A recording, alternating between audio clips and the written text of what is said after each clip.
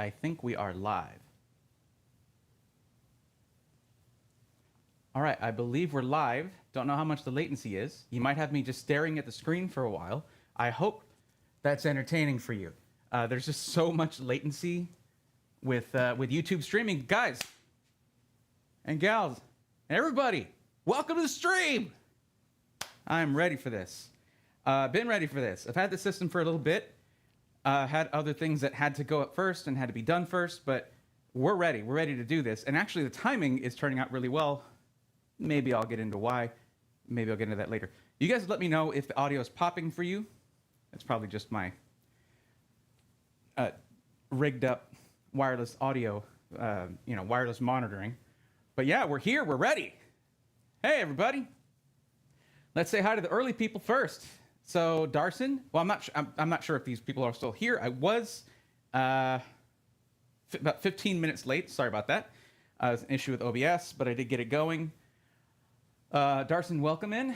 Steve, of course. Glad to see you here. Phoenix giveaway did not happen yet. That's the ball's in their court on that. They're working with Vast to get that going. There was also the complication where I need to send it back to them to have them put the correct PSU back in there. But I'm clearly capable of installing a PSU, but warranty. They have a warranty. It's better if they do it. So it became a little bit more complicated. Mark Atkinson, welcome. OG Chronic says, okay. Well, let me know you're a bot without telling me you're a bot, because that is very vague. Feel the pain says, yes, sir. What's up? Welcome. Looks like a nice treat. I hope so. What would be a real treat is if my monitoring would stop cutting out. That'd be cool. I'd like that very much. JCat, D-Steez, welcome. JR or Junior, not sure which that is. Welcome.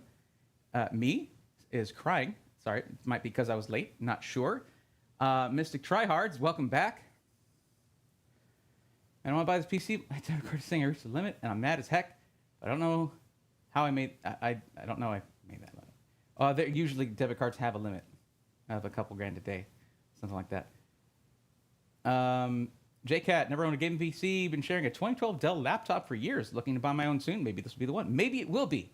That depends. This one has a pretty special processor in it, so we'll have to see. But there is a variety of these available. Hayden Allen, welcome. Lil Cheeps, welcome to the stream. How are you on this Friday the 13th? Just deciding to do something that has to do with technology. Never a good idea on Friday the 13th, I think. But here we are. Says it sounds.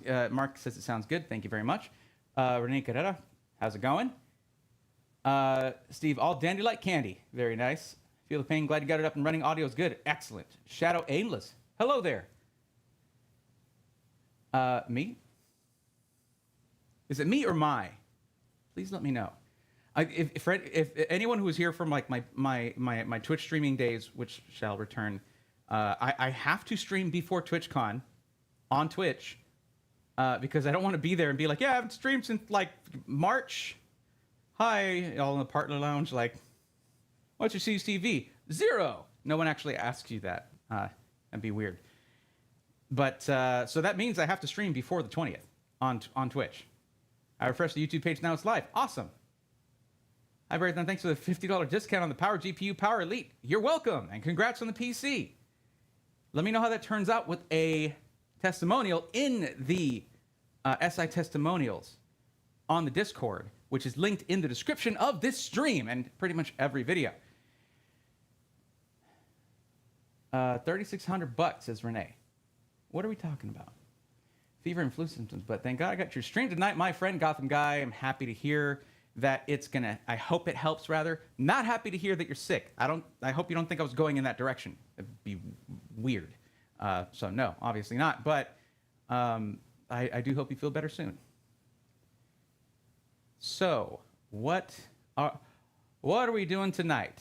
Very much like the other night, we are going to be unboxing and stress testing a PC. Now, to make something really clear, I will go back to chat just a little bit and make sure I catch up with you guys. But to be really clear, This is not like one of those review videos where you see very organized frame rate charts, FPS charts, things like that. This is generally a disorganized mess, very much like when you buy and unbox and start using your PC. That's the idea. That's what we want. And I feel that's what a lot of people who are looking for a pre-built are looking for when they want to know, what's the experience like? What should I buy this? Is this going to be right for me? You get a really good feel for that from these streams, or so I've been told. So I've been refining it for a long time. I like ones and zeros. Well, good, because like everything you're looking at, that's what it's made up of. Awesome. I'm here for myself and on behalf of Jen the Mithra. Say we were looking for 4080. Guess what this system has? It's got 4080. Shoto61, hello, how you doing? John Hall, hey Bray, actually looking forward to this because Skytech, lol. There you go. Ken brought the Centurion built from Alexander PC, awesome machine. It is indeed an awesome machine. The funny thing is, a lot of pre-builts are awesome. You know why? Because computers are awesome, and that's what you're getting. Now, if there's something wrong with it, if there's maybe something off with the specs, which, you know, I never skimp on that information. I don't care if a company sends me a PC with a jar of caviar, says, keep the PC, do what you like, put it on the floor, kick your feet up on top of it, do whatever you want. If there's something wrong with it, I'll be like, hey, well, can you fix this issue here, please? It doesn't matter. It doesn't matter if they send me the PC, like I have to send back the EK Fluid Gaming System, no problem. I don't have to send back certain other, we're giving away the Phoenix PC system, same treatment. It does not matter. What is a good Intel CPU for a 4070? All of them. That has nothing to do with your use case, your particular use case. Are you also editing video? Then you want more cores and yada yada. Like that's that question. Questions like that is like, what's good? Everything is good. What's good for you? That's what matters. I think you should do a main gear sometime if you have it. John Hall, I think they should send me one. And as a matter of fact, we were talking about it for a while, and then I haven't heard from them. We were basically waiting for the systems that they had out and about for review, returned to them. Maybe they never came back. I don't know. I'm going to try and get this as Mr. Tryhards. Well, try hard, because it should be pretty good. John Hall says, let's go, nerds. Absolutely. You know what, Cuddles? Maybe we can use that for the intro of this. Let me do a good one. You know, I have to do a YouTube intro, though. And I do think I already started recording in OBS. Did I already start recording OBS? Lately, whenever I've been doing these, I've been forgetting. Yeah, I'm recording. Okay. I've been forgetting to do that until like 30 minutes in. I'm sorry, Cuddles. You're my friend, and I betray you every time I do these. Not this time. Not this time. So, all right. Let's do the intro thing. Let's get into it. Because these get turned into the, well, we're way behind on these. All the way back to the Player 2 Prime. We still have to do I have to get more B-roll, do the montage. Some of them are already cut together. That's all it's waiting on to get that done, get those out. So this is not, it's going to be a weird order because you can start seeing older ones come up sooner, but whatever. Okay. So, hello everyone, I am Brayathorn. Welcome to the video, which was previously a stream. Hello everyone who's currently here for the stream. We are actually here for something very special. We're going to be, we're actually here for something very special, and I'll tell you why it's special. But the main idea is we have the new Skytech Prism 3. The reason this is special to me is because my first review of a Skytech system was the Prism 2, and a lot has changed in the meantime. We're talking about now a couple generations of CPUs in some cases. New 40 series GPUs came out in the meantime, and a new case. So what we're going to do is what we always do. We're going to unbox this thing. I'm going to show you guys how to do that, what it's like, how it's packed. We're going to get it out and inspect it, take a look at the build, the quality of the build, look for any issues that might be there, call those out. And then we're going to get this thing fired up, and then we're going to set it on fire. Not really, not literally. We're going to be doing all kinds of stress tests to make sure that it is able to cool the processor in this thing, which is a very special one in this one. But the cool thing about the Prism 3 is that you actually have multiple choices of processor and 2 choices of platform to get your Prism 3. So you can get it catered just to you. And we'll go over what some of those are and which ones might be good for you later on. So why don't we go ahead and get into it and take a look at this thing. Let's go, nerds. All right, look at that. I'm a pro. Half of that's gonna get cut out. That's okay. That's how it should be. All right. Love your channel, my friend Ken. Thank you very much. Shorter 61. Let's see this sick intro. It was me rambling. All of my content is me rambling, and it all gets fixed in post. Makes me look a lot more coherent. So, actually forgot to have a label here. Of course.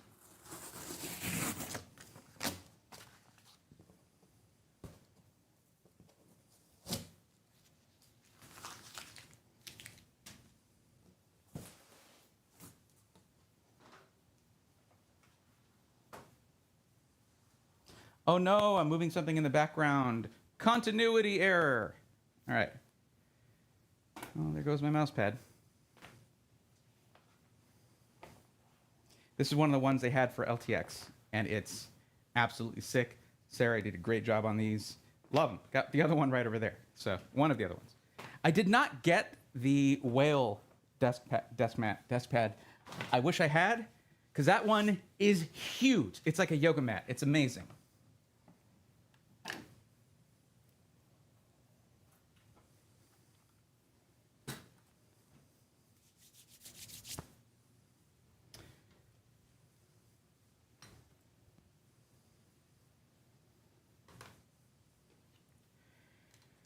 Alrighty then, let's get this going. So, one thing you're always going to get with Skytech, you're going to get your system double boxed.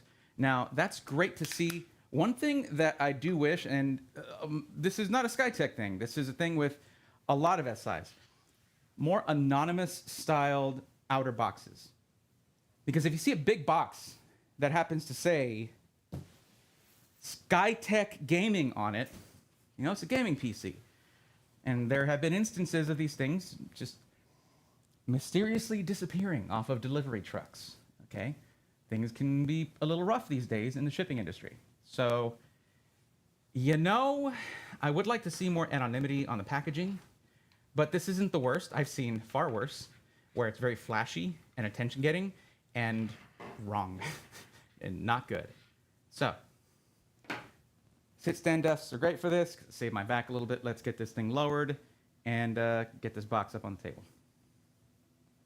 That is the most insane router I've ever seen. There are far more insane routers than this one, I'll tell you that. The funny thing is, Shorter 61, I got this thing. I paid, paid for it just because I have a YouTube channel. I mean, I get everything for free. And this is the Wi-Fi 6 version, and the like a month later, I was at CES, and JJ from Asus was showing me the Wi-Fi 7 one that was coming out. I was like, cool, thanks. Can I have my hundreds of dollars back, please? Just so I can get one of those instead. He was like, it happens.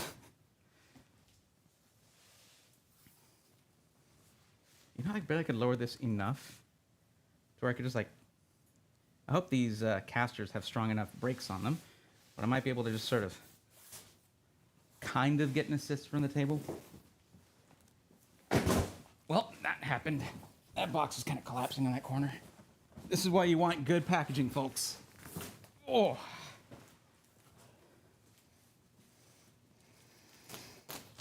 That hurt. Okay. This is why sometimes, because generally you can kind of generalize on these things. And the more expensive a PC is, generally, it gets heavier and heavier. And there's some companies that just want to send me, like, the most balling PCs to review. And I'm like, look, first off, that doesn't cover most of my audience. Most people don't have money to be, like, getting 4090s and 13900Ks. Secondly, it's heavy, man. I'm getting too old for this. Well, let's open this thing up.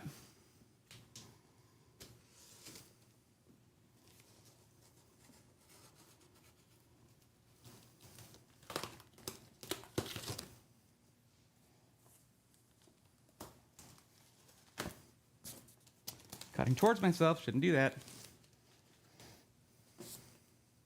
Especially with a new knife.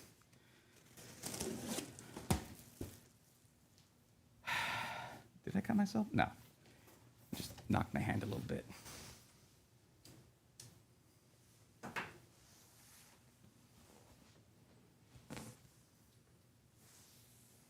Oh, boy.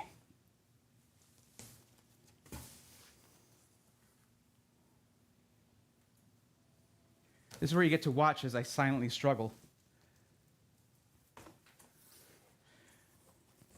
Yeah, this is why I have a lazy Susan, guys.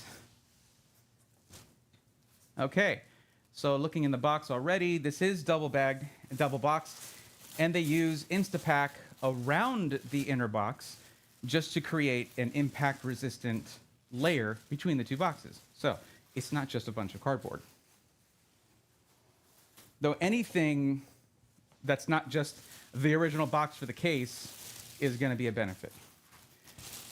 See, this one, they have a lot on the bottom, so this one's like paper thin, but that's the thing about Instapack, instead of like pre-cut foam or something, is that you never know like what the size of the inner box is going to be if you have multiple cases.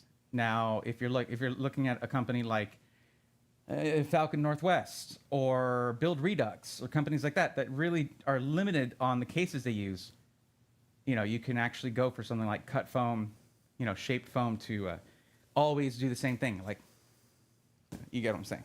Okay, so I'm just gonna, I should have walked this out, actually. Let me do that.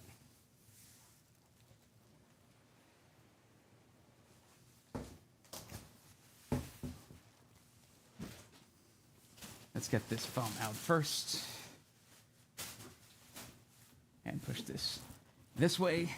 Hey, maybe this is, if you struggle with this as well, let this be your guide. Even though I am struggling, we can struggle together. That is a pretty box though, isn't it? So instead of trying to lift it, we're just gonna walk it out.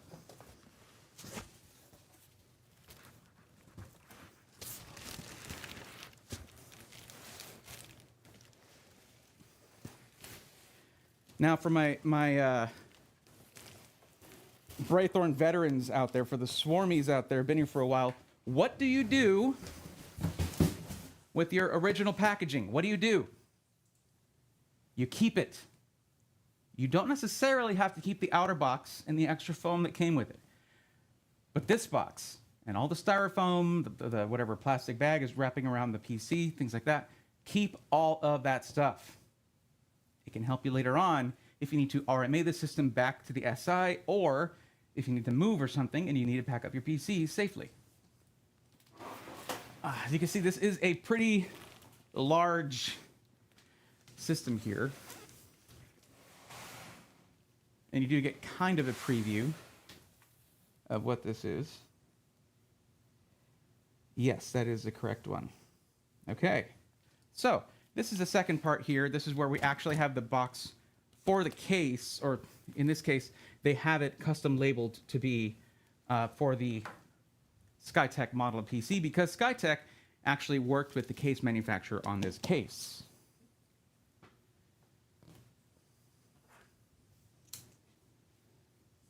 So, as I mentioned last time I did one of these, you'll see the top side of the box is the one that has these handles on it, and sometimes you need to pull those out so that so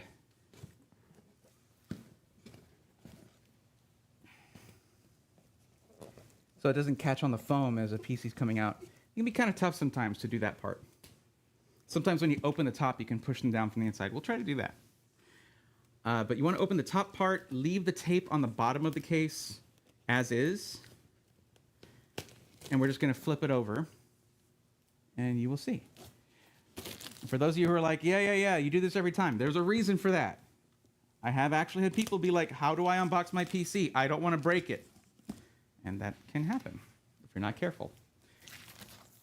Okay, so we do first get to look at the goodies here. Wait, which button is the right button? Okay, there we go.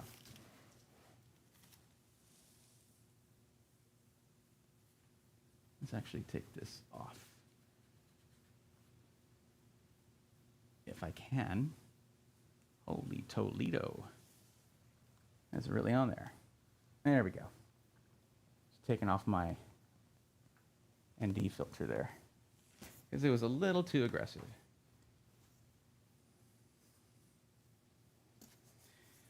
So, you get to see now what you get in the box.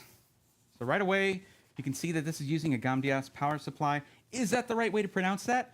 I don't know. Is that a problem? No, it's fine. It's just my interpretation, I guess. Looks like you have your power cord here. You have your, looks like the adapter that you would use for your 4080, right? If the power supply did not already have native ATX 3, right? Or your PCIe 5.0 or not 5.0, just your whatever names they throw around for it, okay? 12V PWR connector, which this power supply has natively. It comes included. So it's no adapter needed. That's usually how I prefer to do it. And you have all of your PSU cables, which I always want to see, okay? Your PSU cables should be included for those who want to do upgrades, add storage down the line, do things like that, put some silly lights or something in their case that needs Molex. You just never know. So yeah, there you go. If you do end up using a different power supply that does not have native ATX 3.0 or 12V PWR connector, you can use this. This is the adapter that comes with the NVIDIA RTX 4080. And this, I believe, is for the cooler. Yeah, this is the alternate mounting hardware. If you're going to go from AMD to Intel, because this is AMD here. And power supply screws, they just grab out of a bin over there, so they don't need those. And yeah, we'll hold on to this power supply here, put all the rest away. And generally, with the Skytech system, you're going to get a mouse and keyboard. Not every SI does this. Now, I'm not a huge fan of the keyboard, but this is the most comfortable free mouse you're probably ever going to get. Just the ergonomics of it are nice. There's a place for like your ring finger right here. There's an indentation for your pinky and an indentation for your thumb. And it has a nice soft touch plastic on it. It's actually very nice for a free mouse. You're not going to find a better free mouse out there that I have seen. Okay, I'll actually keep that out as well. So I can just actually use it for the testing. Yeah. Alucard, what's up, buddy? How's it going? Welcome to the stream.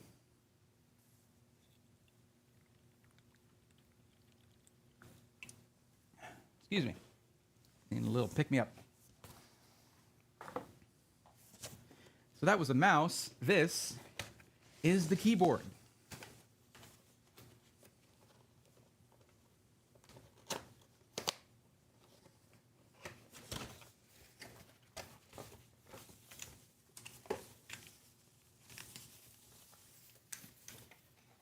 And there you go. Feels like a mechanical keyboard. Is a membrane keyboard. Does have lights, but not like ARGB lights. Unless, yeah, no, they haven't changed it. Actual metal bottom plate for this. Not bad. It's not bad as far as free keyboards go. But when you're talking about free mice and free keyboards, or at least included in the price, I should say, because that's what it is. The bar's pretty low. When you look at OEM ones that are just automatically e-waste, like you can actually legitimately expect someone to get started with that one. So, until they decide, because here's the thing, if they sent some really fancy mechanical keyboard with, say, like Cherry MX blue switches, the real clicky switches, a lot of people wouldn't like that. A lot of people would like that, but you can't predict it. So that's because peripherals are the most personal, the most subjective thing that you'll buy for your setup. It has to be right for you.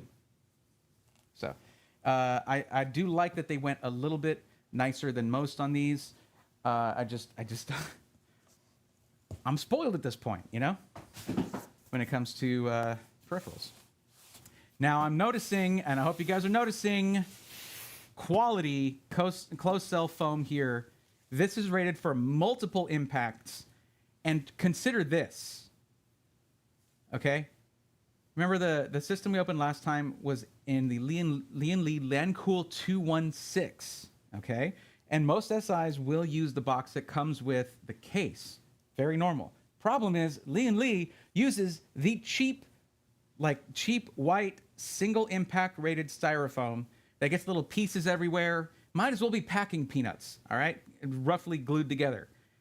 But this right here is rated for multiple impacts. It keeps its shape really well for a very long period of time, and it's resilient. This is the stuff your investment should be packed in. All right? Just going to say that. There you go. So let's flip this thing over and give it a look.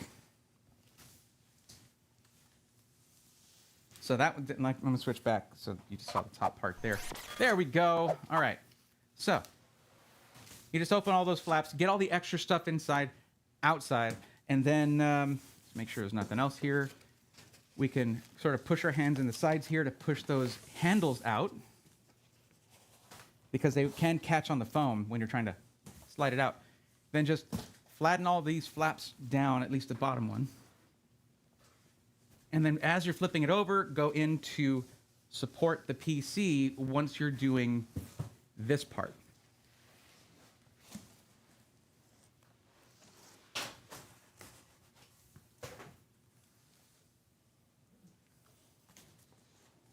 Oh, I dropped a folder. Okay. I thought I got all the inside stuff outside, but oh well.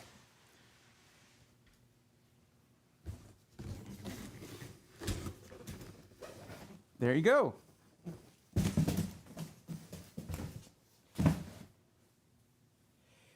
Okay. So before we move on, this is the thing that fell out, this right here. So what this has the, so the case is actually a GAMDIAS case, okay? Okay, there's all the build instructions in case you were to do this yourself. There you have it. Oh, wait a second, really? Hang on, wait a tick. It's in the glass. Oh, okay. That makes sense. All right, I'll show you what I mean later. Okay. Okay. Does it come with that?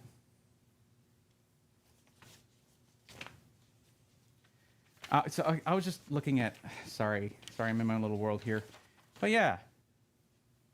Actually, if you wanted to get some more details about the case, scan your screen right now.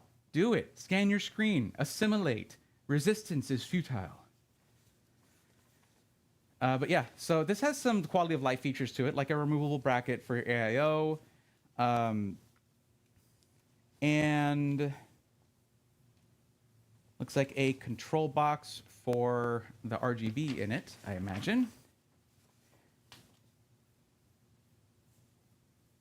Appearance switch. Oh, you can lay this thing on its side. Oh, that's sick. Dude, you can put the feet on the right side panel and lay it on its side like this. That's really cool. That is genuinely cool. Okay. That's awesome. I like it. Maybe we'll run it like that for a little bit. I don't know. It does take up more desk space that way. Keep that in mind. Because the length the length suddenly becomes the height. You know what I'm saying? All right. But yeah, this is what I was talking about, where this is fully open right here. So I can squeeze a little more zoom out of that. I cannot. So this is fully open right here. However, there is like a black bar on the glass. So I feel like maybe that, maybe you can customize it to not have the black bar, but that seems like a support thing. We'll see. We'll open it up. We'll take a look. Anyway, what else comes in this little folder of wonders? What else do you get? That is not the way that closes. Anyone else here old enough to remember how maps were like that? You just never close them the same way. Okay, so we got our quality control certificate. Build inspection. Correct case, correct CPU, correct memory, correct drives, correct Wi-Fi. Physical damage inspection. Then correct fans, motherboard, graphics card, cooling. I am not showing you the part that I'm reading. Now, I was just going through those right there. Maybe Cuddles can like... No, because my face is on the screen. Okay. Correct case, CPU, correct memory, all that stuff. Just making sure everything's correct from the order, from the BOM, the bill of materials for this system. And then installation, drivers, software, Windows version, and activation. I have had this thing for maybe a month waiting for a review. So it could be that the Windows version is slightly out of date. That's on me, not on them. Win stress full system test, Prime 95 CPU torture test, Furmark GPU torture test, and correct thermal performance as a conclusion are all part of the performance testing included with the system. You have the date it was tested, so we know actually when the Windows version was from, and that's September 20th. So I haven't really had this thing for a month. I was exaggerating to my own detriment. And then TK. Wait, wasn't there a TK here for a bit? Wasn't there a TK here earlier? Okay. Careful with the knife. Thank you, John Hall. I haven't been looking at the... And Org Chaos does know what I say. I say save it every time. Taking a pic of the orientation is for the foam on the inside of the case, and we will get to that. Catching up on this real quick. Love that you get samples, man. You and Daniel Owen are two of my faves, especially for real-time and smaller streamers that get love. As a lefty, I'll never get a good free mouse. That is... that's tragic and true. Braided cable, sweet. It is, yeah. Mr. Buddy, been busy picking up a few parts and heading to Disney World on Tuesday. Very cool. Wow, say bye to all your money. Baskerville is getting started in procurement. Awesome.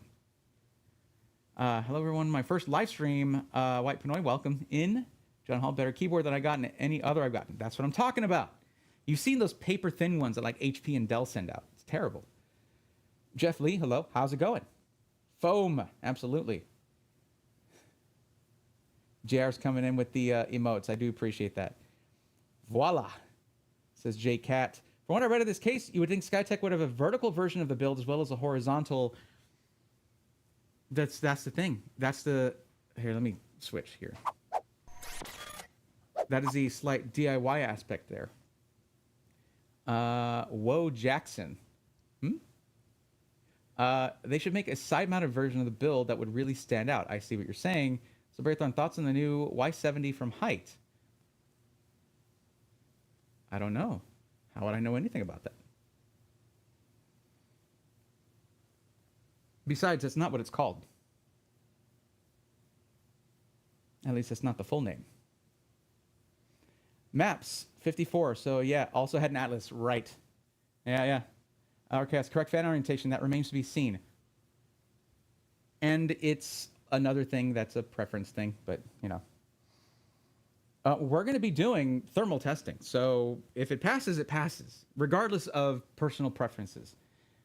I think I might need a Furmark test. Absolutely, we're going to do it. The Nestle P1 does up to 420 millimeter AIO on the side, too. Really?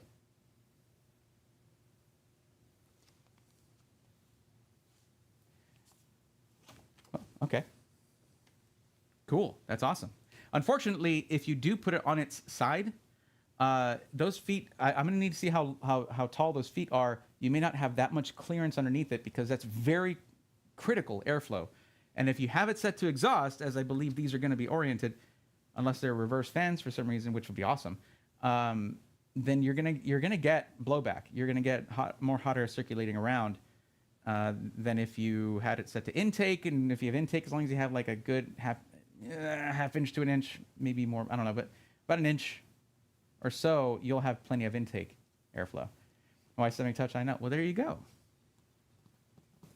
That's unfortunately something I couldn't really stream, but there may be one of those in this household. There may be an incoming build. We'll see. Maybe. Oh, and I've been unboxing my PCs wrong. This is the way I do it, and I've been doing a lot of them. So, you know, that's a thing. I just got that PC, bought it from them, and loved it. The Intel version. Sweet. It says the RK, is that short for entertainment? CR, open it. Okay, all right. I'm interacting with chat. There's going to be an edited version of this eventually. We have a few of these to go through that are just lingering, waiting for montages and stuff. But that we need to get those out. Yeah, and this one is a thick boy for a 420mm AIO. You're still doing Twitch channel for PC questions. I haven't been. That's supposed to come back. There's probably gonna be 1 or 2 streams before TwitchCon, and then after TwitchCon, I can get back to doing it regularly. I would hate to say, oh, I'm back full-time streaming, and then I'm gone for 4 days. But okay, this right here, you want to see something like this. These are great. Okay. Maintenance guide. Keep it updated, keep it clean. Oh, here. All right. All right. Maintenance guide.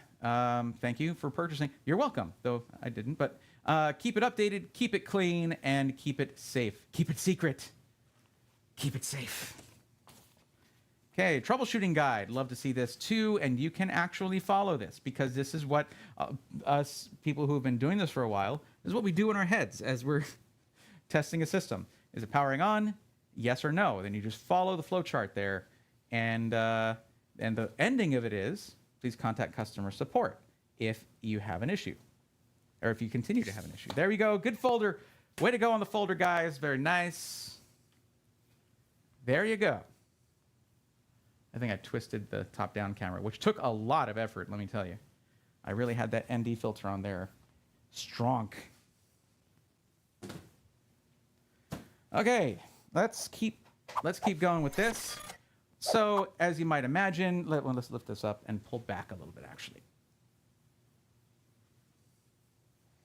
Maybe not that much, because now my monitor's in the way. I actually, because for this system, I actually had to take my 4K monitor and put it here for the testing later on, because 4080, right? So you just lift up one side, okay, and sort of just pull that out, ease it down, and then do the other side. And then we'll worry about the, oh boy, that is not the bottom of the case, I'll tell you that. You can even put it on the edge of the table like that, just to help you get it off of there. And then this is the bottom of the case right here. We have a little knot right there. Undo that. And then we can undo both of these. This thing is so well protected. Like you cannot, that is irrefutable. It is very well protected, on its way to you. And that can give you some really good peace of mind. Look at this bottom ventilation, though. Or I guess it could be side ventilation if you have it on its side. I don't know. And then just flip this up. Like that.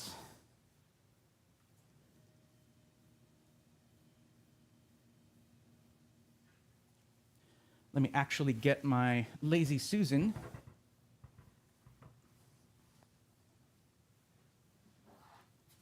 Bet I'm making everybody nervous with this move.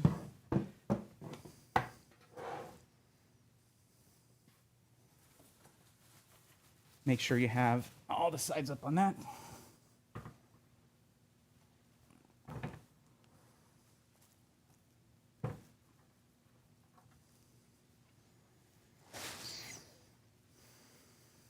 And getting caught on stuff. There we go. Voila. There it is.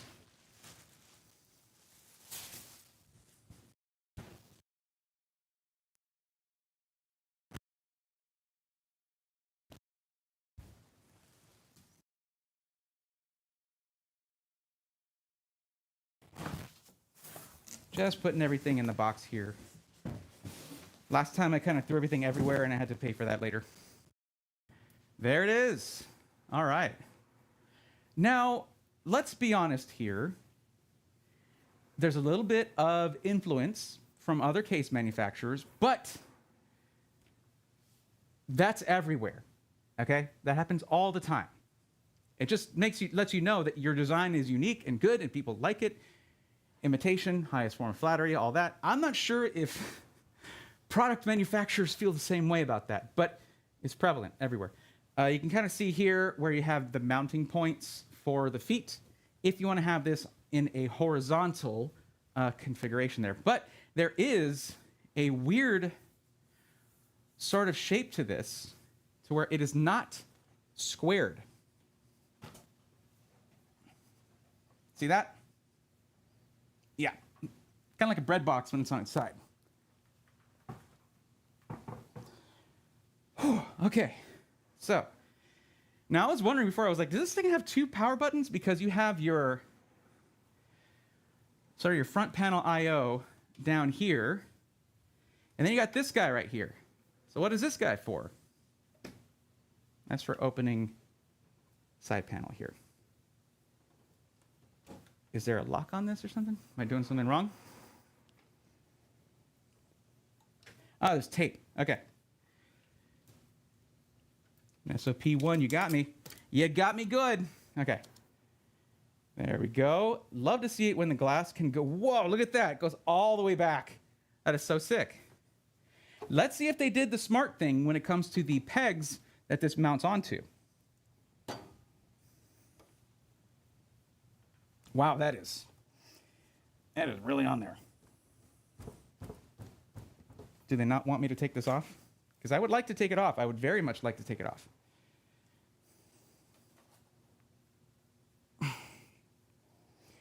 Wow, guys, your tolerances, Cambiasi, you got to chill out on that a little bit, because that is, it was really on there. Okay, well, we'll just go ahead and continue, because guess what? Then this opens up. You want to talk about access for a build? Look at this. Just like that. Just like that.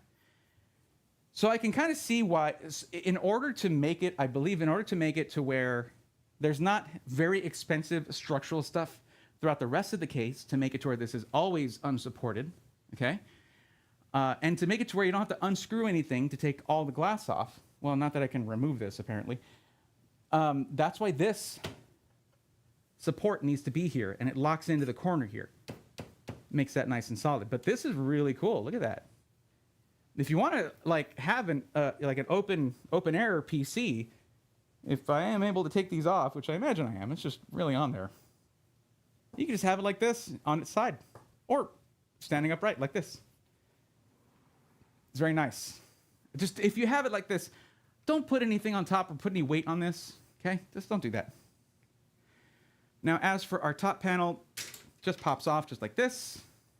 There we go. I see something rather interesting.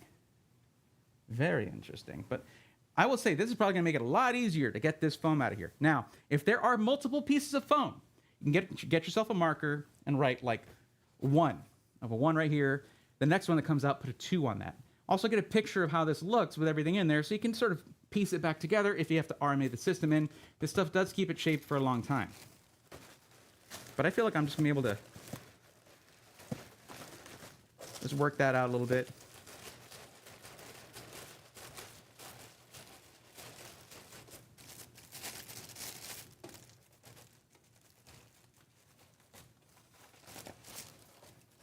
And there it, ooh, what? Oh my goodness, look at that. That, my friends, that is a Gigabyte Aero 4080. One of the most beautiful GPUs there is. Absolutely, absolutely gorgeous. I have been drooling over these. Excellent, okay. And then this one just slides out. I didn't feel any pull on any cables. Be careful when you do it. These can catch on cables mounted onto things on the motherboard and yank out when you pull these out if you do it sort of however you want, just too fast or something. You too good for your home? All right. So I need to get a good look at this really quick because that does indeed look like it could support a 420 a la carte. That's or Chaos. That's crazy. That's absolutely cool. And of course, I mentioned this in the video where I was talking about this system for the first time. But yeah, there is a ton of ventilation right here for intake on the bottom. But it does appear that they... Whoa, this is nuts. Okay, how did I not see this? Hold on. I have never seen this AIO before, and I knocked it off the table, didn't I? I knocked my light down. Oh, poor light. I'm so sorry. Unless I removed you carefully earlier, but I don't think so. I heard something fall when I was putting the PC on there. Where did you go?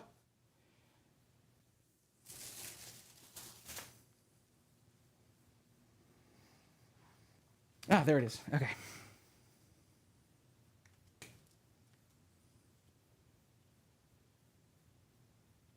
I swear, guys, Newer makes some of the coolest lights. Like, look at this thing. Like, the frame on this, super cool. And you can, like, very cool for a work light. Plus, it's RGB, too. But whatever. Not a Newer ad, but they are awesome for making great things at affordable prices. Look at this AIO. Look at this CPU block on the AIO, the pump block.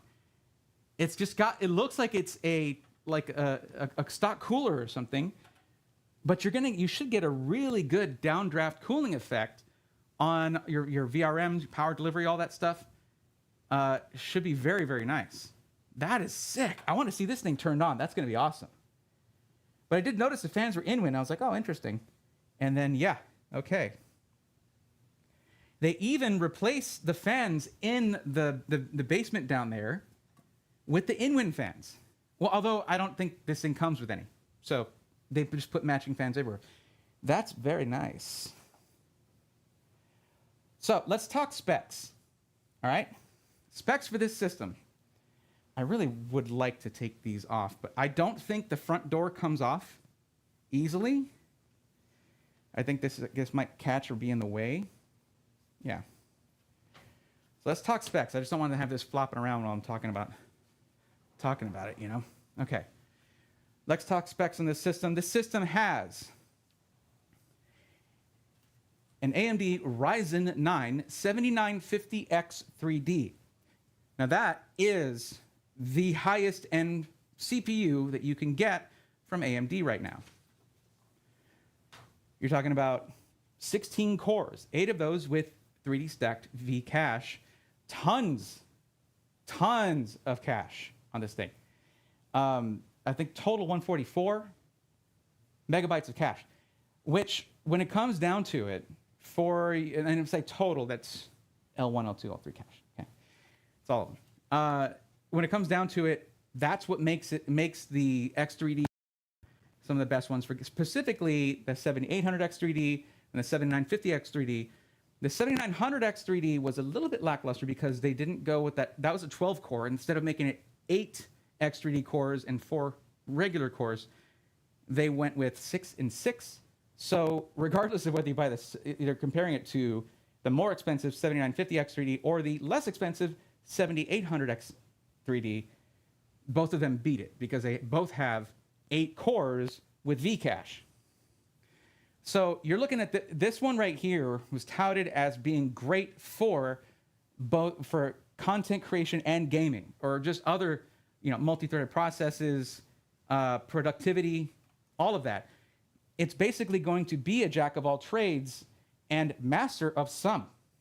Okay.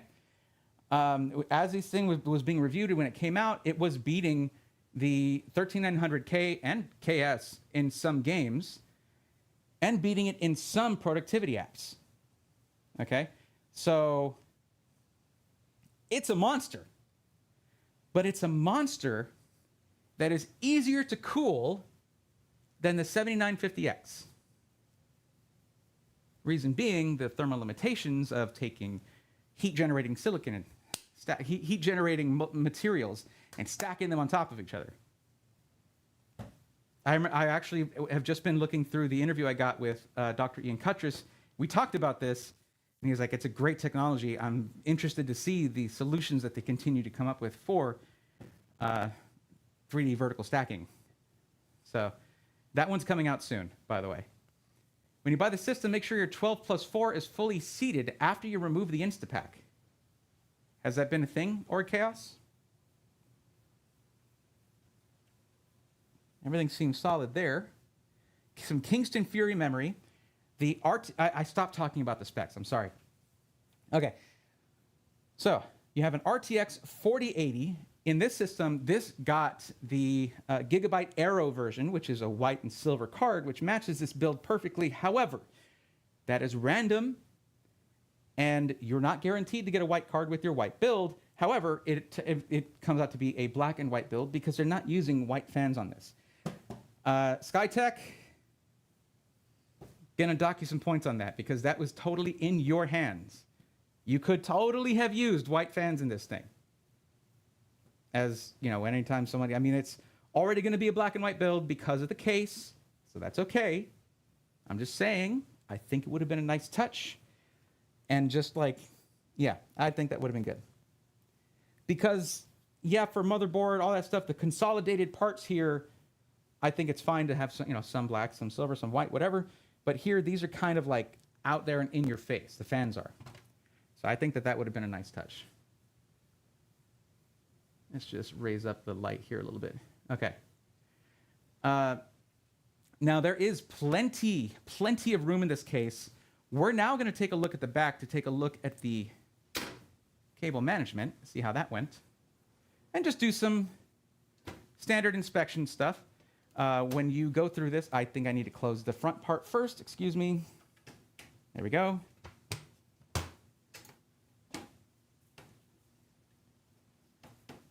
There, that's on me. Okay, that was my bad. So when you're going to do this, you're going to want to go in here and remove a couple of thumb screws. Wow, that is not a thumb screw. It's officially not a thumb screw if it's too tight to actually remove with your forefinger and thumb.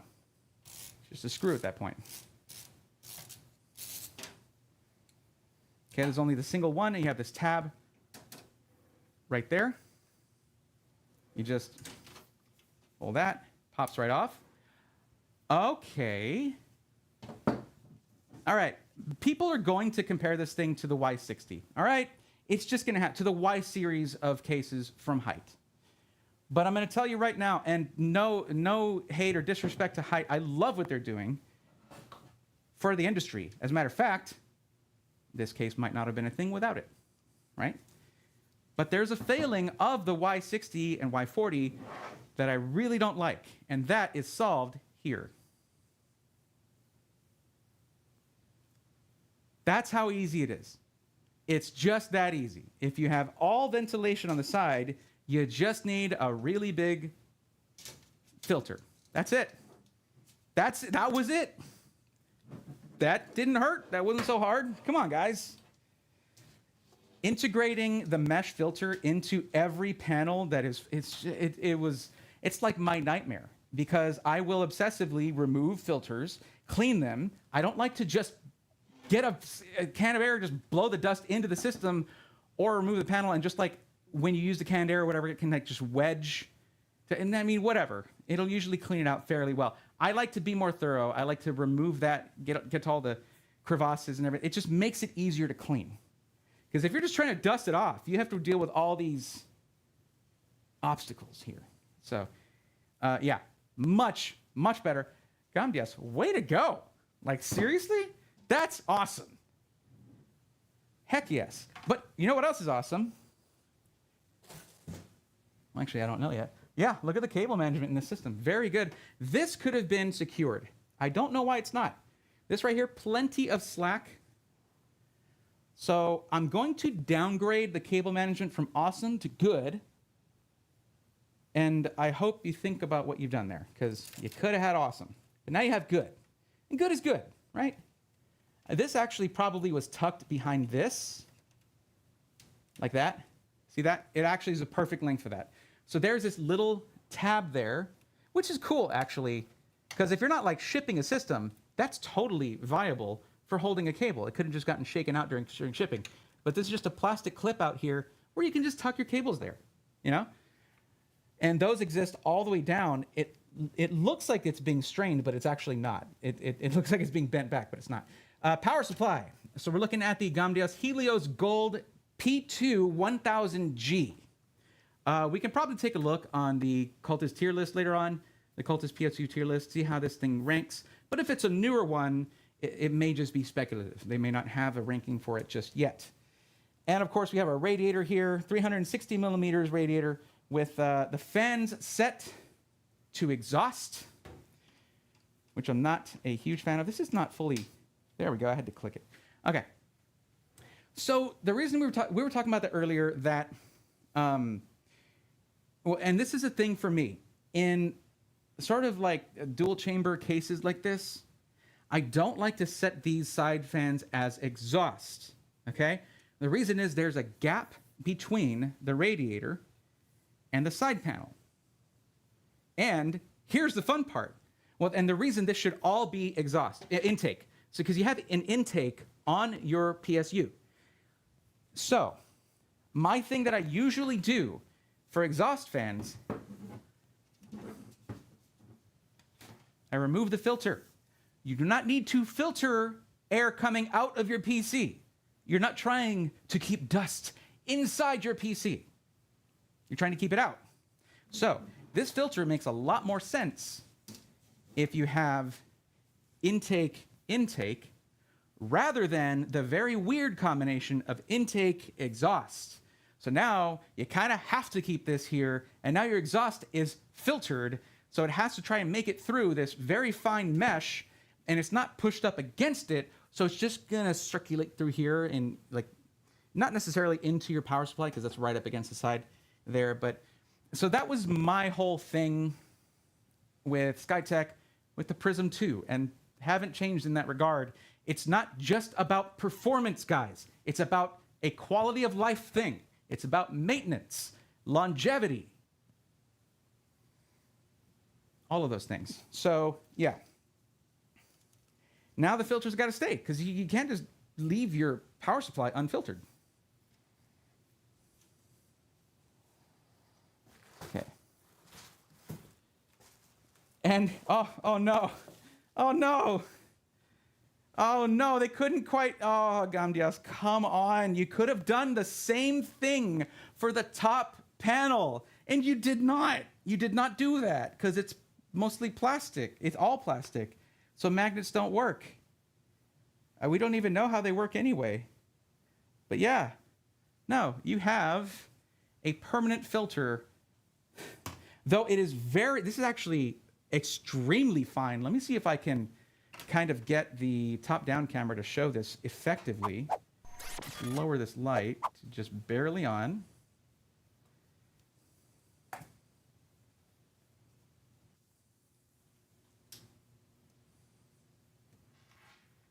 Look at how fine that mesh is. It is very, very fine. So this is like finer than screen door kind of mesh, okay? Like really, really, really fine. So it's not gonna hold everything in, but now you are forced at all points of exhaust except the rear fan, to have filtration. And you're basically restricting your exhaust on almost every fan that is, as an exhaust fan. So that's not a Skytech thing.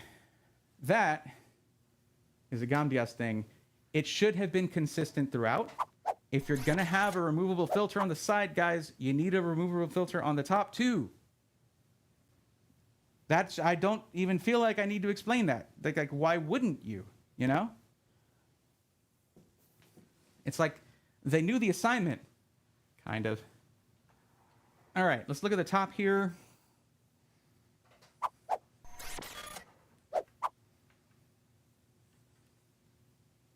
So here we have 3 exhaust fans, and this is why they set those inside fans as exhaust, not intake. Otherwise, the most prominent and visible fans would be showing this. So, guys, if you wanted to, you could always invest in reverse flow fans, which are really a thing now. And there are some that are not super expensive. They're pretty pricey, but not super pricey. So I don't know, actually. I'd actually like to see more of the more budget-oriented fan companies come up with, like Montech has reverse flow fans. You have them in the Sky 2.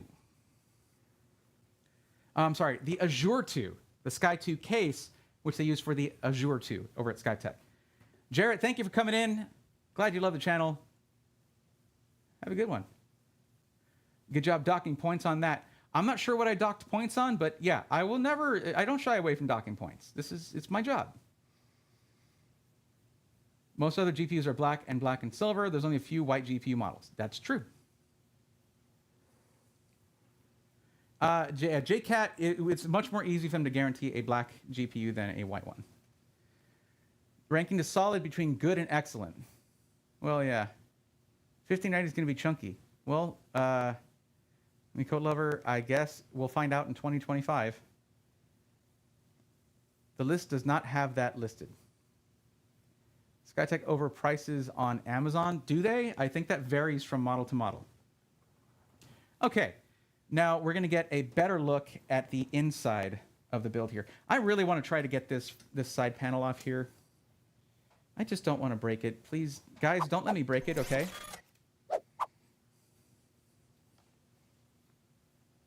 You know what? Let me consult the actual manual really quick, just to make sure I'm not doing something grossly incorrectly.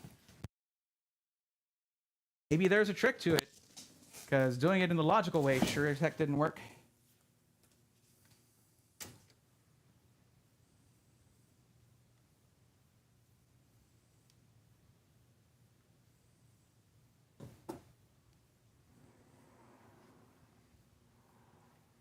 Now, for those of you who are like, just turn it on already, start gaming. No. This is about more than that. This is about making sure that this company that sells a lot of PCs, they're growing, is dotting the I's and crossing their T's. And I don't just do this to Skytech, although Skytech has sent me the most systems out of anyone. That's just them continuously being willing to do that, wanting to improve, taking my feedback when I give it, except on the side fans thing. They won't change their course on that one for some reason, but I feel like it's logical to do it the other way. But again, the fans thing, they want them to look as pretty as possible. Whatever. Anyway, right?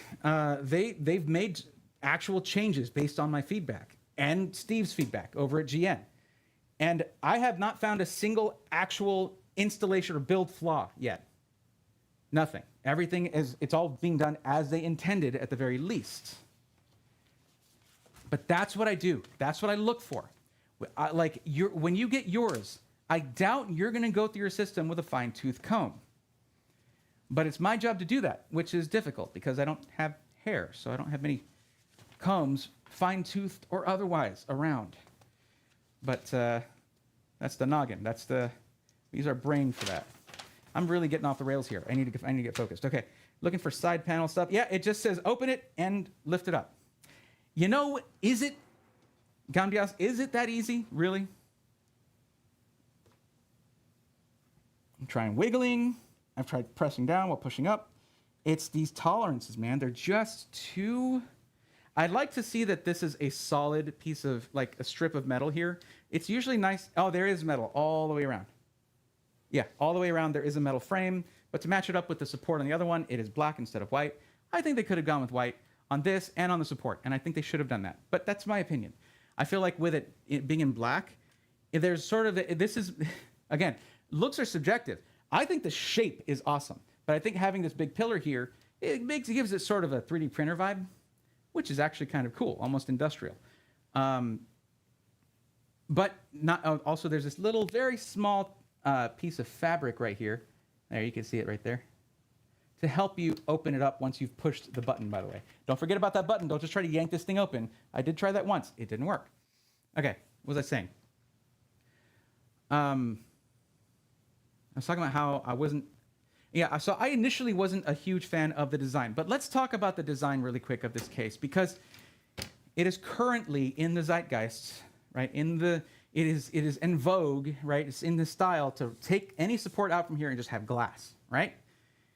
Whether it's got a corner cut off of it or not, you got your Vantex NV lineup, NV5, 7, and 9. You have NZXT doing it. Lee & Lee is doing it now with the O11XL, where you can remove the corner pillar there. So that is the style now. And in that time, when it's the style to get rid of that, instead, Gamdias went full send in the other direction and said, no, I'm putting a thing right there. That's where it's going to be. and it's going to have a weird shape. It's going to be awesome. That's what, yeah. And some people are going to be like, yes, that is awesome. Some people are going to be like, that's not awesome. Yeah, I don't like it. Don't buy it. I don't think it's a mistake to do things differently. I think it's needed. I think that's good. It's not fully derivative that way. And I think the derivative parts are not really central to what is good about this case. We're talking about just like the design of the vents on the panels is the most derivative thing here. This is, there have been dual chamber cases for a while now. So that's not the derivative part. Okay, also, I do want to talk about this. This is very derivative. The way that they did their removable hard drive sleds right here, very, very similar. Actually has similar labeling. They just didn't put ink in it. Okay, all right, it's a little bit too derivative, actually. Okay, whatever. Anyway, I still think it's a pretty good design. The changes are there. There are differences. It's not as drastic as I was thinking they perhaps were.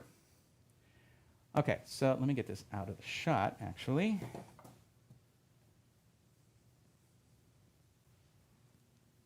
Okay, let's take a look at the rear I/O really quick, okay? So actually, is there a parts list included in here? Make sure I get all that right. Nope. So I'll need to figure out what kind of motherboard it is. Let me take a look at that real quick.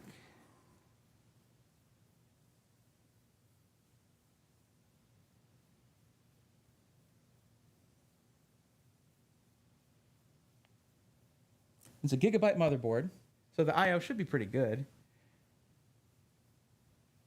But they don't prominently put the model of it. It's probably going to be hiding underneath the GPU there. So whatever.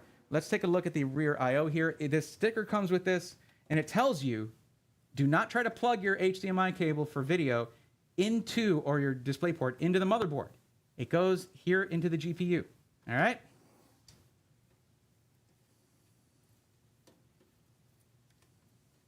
Now, you guys were saying earlier, a couple of you guys were saying earlier, hey, Skytech should offer it in the horizontal mode. They should ship it like that.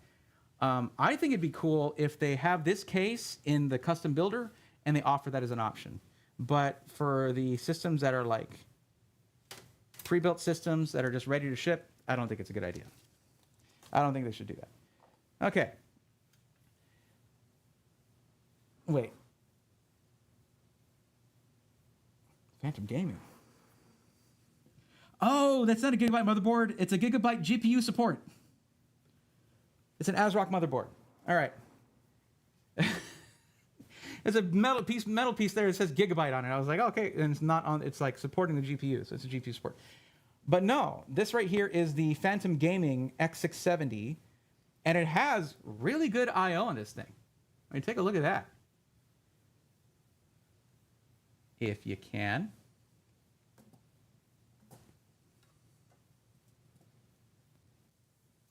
If I hide my face, it'll focus on it. There we go.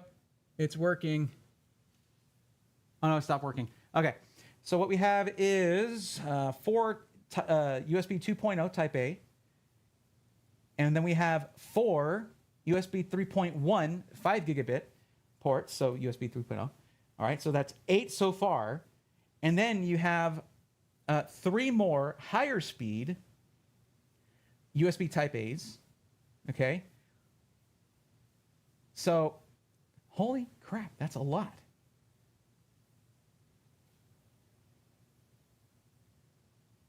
Okay, hold on, wait. My brain just did a flip. Okay, no, it's a USB Type-C. Okay. It's a little weird the way they present it, but 2.5 gig Ethernet.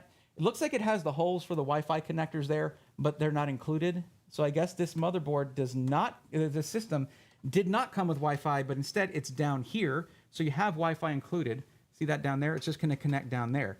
I didn't see the Wi-Fi antenna anywhere. Am I crazy? Am I going crazy? Whatever, but you do get Wi-Fi, and they'll tell you. It's either going to be on the motherboard, or you're going to get it as a PCIe card. Is it a PCIe card? Yeah. Well, that's unfortunate. They should have used the onboard sort of, I don't know if they call it Hyper M.2, whatever. Should have used that instead. I would say that that's not good, because that's where, let's say, like a capture card would go. if this thing is good, if the 7950X3D is great for creators and gamers, like people who do both, that's streamers, basically. So now no one should be streaming on Wi-Fi IMO. You should, even if you have to have a 100-foot Ethernet cable go snaking through your house, go hardwired. You have to have consistent upload, period.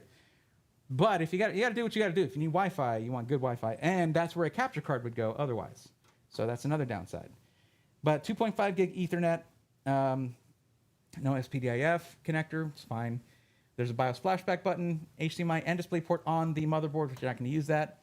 But 11 USB Type A ports, with the majority of them being faster, the faster type, 3 of them being 10 gigabit, and 1 20 gigabit USB Type-C, making it 12 USB ports overall. That is a lot of I/O, man. This is a great motherboard.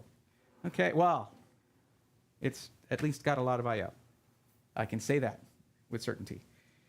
Okay, I'm just trying to look for more features on this case to talk about that don't just that aren't obvious. It looks like this is, yeah, a little platform to mount something like a fan controller, though I thought that meant one was included. I guess not.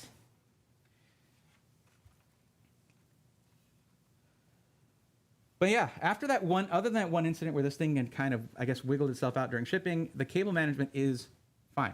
Very serviceable. It's not really separated by purpose, like, okay, this is all your RGB cables, here's all your fan cables, here's all your power cables, all bundled up into each individual bundle and then sort of kept together. That's kind of how I like to do it. But that's because I'll take an hour and a half to cable manage one PC, whereas these guys, they can't sit there and do that. They just have to make sure it's neat and serviceable. That's it. So, yes, okay. Still, I think that's fine. I think it's perfectly fine. Nothing egregious. I mean, heck, they sent me like a $4,500 system once that had just one cable just going across the back, and it was loose and not connected to anything. I'm like, what is this? It's not even, it's like disconnect, it's not connected to anything. So, improvements in the cable management department. Thumbs up for that, guys. All right, let's get that side panel back on here. The one that they got right, the panel that they got right, we'll put that back on there. And yes, we have to filter it. Now, if you were to just flip those fans around to where they're set up as intake, you could then, you would still need the filter here, but then you wouldn't need the filter on the top, and that's it. But you do need the filter. You can't remove the filter on the top. So the one place where you would remove it, you can't. I don't even know why I started talking about that, because I forgot. I had determined that earlier in my head, and I hadn't said it out loud. I'll just forget the last 20 seconds, 25 seconds of the stream. Cool. Thank you for agreeing to that. And it is upside down. Okay, so unique to the side panel here, you have to sort of fit in the front of it right there. And then pivot it in, okay, pivot it in like that. So the front lip kind of goes in to help hold it in, because it has a little bit of a lip right there, as you can possibly, can I block myself? Yeah, I see a little bit of a lip right on the edge. So that needs to go in. Seriously though, Gandias is pretty known for making more budget-oriented cases, but I would not think at a glance this was a budget-oriented case, and I doubt that it is price-wise. They're doing what a lot of the traditionally more budget-oriented case companies are doing. Montech moving up, Vetru's made some nicer cases as well. Deep Cool is definitely, what is wrong with me? Why can't I get this? Oh, the bottom. It's actually the bottom that you have to do that. So you do the bottom tabs first, I guess, slide it forward, and then you can maybe pop that in. A little weird. There's something that keeps happening tonight. I keep heaping praise on Gandias, and then they keep showing me why I should maybe be sparing and take my time before I start praising the company that much. Okay, there we go. Oh, not really any force needed for that. It just sort of, it doesn't really stay on very easily either. But that's why there's a thumb screw on the back. The bottom part won't come off. Wait, you can't even get into the bottom part. But that top part just sort of comes off easily. I wouldn't say you have to put the screw back in, but you should. Also, the tolerances on this case aren't like something you would see with premium case manufacturers. Like I had to push this in. It doesn't like slot perfectly into place. That was not intuitive, putting that side panel back on. And I've built a lot of PCs, okay? It was not intuitive, so yeah. Now you can get a really good idea of the shape, the sort of footprint of the PC, the odd shape of it, by looking at this top panel. This does show the shape really nicely. And it actually, I think this is, I think it's a nice, unique shape. I think it's pretty cool. I do like it. And we'll see how it looks turned on here very shortly. First, we're going to look at the inside. Also, I should show you the front I/O.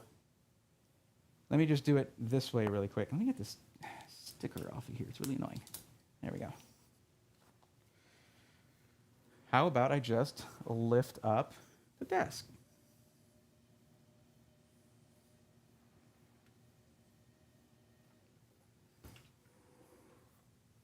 Okay, so what we're looking at here, I'm just going to hide from the computer so I can, from the camera so I can do this. We're looking at here is two USB 3.1 or USB 3.0, two USB 3.0, and a USB Type-C from the header from the motherboard, and a combined headphone and microphone jack right here. I don't know if they included a splitter for that, like Hype does, and some other case manufacturers that have the combined jack on there. I'll have to go back through the wiring that came with the cables that came with it and take a look for that. But that's, if you're going to use a combination microphone headphone jack, you need to include a splitter. Okay, companies, most of y'all are already doing that. So yeah, okay. I am a little miffed that I can't actually take off this side panel. It lives on there. It does not want to come off. Like I'm lifting the whole computer trying to get this side panel off. So GAMDS tolerances need to be a little relaxed there, please. You can tell you can kind of tell how small the hinge is here. They made it very small, so it has to have, you know, I guess they prioritized it not falling off rather than making it easier to take off. Okay. So let's take a little, that's my cup right there. And there we go. Yeah, that's why I didn't want to have that front part open. I was worried about sort of breaking it, but okay. So let's take a quick additional look here at the inside. So we have Kingston Fury DDR5, and one of my criticisms for the specs for this build is actually with the RAM. The RAM frequency is low. They have here a Ryzen 7000 series processor running on DDR5 5200. Ryzen is notoriously sensitive about how it needs fast memory. It needs fast RAM in order to perform at its best, and there are sweet spots. It was 6,000 megatransfers per second. They'll label it on websites as megahertz, whatever. 6,000, DDR5 6000. Then they bumped it up to 6,400. Very, very annoying that they did that, but only if you're on the latest AGISA, or the latest instructions for the motherboard on how to do things, okay? So 32 gigs total of that. I do like the fact that Skytech took the anti-sag solution that came with this motherboard and actually installed it. Let's get you over here, buddy. You're kind of getting annoying there, getting in the camera and stuff.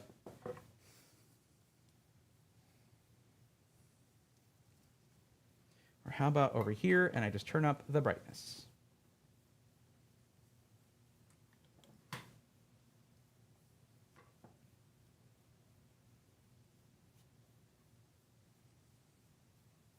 Perfect. It's in my eyes, but it doesn't have to be in yours. Okay. I've been looking at chat. Sorry about that. Grommets on the back, but for what though? I guess you could put the pump in the rear and do an external rad. Yeah. Well, they have the classic external liquid cooling things there. Or hold on a second. I think maybe you can rotate the motherboard on this, and those grommets might be for like your HDMI cables and stuff. All of your cables coming out of this. Maybe. No. It didn't have the right size bracket for the I/O on the top, so that's probably incorrect. But there were openings there for the top of the case. I don't think that's correct though. I think I'm wrong. Whatever. Wishful thinking, right? That'd be super cool. Super V side, welcome. How's it going? Nice color coordinating. Any solution for capture card? Just do the hardware into the, or just do the hard wire into the room? Yeah, just hardwire it. Yeah, get rid of the Wi-Fi. Wi-Fi on laptops is great. Wi-Fi on PCs is for Bluetooth. That's mostly what that's for. IMO. IMO. In my not so humble opinion. Okay, so now the cable management in the front here is a little bit more all over the place, but not too bad. It's consolidated. I'll give it that. It's pretty well consolidated, but like you have some of the when I'm looking at running cables for an AIO, I don't like to split them up. Here you have one going this way and like 3 of them coming this way. They should all go to one direction. That's it. All just together. They could have been hidden behind this. Instead, they're all kind of in a mess right here. They could have gone right behind these tubes, which they ran in a very specific fashion. There's also this fan cable that's sort of... Is there not a cable access from the other side? No. You can't get cables in through the top there. You can only bring them in through these grommets or through this right here. There's no opening along the top. So you're going to have cables coming up here no matter what. I would just tuck some of that back, at least in the grommets there. But yeah, I mean, I think with the way that the case layout is for cable management, I think it's as good as it can be, potentially. Except for this part right here. I think that should have gone all in one direction. That's the way I do it. And that's the thing. A lot of customers who are buying pre-built PCs do not approach from the viewpoint of a builder. They won't see stuff like that. I'm a builder, so I look at it that way. So yes, I'm nitpicking. It is nitpicking of the highest order, okay? But that's, for those who do build, they'll appreciate that. You guys get me? Or at least for people who don't build, you now have context to look for things like that. So it's all beneficial all the way around. I really do like this anti-sag option, and it looks to be doing its job quite well. This thing is not really sagging, and I can't move it very much. So, yeah, good job there, guys. Okay, I think I've pointed at things and talked about things enough. I think it's time to power this sucker up. Oh yes, we do have three 120 millimeter fans in the bottom. They are the only intake you're gonna get with this PC. That's it. So this PC setup, this cooling setup, just to be absolutely clear, there are 2 things you can get from an AIO, depending on whether you go intake or exhaust with the AIO, okay? You're either gonna get benefit towards the CPU or benefit towards the GPU. What I mean by that is, if you set up your all-in-one liquid coolers, radiator, and fans to intake air, your CPU is going to get the benefit of having fresh air to cool the radiator. That air is hotter, though, as it comes into the case, meaning some hotter air for the GPU to cool itself. If you set it up as it's set up here, with the radiator fan set to exhaust, that means the interior case air, which is going to be hotter air coming from the GPU. This is the only intake right here, and it goes right into the GPU. That means the GPU is getting the freshest air, which for gaming, that makes sense, okay?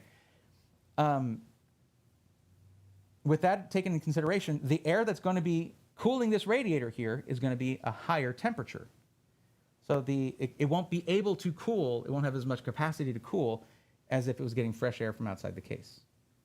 So that's actually one of the things that benefits with cases like these. If you have the... now, usually I would set an AIO as exhaust anyway, normally. But I'd have it like in the top, and I'd have just fresh air coming in through these fans here. That means that fresh air comes over here and exits through here, whereas you have fresh air coming right to your GPU. Some of the hot air from the GPU is going to mix with this and go through the radiator, but it's also going to have a ton of fresh air. You lose out on that option here. The only intake is coming from these 3 fans right here, and they got a big job to do with a 7950X3D and a 4080 to cool here. So we're going to see how that does.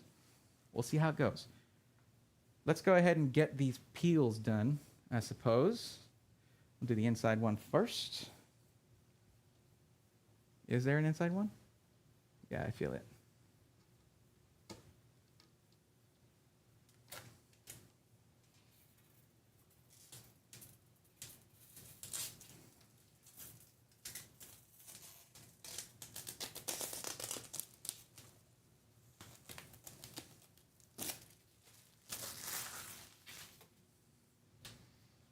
And we can get our outside one here.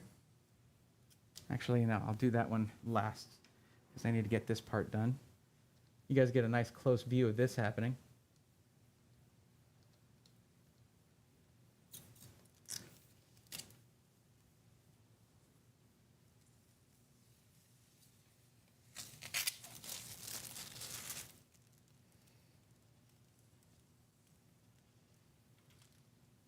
If I just hide my face, it'll focus on whatever in the foreground. So that's what I'm trying to do. Okay, that's just framing my face. That doesn't help. There we go.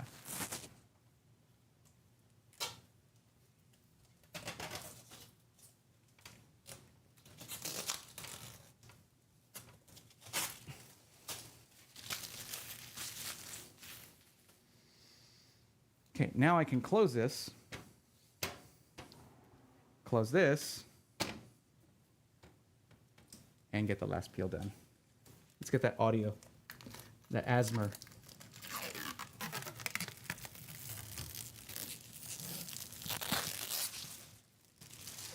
Or Chaos, I see what you're saying. Problem though, there's a reason. It's not just pure efficiency that means that causes the 7950X 3D to run cooler. It's the thermal limitations of the 3D cache, right? So if you're not effectively cooling that, you're going to drop frequencies, period.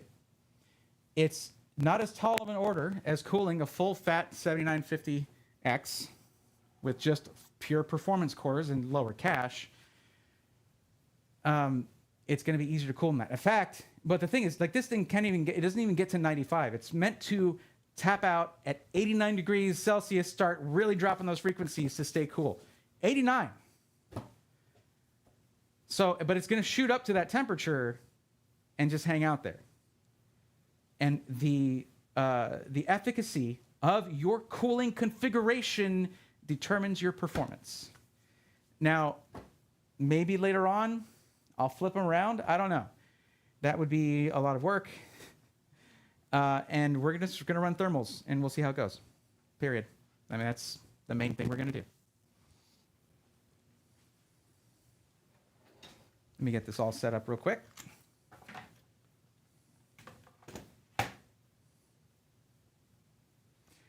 The thing is, guys, I'm almost nostalgic complaining about the airflow config because this is the same thing I complained about with the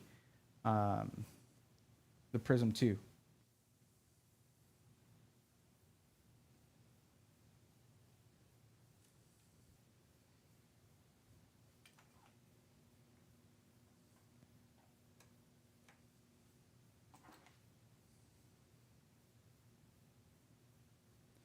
I honestly use no USB-C devices, but NVMe USB-C adapters are the way to go if you're doing that.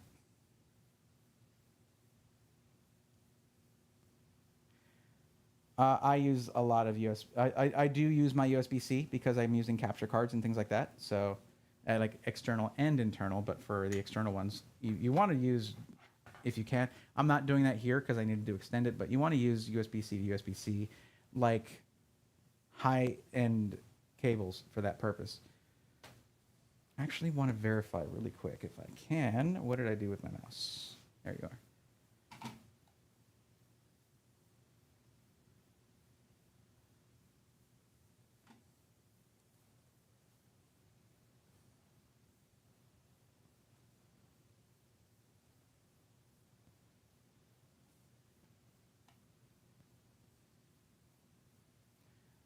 Okay, so this system, as configured, guys, remember, this is like a $700 processor, just a CPU. It is, I wouldn't say a niche CPU where it's like, oh, for content creators and gamers. That's a lot of people now. A lot of people are gaming and trying to do content creation. That's why, you know, they built it the way they did. So it is currently $3369. Nice.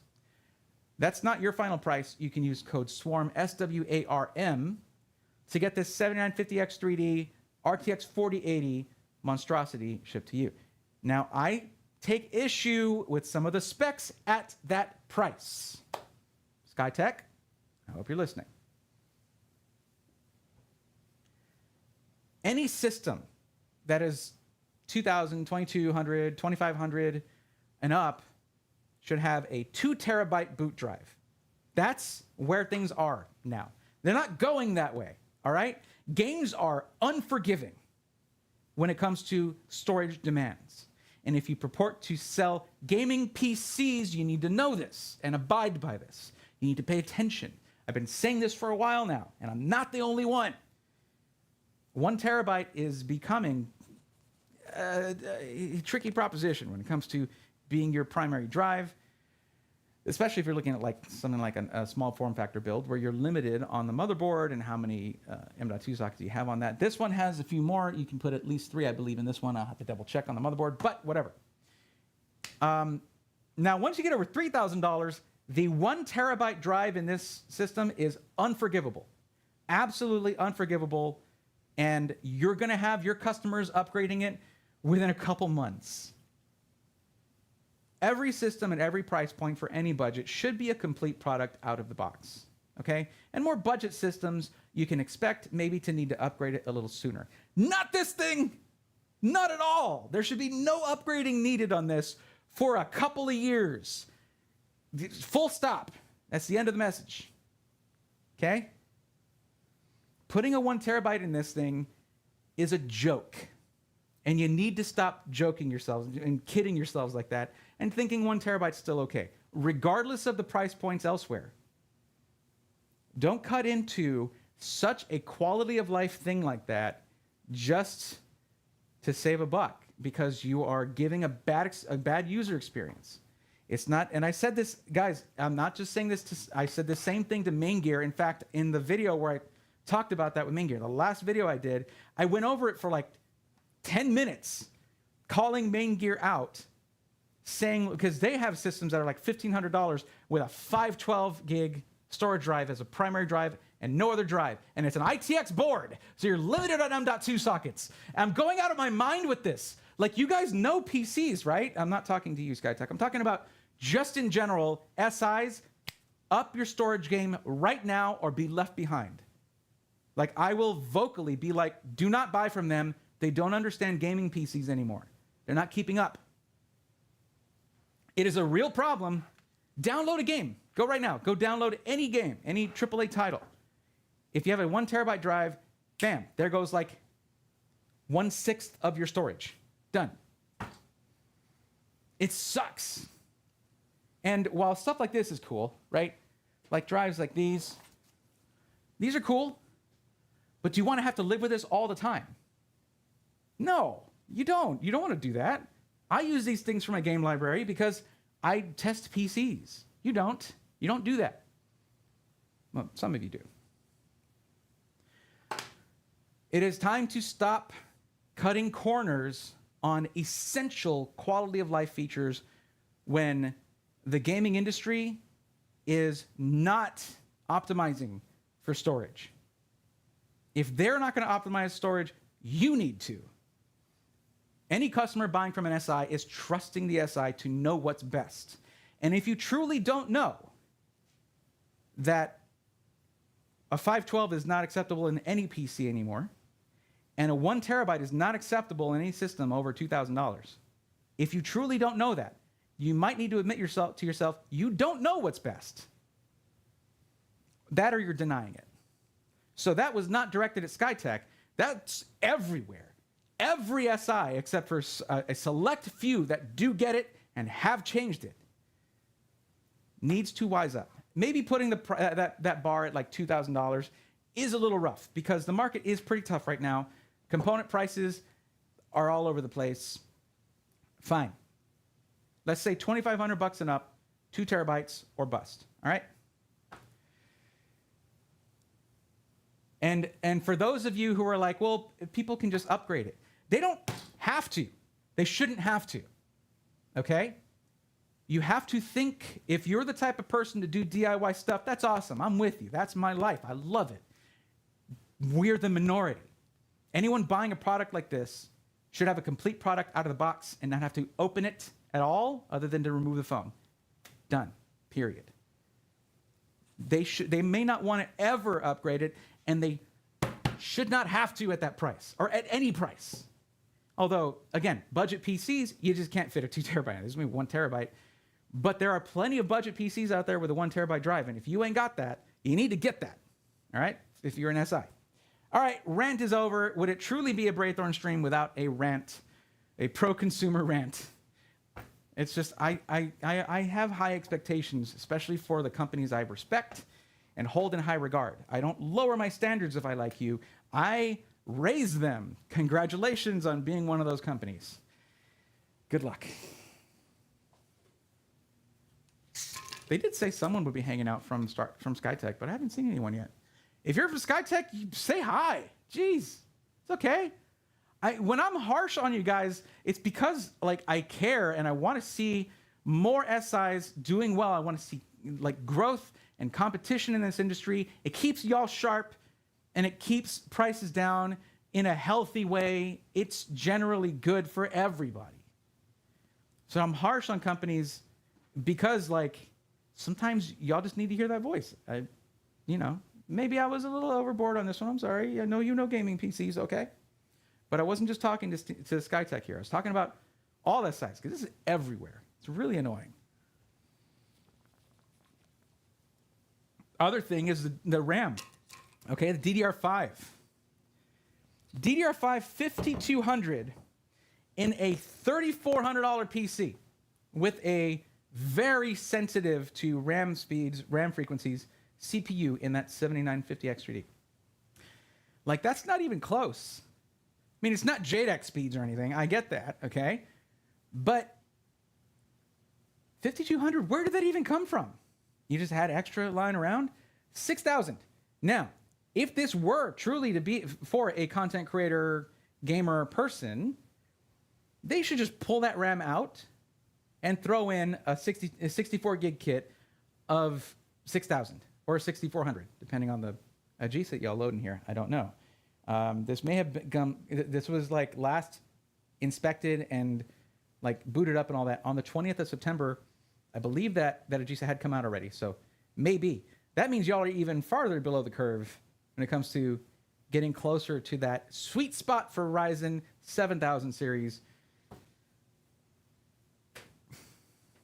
It's fine. The DDR5 prices, though, are so much better than they used to be. Like, ridiculously so. Timings are tighter. Expo is good. In most cases, everything should be good to go to put the right speed in there. So let's start doing that, okay? And if you're thinking, oh, the customer can upgrade it, don't stop thinking that way. Get your mind out of that mode because you're a builder. But most people aren't, and they need to be considered because they're going to be an SI's primary customer. Anyway, it's really easy to upgrade your RAM, guys. Super easy. Whatever. That's the thing. Like, I'll cover Skytech a lot. I'll cover other companies more than some others. That does not mean I will ever go easy on them when I see stuff like that.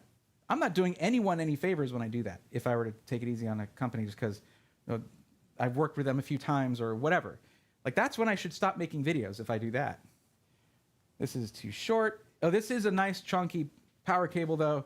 These chunkier C13 cables are good for when you have a high wattage power supply running a long time. We're not running it for a long time. We're running it for a short time. Let me get my shorter one here, or my longer one that's not as chunky.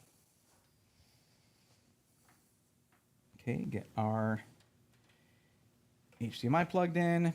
I know I delayed a lot for that rant, guys. I felt it was important. Sorry about that. But what's important now is shutting off some of these lights and giving y'all a little light show. Sound good? How far are we into the stream that I'm finally turning this thing on? Get it together, Bray! How far into this are we? I guess I can have this back here now. Digital Storm offers a $4,000 PC with a 1 terabyte drive and RTX 4070. I have to cover that, Monk's Den. I am covering that in the next episode of SI Weekly. I just refuse to even look at Digital Storm for a long time. They are not, you know, they're not new to data shenanigans, to storage shenanigans, okay? It's something they've been doing for a long time, and they've been making a killing on it. Oh, we're almost 2 hours into it. I haven't turned this thing on yet. I'm sorry, guys. This is how I do it. Those things need to be said. So, yeah, sorry. All right. Let me pick which ones I want to turn off real quick. Oh God, this Citus link is so slow. There we go. That one. And this guy will just turn way down. Currently at 10%. Will give me a little bit of light. There we go. All right, let's power this sucker up. I was going to push the door button there. No, that's power button's right. There we go. Look at that AIO, though. Look at the block for that. That is one of the sickest pump blocks I've seen for an AIO. I do wish they had centered that aluminum sticker thing a little better. I think that could have been a thing. It's a little wobbly, but the overall appearance, because they have this diffused RGB ring near the base. It's so sick. I've never seen this thing. Nice choice, Skytech. Inwin does things differently. That is a known quantity. And just remember to buy RAM for an AMD chipset. Well, you mean any Expo memory? Yeah, RAM is RAM. It's the programming on the controller that you have there, and the saved profiles for Expo that you want to have. I do love Kingston memory. I think it's some of the best out there. Some of the most stable. There should have just been a faster kit in this system. Higher frequency, I should say. Not faster, higher frequency. 2 terabytes are like $60 plus nowadays. That's a little low, Eric. If you're looking at, you might be looking at really slow ones or ones without DRAM. They're usually around $100, but they used to be like $250 or $300, man. Way back when. But Cherokee Vapor, that was a good note. Basically, look for RAM that says Expo on it. Call of Duty can take a quarter or half your storage because their file compression sucks. Yeah, Boricua, they don't care. They don't care. An SN850X is like $100 for a 2 terabyte. Yes, an SN850X is their top of the line stuff right now. Unless they've come out with their Gen 5 stuff, which is like whatever, you don't need Gen 5. Nobody, like, most people don't need 7,000 megabytes per second, much less like 11,000.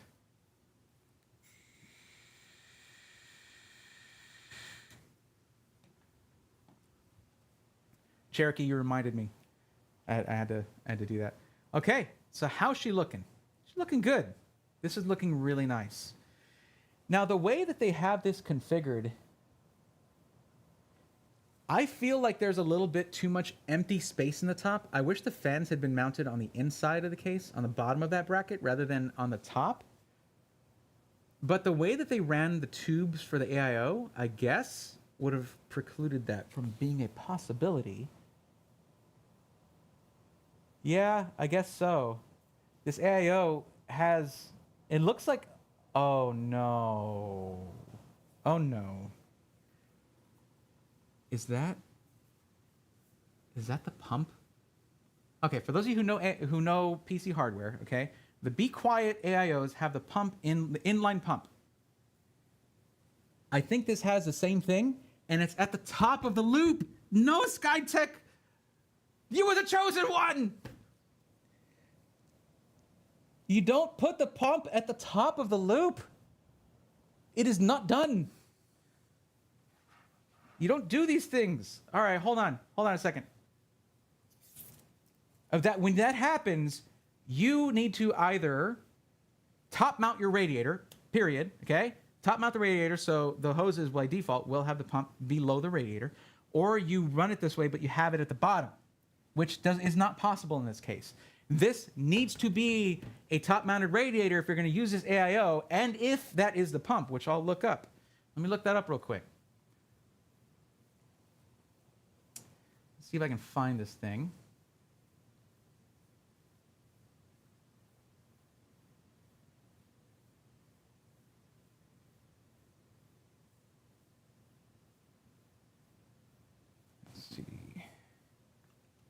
Oh, wrong keyboard. That's what I do. I use the wrong keyboard. All right, this will work. I really need to set up a KVM. Here, let's get that light back on.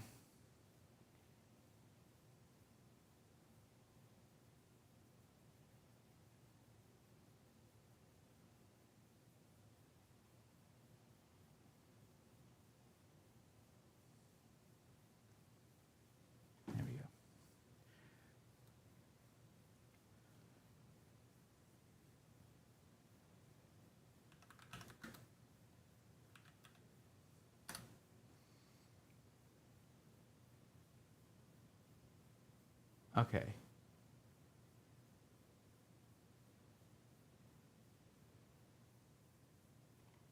All right, that's not the one.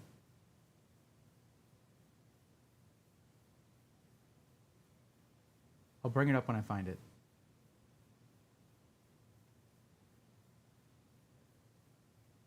There we go, the BR series, that's what this is called.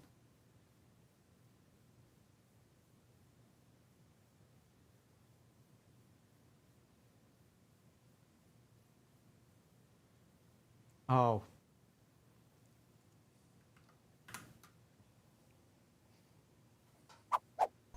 No, wrong thing. Hold on. I need to make sure this is working. We're going to get a little bit of infinity going on here. Is this... Okay, this is not monitoring the correct thing.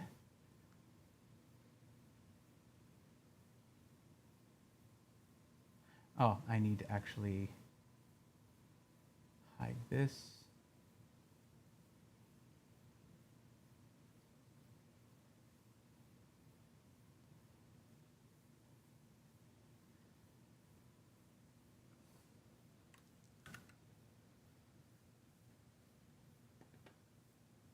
Oh, I actually need to make sure that my camera gets fixed here. 1 second.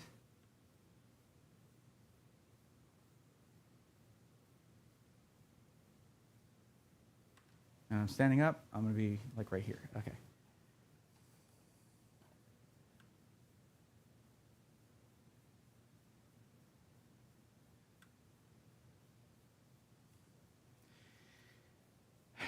Okay, actually I should zoom that in a bit, but yeah, all right, I will show you guys what I found, and it is not happy news.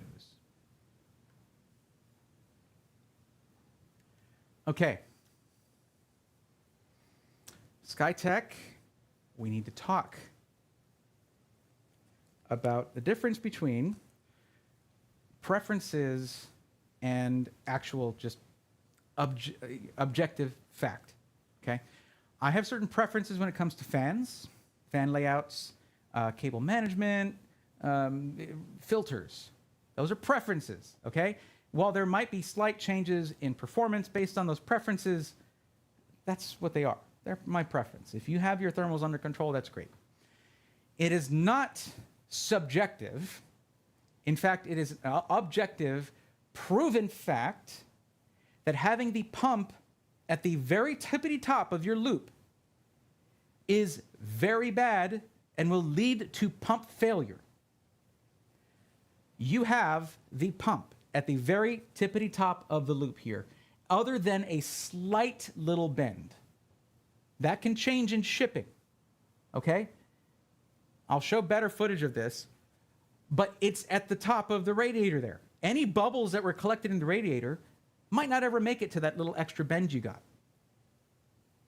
This needs to be a top-mounted radiator set up as exhaust, period.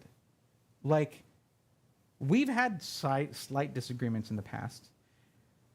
I'm going to say unequivocally that you should not sell it like this. And for my viewers, you should not buy it like this. If it gets sent to you in this way, you should send it back to them to have them reconfigure it with the top exhaust radiator setup for the AIO, or change it yourself. It's a few screws and all that, and it's in cable management you have to mess with. But this was a gross oversight. Like, I see what you did. I can show what you did here. All right? Let's take a look.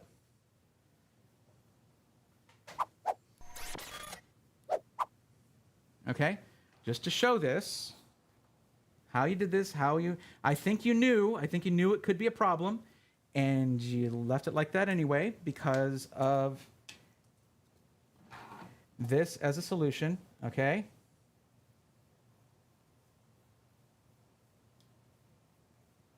You can turn on. It's okay. No one will judge you. There you go. Power up, please. Thank you. Okay.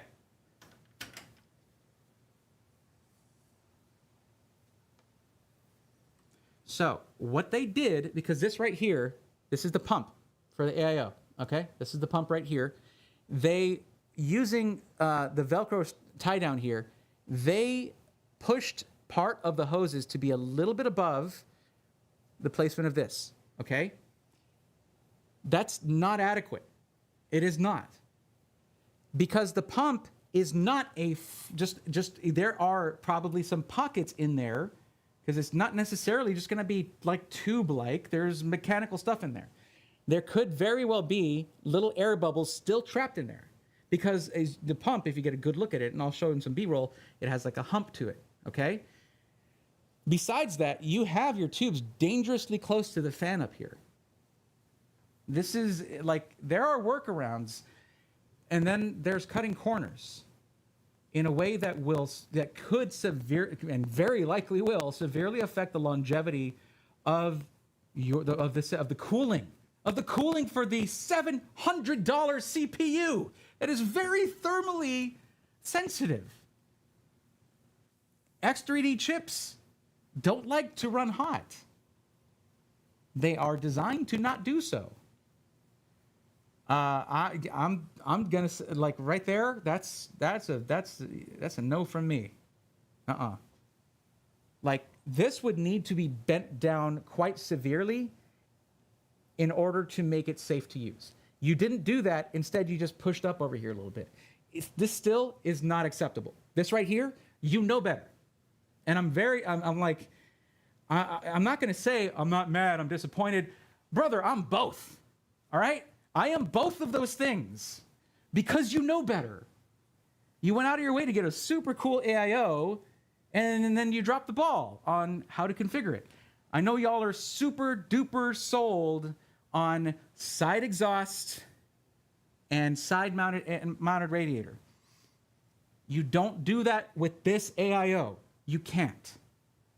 It's the same with the Be Quiet one. The only thing you need to know about the Be Quiet AIO is you don't put the side of the radiator that has the tubes coming into it on the top. You don't have it because it's too close. The pump is too close to the top. Even if you bend it down, it's still too close to the top.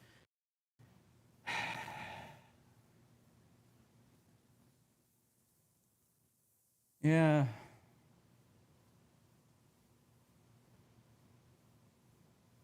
Yeah, that will lead to pump cavitating. Yeah.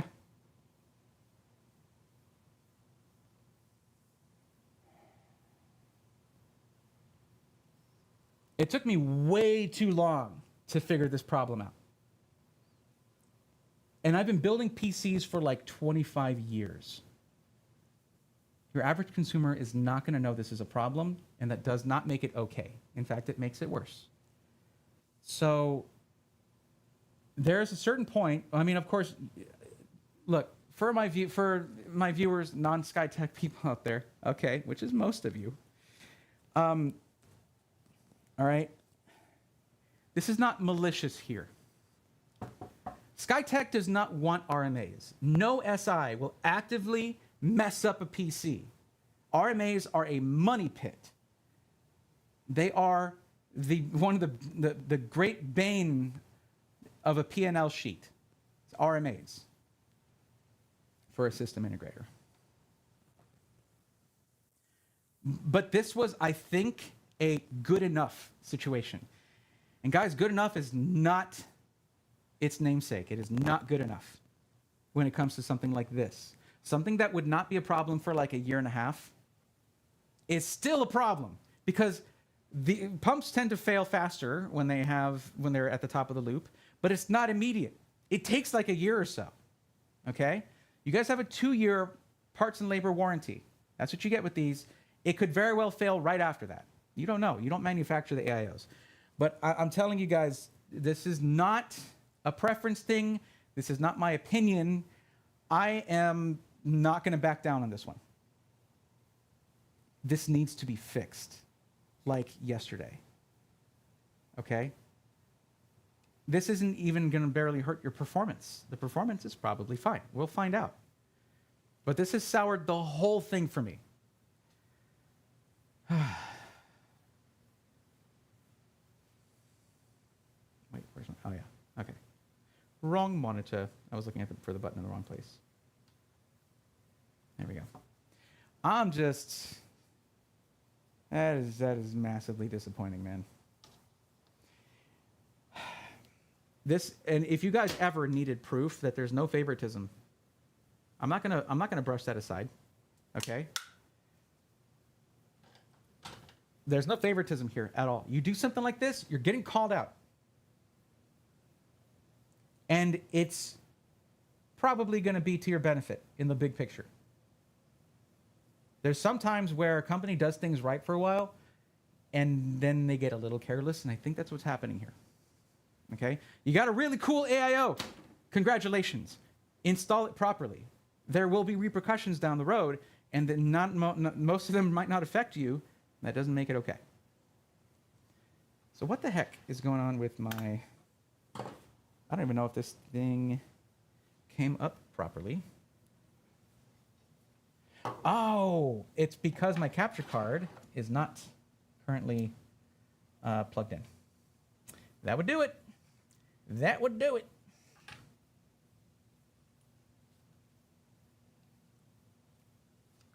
There we go. It's happening, guys. It's happening. I do lose my composure sometimes, but it's honestly, it's more disappointing for me when it's a company I know and like. That's gonna actually, it will not lead me to making concessions and saying, well, that was probably okay, and maybe there are magic AIOs, and InWin, maybe they know better than literally everybody else, and when it comes to putting the pump at the top, and maybe Skytech knows literally better than literally everybody else. No, it's not. That's not what I'm going to do. It's going to go the other way. I'm going to be louder and probably harsher when I hold you in high esteem. That's what because like you're better than that. Every SI should be.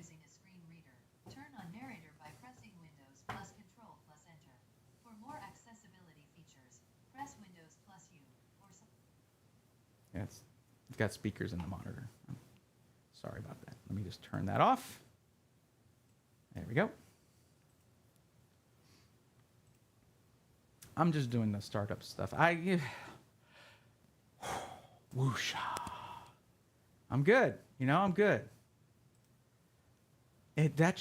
Man, I was like a wake-up call for me. I was like, ooh, what's the command? Guys, what's the command line? Command to skip the Windows setup. Someone help me out. I got like that threw me way off. I was all ready to just keep going, man. You don't understand how serious this is for me. I'm this close to ending the stream so as not to promote this PC if they're going to sell it like this. Box it up, send it back. This close. There's some things where you can compromise and be like, oh, no, we disagree. Agree to disagree. I do not agree to disagree here. I just disagree.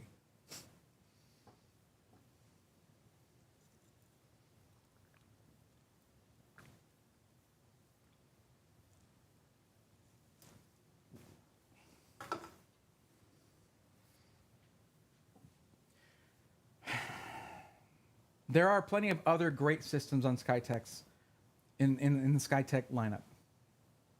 And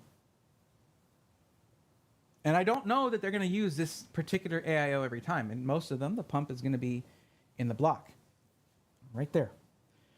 But InWin decided to make this a super cool CPU block, which I gave them tons of praise for, that did not leave any room in it for the pump to be in the block. So that it's an inline pump. It needs to be below the radiator, or not in the top of the loop. There we go. Thank you, Shota. I might do that. Thank you very much.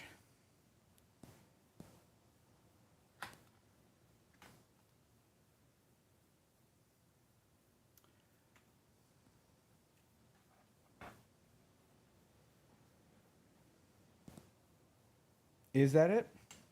Yes, thank you.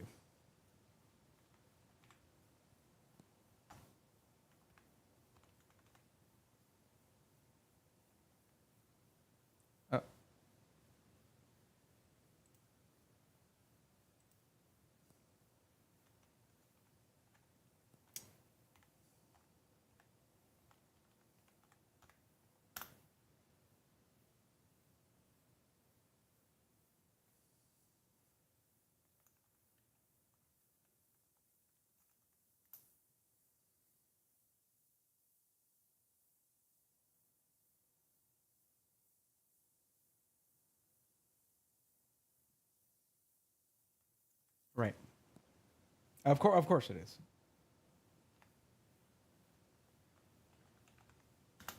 Got it. Thank you.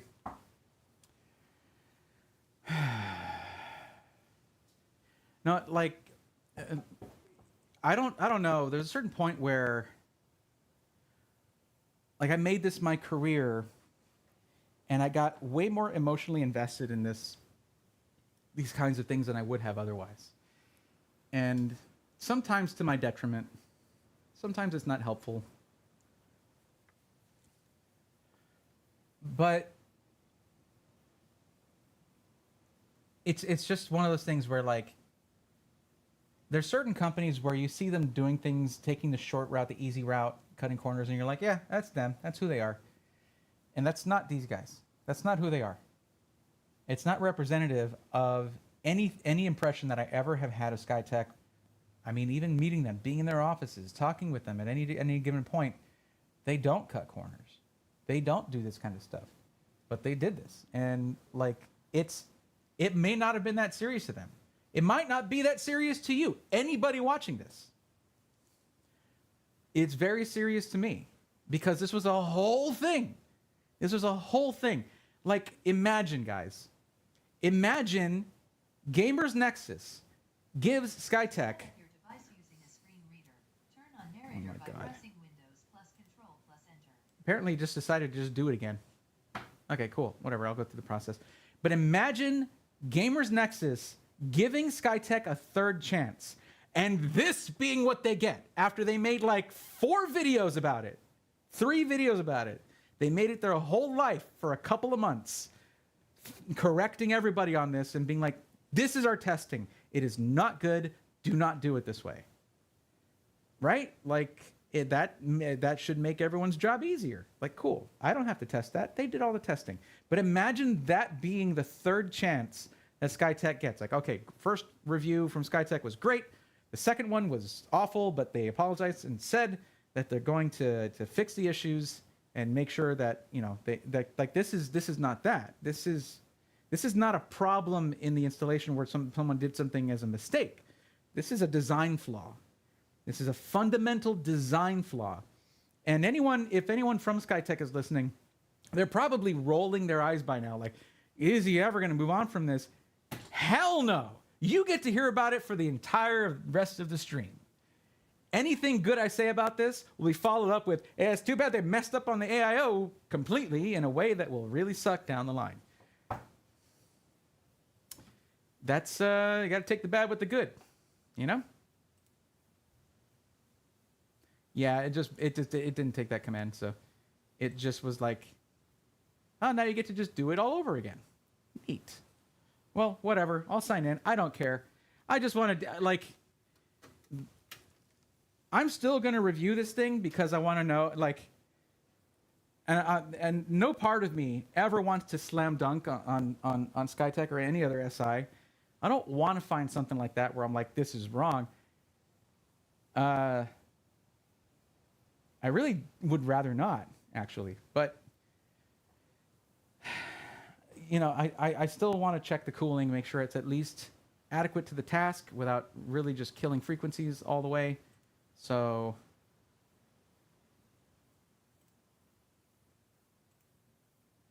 you know, it's whatever.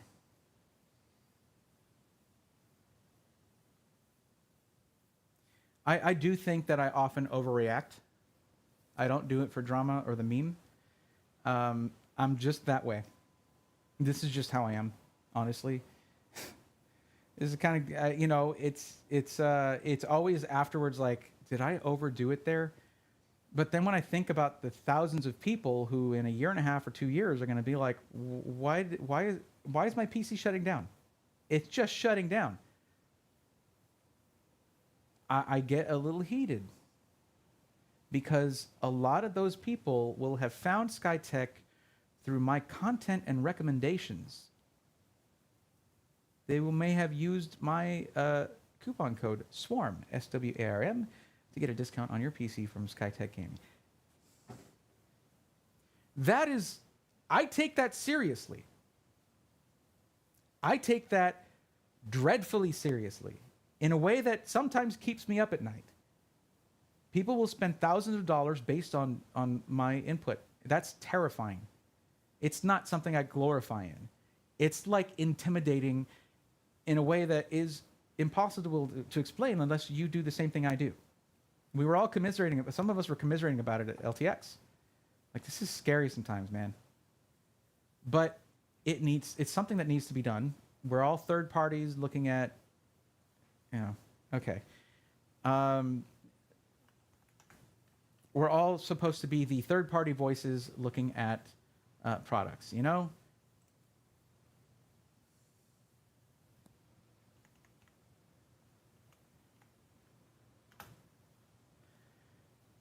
But it doesn't make it any easier, and it makes it very intimidating. It's very easy to trust a company and have it completely screw up a couple months down the line. And no one thought twice, and everyone was like, oh, this company's just fine. But then suddenly, if that company screws up or does something underhanded, everyone looks at you like, you should have known. And it's like, bro, you didn't know either. Like, I wasn't the only one saying that they were good. What the heck? I've been through it before, and it nearly made me quit and go back to a regular job. And this is my dream job. I didn't know it, but it is now. So yeah, I take it pretty seriously because anyone doing it should.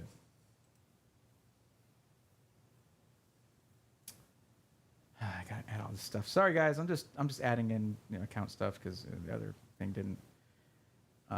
Wait, hold on.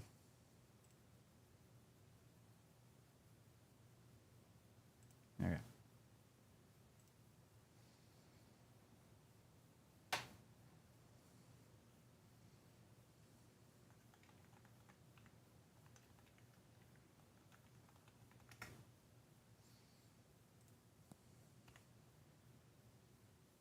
Anyway.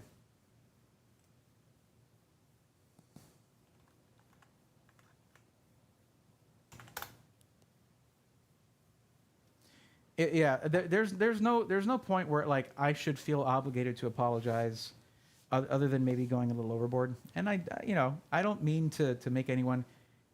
I just want people to rethink things if I think that they're wrong about something. I don't mean to make them like feel bad about it or dread. I don't want anyone to be like, oh God, we have to like you sent a PC to Braithorn. Oh no, like I don't want that to be the thing. I prefer positive reinforcement, and that's usually what I give. But there's times where it's not the right thing, and you need to just be like, no. This is not something that will be kind of cheeky, and we go back and forth about it, and like, well, maybe you're right, and maybe I'm right. This is not my findings. This is all factual stuff. So, yeah.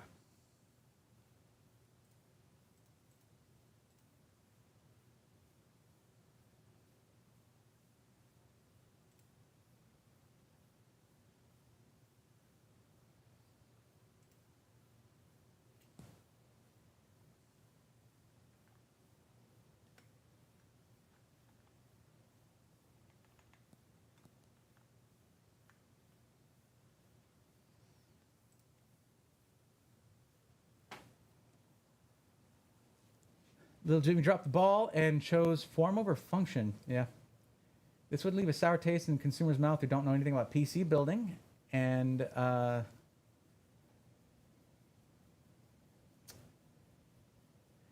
labeled Skytech as a ripoff. They need to be careful to keep their good reputation. Review bombs exist. That's the thing, is y'all don't even understand. When I was doing the review of the Player 2 Prime, Frenzy XT, y'all don't even know, for some of you that didn't join the Discord or something like that, there are people, because I found like 2 or 3 screws and I had a little bit of a meltdown, I'm like, it just could short out the motherboard and this and that. Because of that situation, there are people who were like, I was going to buy an NZXT PC. Screw them. They don't know how to build. I'm never going to. No, guys, every company can make mistakes. It's what they do about it afterwards that determines whether they're a good company or not. Right, Skytech? That's something I think we agree on. So what are you going to do about it? This system has been out for a while. There are customers out there who have that setup. And y'all built it. That's your responsibility. What are you going to do about it? Do we want to make a video together about that? How to fix it? Do the process? Or do you want them to just send it back at your cost and have you reorient it? Or do you just want to say, Braithorn's probably wrong. And despite all evidence to the contrary, we think this is good. Okay. And I don't see you guys going down that second road, but like, that's not up to me, is it? You guys have made the right choices before whenever there were issues. I trust you'll do it again.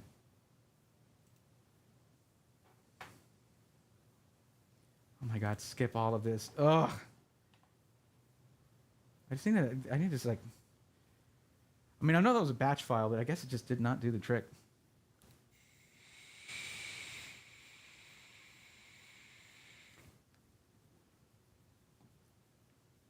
Sorry, guys, that stressed me right out. It really did.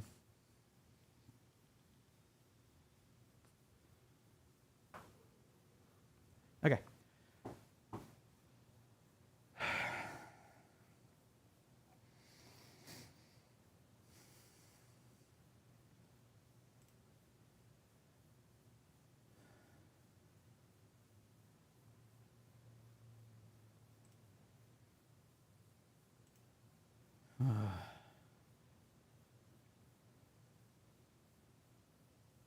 Oh, one quirk about the, let's talk about another company for a while. Let's talk about AMD. So when it comes to the 7950X3D, there is an important aspect of the CPU that we do need to talk about. When gaming becomes a thing, the focus needs to be on the 8 cores that have 3D stacked 3D V-cache, right? You don't want the other cores that those cores that don't have the 3D V-cache are the ones that can actually run hotter, get higher frequencies. The cores with the 3D V-cache run at a lower frequency, but they benefit greatly in most gaming from the extra cache. That's the whole idea. So, there's a lot of games out there that really like that low latency, and even some productivity apps. Okay, so I'll show you guys the screen here in a bit once I'm like logged in and stuff. So what it does is the CPU will once it registers that a game is being played, we'll get into how they do that in a second. It will park that other CCD. It will park those cores. So it's a chiplet design. So you have 2 CCDs. One of them has 3D V-cache, one of them does not, and those are like the standard 7950X cores. Okay. So what it does, it's just not going to use those cores, and it's going to use the 8 3D V-cache cores. So the way that they do that is really funny. They use the Xbox game bar to recognize when a known good game is being played. Known good being like a game that is understood to be like, hey, this is gaming. So there you go. Interesting. It comes with single RGB, right? It comes with signal RGB installed. I'll show you guys the desktop here, of course, but let's go ahead and do that. What happened to those desktop background? Interesting. Oh my God. Okay. All right. Let me see if I've got this set up properly. I don't.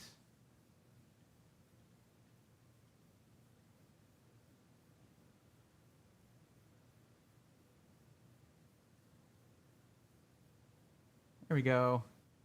What happened to the background? It's like, was it on a vertical monitor before? Hang on a second. Whatever, I'll just leave it like that. It's kind of funny. Okay. Because this review kind of went sideways, that's for sure. Okay, so generally we look for bloatware, right? So looking here, you've got GeForce Experience. They pre-installed Google Chrome. Thank you for doing that. We talked about this last time because they're not the only ones that install Google Chrome. Glad to see it.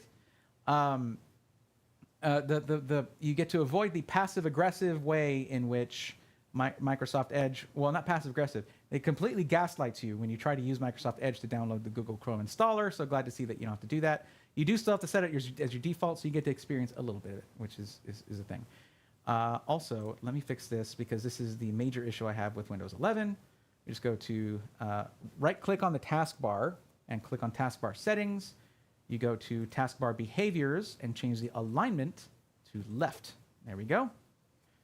I also like to automatically hide the taskbar. I'm weird like that, I guess. Okay. So aside from that, we also have 3 links right here. One is to contact support, one is for product registration, and one is remote support. You at least want to keep the remote support one up there. Maybe this and the contact support. Product registration, I'm not sure exactly what that entails. We could double click it, but I'm going to leave it as is for now. And then there's Signal RGB and ASRock's ASRGB LED. ASR RGB LED. Not the most graceful, it's a polychrome. Well, I don't know why it's named that, but whatever. So you actually have 2 programs in here to control your RGB. I don't know which one is actually being used right now.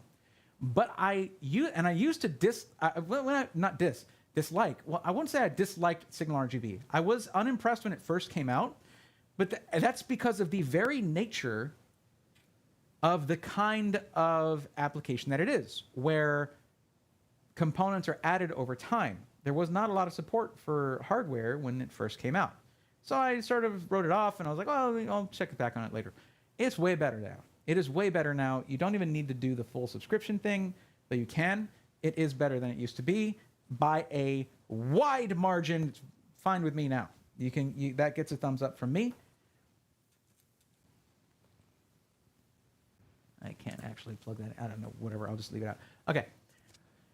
Now, the ASRock RGB software might be the kind that auto installs another RGB software that we want to look for and uninstall if it's here. So let's go look for that. It's the Patriot one. Although Patriot may have fixed the issues that they were having, I would like to think so, but yeah. Let's go look through here, search apps, and I don't see it. Okay, good. Okay, so the Patriot RGB software gets auto-installed by certain RGB software suites, and I think the Gigabyte one does it, the whatever they call it, and I thought the ASRock one did it too, but I guess not. So good. That was causing freezing before, a long time ago. Patriot might have fixed it by now. Actually, I met someone from Patriot last CES in January. I should have asked about that. I just felt like it was like a touchy topic, and I didn't want to go into it. And we were just out having drinks, you know. It's like, no, you don't want to bring that kind of stuff up. It's just so simple to do right the first time. I don't know. It could be that they thought it might be fine. And maybe it is.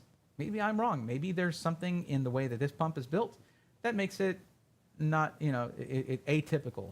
But, yeah. People also get rabid about the tubes being down. But to be honest, it's not a big deal. Let me minimize this.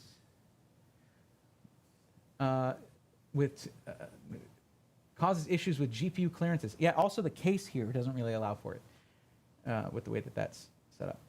I feel that last time I tried doing the bypass, it didn't work. Right.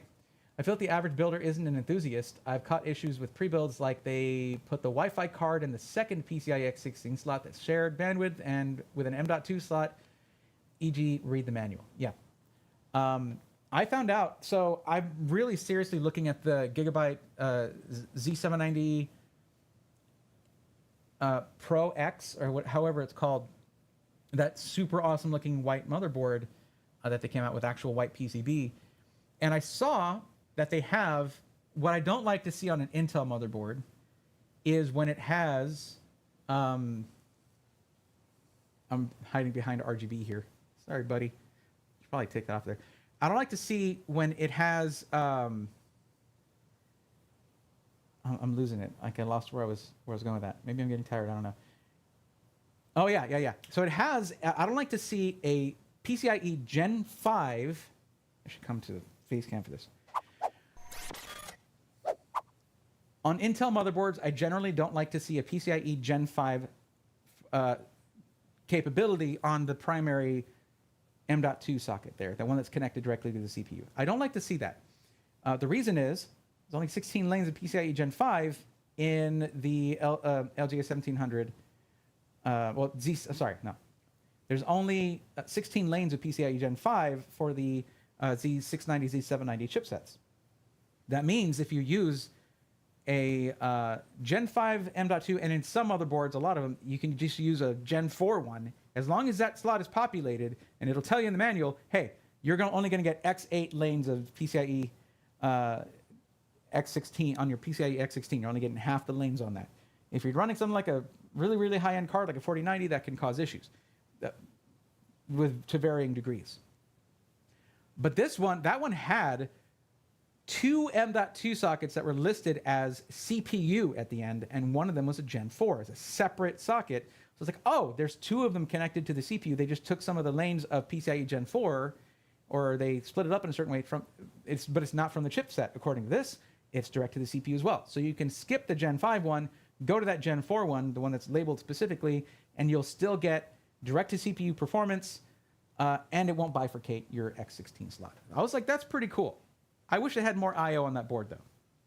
That's because I'm obsessed with I/O, because I use a lot of USB devices when I stream. Okay. What pre-build do you like for $150 to $2,200? That's a bit big of a spread. Sorry about that. I don't think I can really help you there. Microsoft just released an update that's supposed to help control some ARGB2. Right, I know. I haven't messed with it either. But Signal RGB is polished. The Microsoft thing is probably not too polished yet. Yeah, it has a bifurcation. I've already seen the specs for the board, but they haven't posted the manual yet. They haven't posted the manual. I just looked in the specifications, and there's two M.2 sockets listed with CPU at the end, with a sort of a CPU tag on them, and one of them is Gen 4. So, should be good. Well, Anonymous Gaming, you'll be happy to know my last System Integrator Weekly video is a system for every budget. Right now I'm looking at a specific PC that is above that price range. I would watch that video, and you can use the chapters in the description, the timestamps there, to go right to where it says $1,500 and up and around $2,000. There's a video just for that, and that was only about a week ago. Okay. Now let me see if there's anything else I missed before I continue.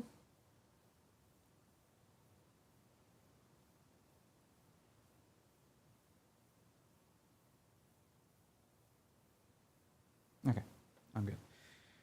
Okay, so let's get back to what we're doing.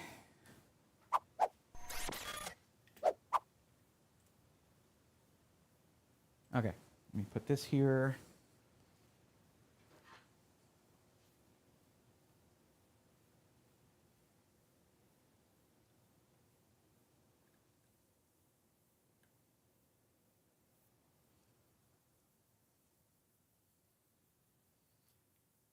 But yeah, let's see if Signal RGB is currently set up to run on here.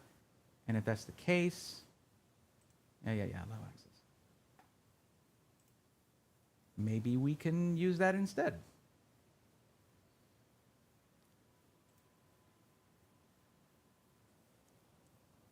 Yo, it's picking up everything.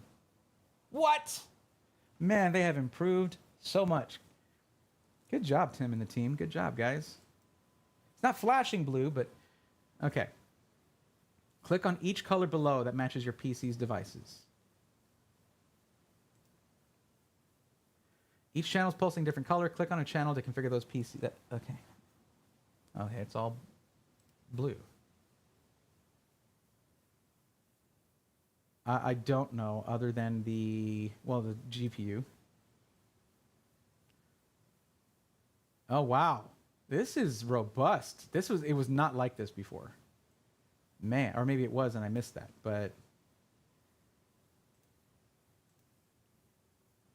brand InWin should be in here, right? Well, nope. That's a big nope. Okay, so are GPUs on this list as well?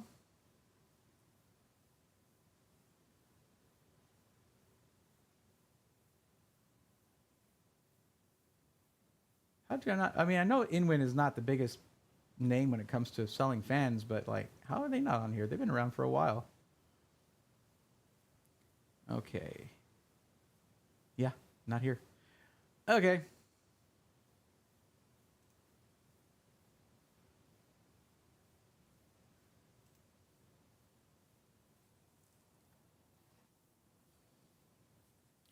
Okay. Yeah, it's just, you know what? It's maybe this is something I should mess with separately. It wants me to do all of it's going to have me do this over and over and over again. All right. Well, not the most intuitive of setups, but it should just go to where I can just put a solid color or something and just manage through there and come back later, but it's not going to happen. So let's see if this is an install file or if it's the program already installed. This is the ASRock setup here. I should close Signal. I should close out Signal RGB here. Why are you staying open if I couldn't use you? That's just annoying.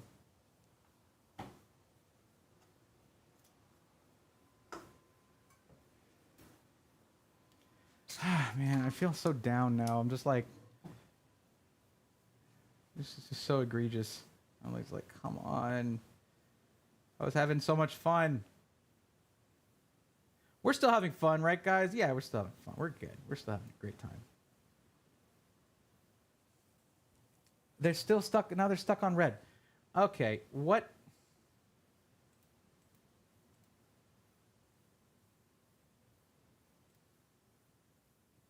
Access violation. Cool. Access violation. Neat. Just select all channels.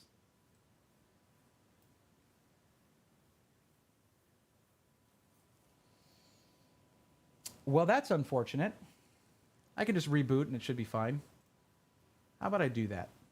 I don't want this thing to be looking like that the whole time we're doing this.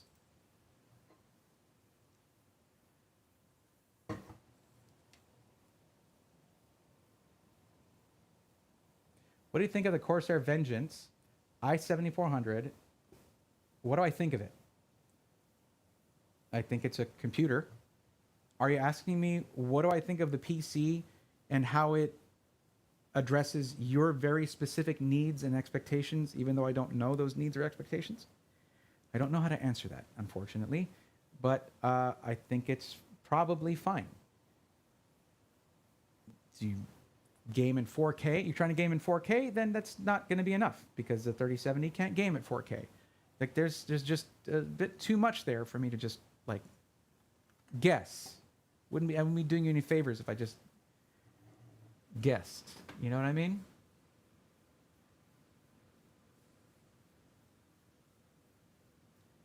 My job, as I see it, is not to tell you what to buy. Oops, I shouldn't have done that. That's not what I meant.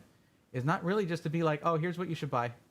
I don't know you or what you expect or what your budget is or what you should buy this. That's not helping you.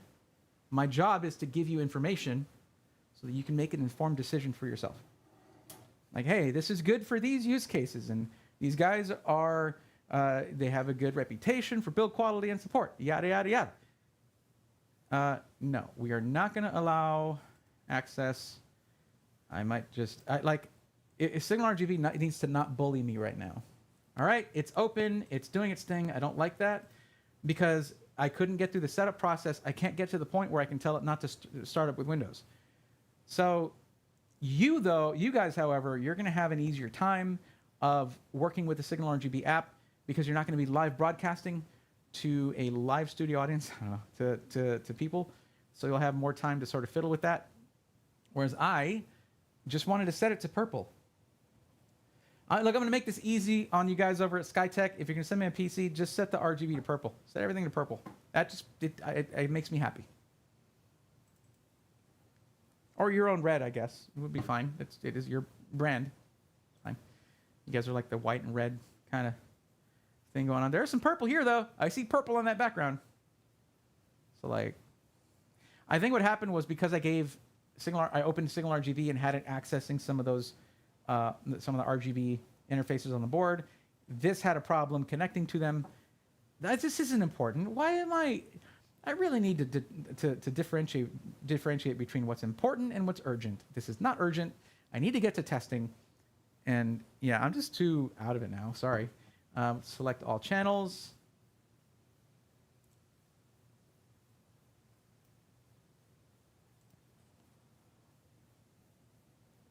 Well, I don't think it likes me.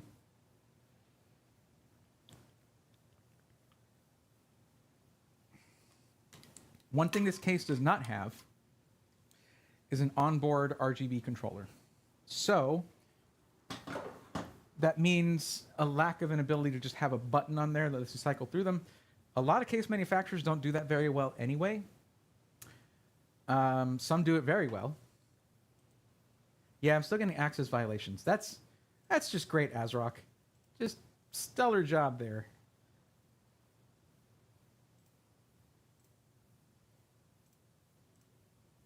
Wow. How about the DRAM? Can I control the DRAM?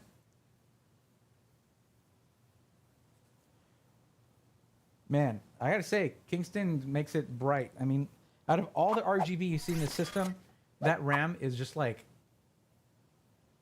bright. It's nice that there's like this one component in there that just like is brighter than the rest. I think that looks good. Did it change the color? I feel like it did change the color, but it wouldn't tell me that it did. Whatever, this is fine. I don't care. Let's get to the stress testing, yeah? Because as of right now, the only thing that's been stress tested around here is yours truly.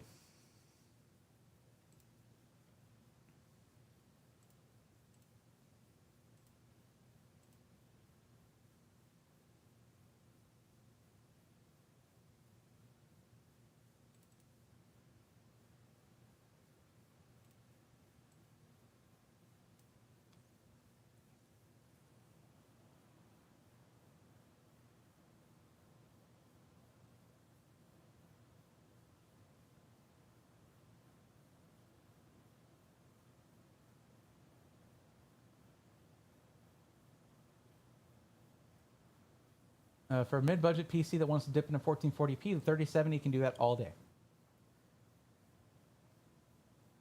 Is it worth waiting for next-gen AMD?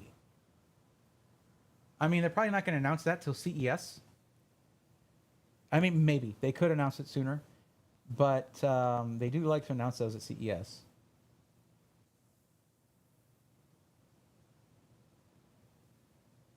I wonder if I can... Oops, sorry about that. I wonder if I can ask about that. They probably would give me the runaround, though. And rightfully so. Okay. First, let's do... Oh, you know what? I've been meaning to do this forever. Let me just download the latest Hardware Info 64 and put it on my drive, actually.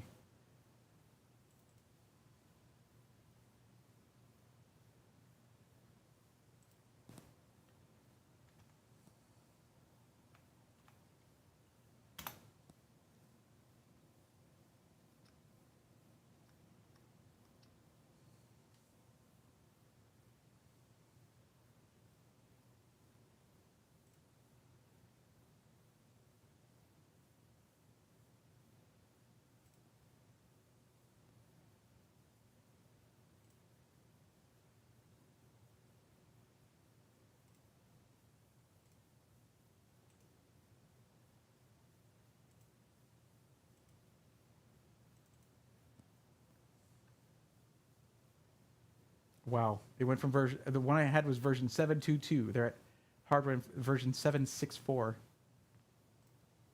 Oops. Yeah, it was about time for an upgrade there.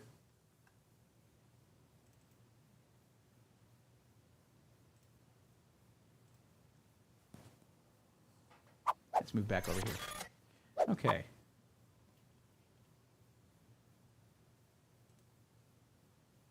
Accept. Yes, yes, yes. Yes, yes, yes. Yes, yes, yes. Oh my God. What anime was that? What anime is that from? Oh no! That's way too vague of a reference. No one's gonna get that. That's okay. Let's look at the summary first. I like to go ahead and pin that to the taskbar because otherwise it likes to disappear on you sometimes. Okay. So we're looking at, yep, well, that's 2600 megahertz, meaning 5200 megatransfers per second. So we have our slow RAM, at least relative to what Ryzen 7000 series would prefer. And then we have even the timings aren't that great. Really? 40? Okay, starting with, I mean, these are pretty loose timings for that lower frequency. It's generally as your frequency goes up, your cast latency will rise and your overall timings. But you've got out there like kits of like DDR5 6000 32 gigs CL30 for like $120 or less. Yeah, this is a big corner cutting here as well. I'm not too happy about it. Our 4080 is getting full X16. So no bifurcation happening by accident there. That was a situation that happened on a previous system. Glad to see that Skytech is paying attention to those things, making sure it doesn't happen, although that was on a custom system through the Mark Builder, not one of their pre-configured systems.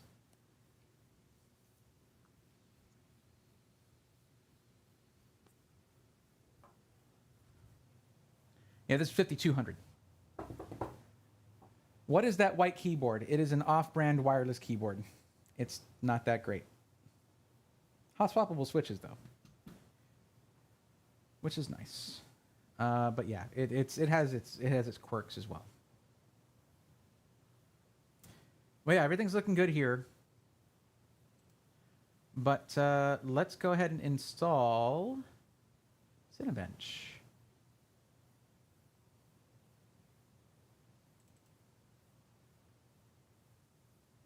Just run it. I mean, install it. You just run it, really. How can you tell if your PC is bottlenecking? Is everything performing okay? If it's not performing okay, that's when you should worry about that kind of thing. If it is performing okay, you're usually fine. The thing is, I say that.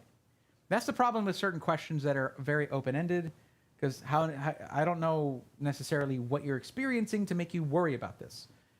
If you're like running on, say, a 3060 and you're trying to run Cyberpunk at 4K native resolution, there's no bottleneck other than the settings, and you need to fix your settings. The first thing I would try to do, other than just like going to someone who knows, showing all the specs, having them take the time to comb through them and see where there might be a bottleneck, which our techies can help you with that on the Discord.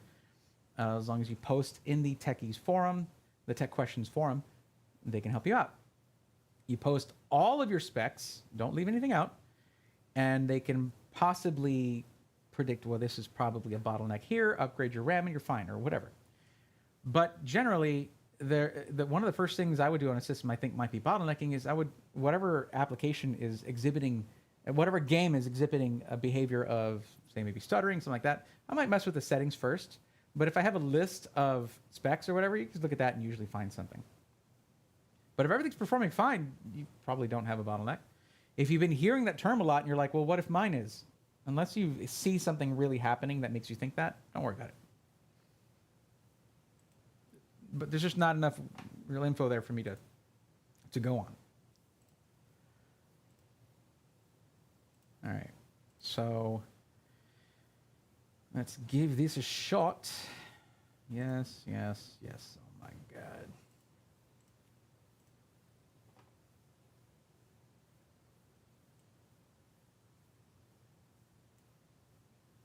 Can't believe I didn't have anyone in the chat, unless I missed it, be like, yo, is that a JoJo reference? That was your opportunity and you missed it.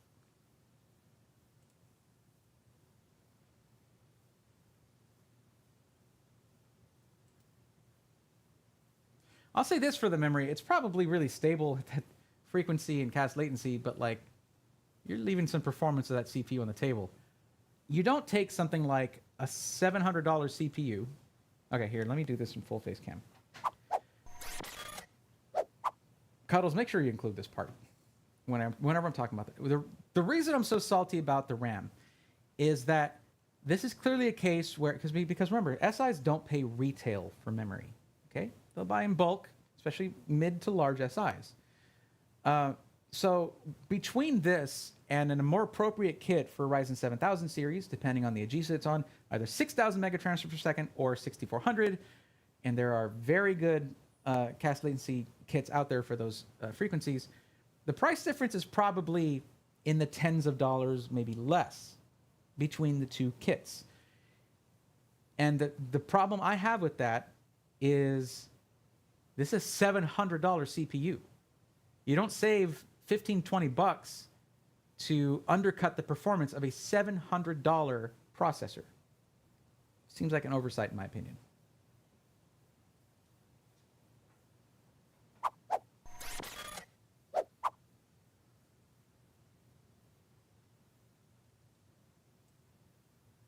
Okay, getting this all going here.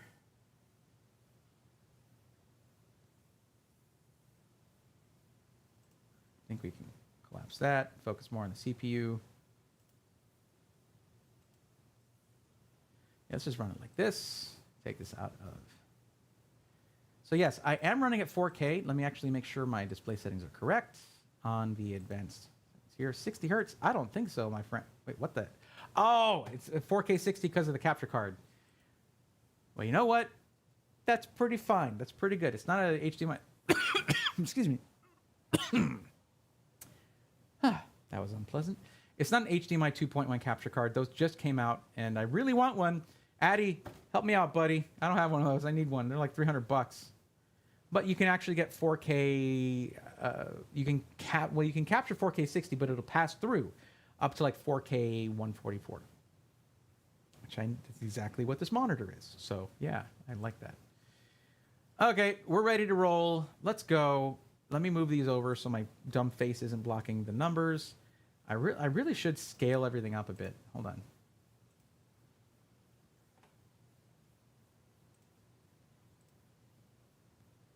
This should make it easier to see everything. And then we should go to pointer, not pointer, mouse pointer size, and let's, wow, that just does not want to get out of the way, does it? Do that. Should make it easier to follow what I'm doing. Bam. That's a much better mouse pointer. I'm happy with that. Okay, let's get Cinebench out in front here. Not that much in front, Cinebench. Cool your jets. All right. And we reset our numbers here and go. Now, this is a 360 millimeter all-in-one liquid cooler. Despite my issues with it being in the wrong orientation or placement here, whatever, it has a lot of thermal capacity, meaning I genuinely have to let this run for 10 minutes to let it reach heat soak and actual equilibrium, the maximum capacity for it to cool. I will say this computer is not quiet. That is loud. Those in-wind fans are... I actually think it's that fan that's on the CPU block.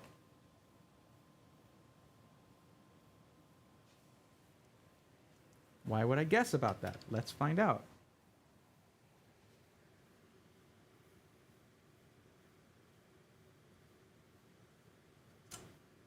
Okay, you can, there we go.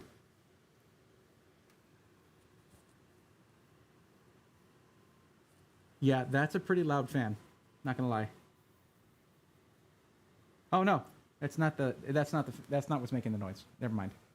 It's actually the in-wind fans, the other in-wind fans, because that's also technically an in-wind fan. For those of you who are wondering, though, I will say I do like the case a lot. I think my only legitimate problem with this case is I just spoiled my results, my temp results, by opening that side panel, whatever. But the top panel, the side panel having a removable filter is awesome, except that we have exhaust fans and an intake fan on the same panel, so it's like that sucks. But whatever. Not having a removable filter on the top, where I would definitely put the exhaust, does suck. That's like they obviously knew the assignment when it came to that left panel, but I guess whoever had the right idea about the removable filter was out sick the day that they made the top panel. Who knows? All right. So, okay. You see some red numbers there, okay? Not the worst thing. That's how these things run these days. We see that it popped up to 85 degrees Celsius, like really quickly, and it's hanging out at around 86. Well, that's not even this thing's maximum. 89 is the maximum for the CPU, and we haven't hit that yet. But again, we're not at our thermal equilibrium yet. We haven't hit heat soak yet, so we're going to let it keep going, and we'll just hang out for the next 7 minutes and 27 seconds. That sounds nice. In my opinion, Alexander PCs are better than Skytech. White Pinoy, that's subjective to you, probably. But someone else who's a different kind of buyer would completely disagree with you and would not be happy, potentially. I mean, if you're looking, like, there's a certain point where, like, at a certain price point, most PCs are very close to each other in what you get for what you pay. Once you get to higher end PCs, though, you're going to spend more on a PC from Alexander PCs. Like a system like this would probably cost you $800 or $900 more to get it from Alexander PCs. So, that's just me throwing out a number, though. Because Alexander PCs is a boutique builder. There are plenty of people out there who should not buy from a boutique builder because they're not going to be happy with what they get. Saying one is better than the other is like saying opinions don't exist, and I'm the person, by the way. I'm the person, the only person out there. It's not how that works. I actually had a whole thing about this, about sort of like over-enthusiastic fandom, right? Enthusiasm, right? It comes from a positive place, but you can have too much of a good thing. And I had a commenter who was like, Falcon Northwest is the best, and every other SI is a pale comparison. That's dumb. It's nice to Falcon Northwest, completely unfair to every other system integrator and to every other consumer who might read that and be like, well, I guess I have to spend all the extra money that I don't have to get a Falcon Northwest system. Or I guess I'm just not going to buy a PC because it'll be a pale shadow. Because they're expensive from Falcon Northwest. It's very expensive. And there's people out there who just can't afford that. They want the best performance they can get for their money, and if that's the case, you don't go to a boutique builder. That's why these other companies exist and why their place in the industry is so very important. There's certain things that larger SIs who sell in higher volumes can do that Alexander PCs cannot do with their prices. Period. It's not up for argument. Like, that's not my opinion. That's me talking about factual stuff about the industry, which I'm privy to because I'm in the industry. Oh, I'm not in the... I am a closely connected outside observer. I've seen a lot at this point, and I'm going to see even more as time goes on and learn more. But what I'm going to do is I'm going to try to pass that on to you guys as much as I can. So we are creeping up to that 89 degrees, but remember how the modern CPU operates. It leaps up to its highest temperature possible and just hangs out there. And depending on your cooling capability and configuration, that's going to determine the actual performance that you get.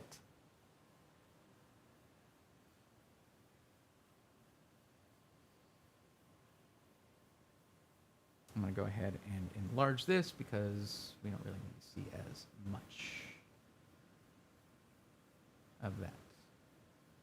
It's just running the test in the background.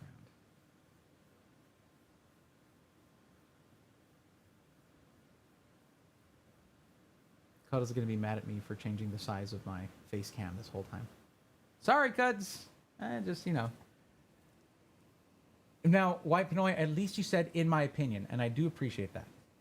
Because the other guy was like, it's just a fact. And it's like, that's the opposite of a fact. That's your opinion, which is fine. But you need to label it as such, and you did. Thank you. So I'm really looking to buy a true mid to high-end pre-built. Will be used primarily for gaming, with a little work here and there, but that's all web-based, easy stuff. Want to use my 4K 75-inch LG TV as a screen. Okay, well that's not what kind of stream this is. Garnet, there are more questions I would have. I know we are just hanging out right now, but like, and I probably could stop what I'm doing and check that out, but then I might miss something important, like, I don't know, computer crashing or something, whatever. But that would be a good thing to put in the techies forum, where they can give you the kind of attention that would deserve. But is it is it a TV that actually has like variable refresh rate, things like that, where it's actually built for gaming, also being able to game with a console or PC, or is it just a 4K TV? Because if it's just a 4K TV, that's a nice one. You're probably going to have a bad time when it comes to input latency. Bottlenecking is a massively overused term, but I wouldn't put a 4090 on a 5-year-old processor with PCIe Gen 3, etc. You don't have to recommend 3D Mark, Firmark, etc. to test GPUs. I like that it can do a 420mm AIO for an O11D clone. It doesn't have the shallow width. That's an issue for 40 series GPUs like the O11D. Yeah. The last pre-built I purchased came with a top-of-the-line Athlon CPU. That really dates me. Wow, yeah. I shouldn't rest my arm on top of this while it's testing thermals. So it looks like we're creeping up. We're getting close to that 89 degrees threshold there. But yeah, so like a 7950X would jump up to 95 degrees Celsius and just stay there. And it's going to just pin it, basically pin the needle. And if you have good cooling, it'll give you better frequencies. It's the same thing Intel processors do now. It's an arms race. And it's frustrating because old dogs who've been testing stuff for a long time, like me, like, we're not used to that. We're used to being like, okay, this is the frequency it's going to hit. Not a temperature. No, frequency. Try to keep that temperature down. Try to keep it under 100. And you'll be fine. Try to keep it under 80. And then you're good. Try to keep it under 50, and then you're wealthy and bought a lot of liquid cooling parts. Not this whole like, yeah, get it up to that frequency, and then we'll see what you get. Going temperature. Get it up to max temperature and see what shakes out. We'll see what you get. I'm not a fan of the way things are currently going for CPU thermals. Not my favorite. We got 34 seconds left. We'll see what our average was at the end of that. Seems to be going pretty good though. This is not a wow, and it's getting a pretty good score too. We'll have to see what that turns out to be.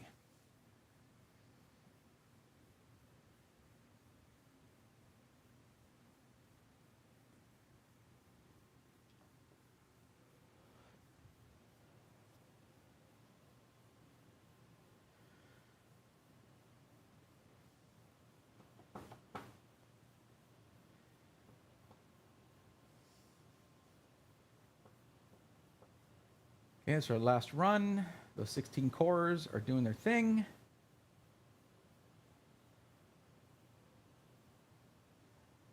Remember, those ones with 3D V-cache are not going to be hitting the same frequencies as the ones that don't have the 3D V-cache.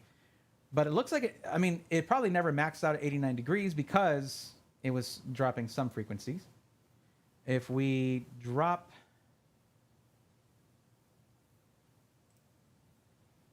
oh, no, core clocks is the one I wanted. There we go.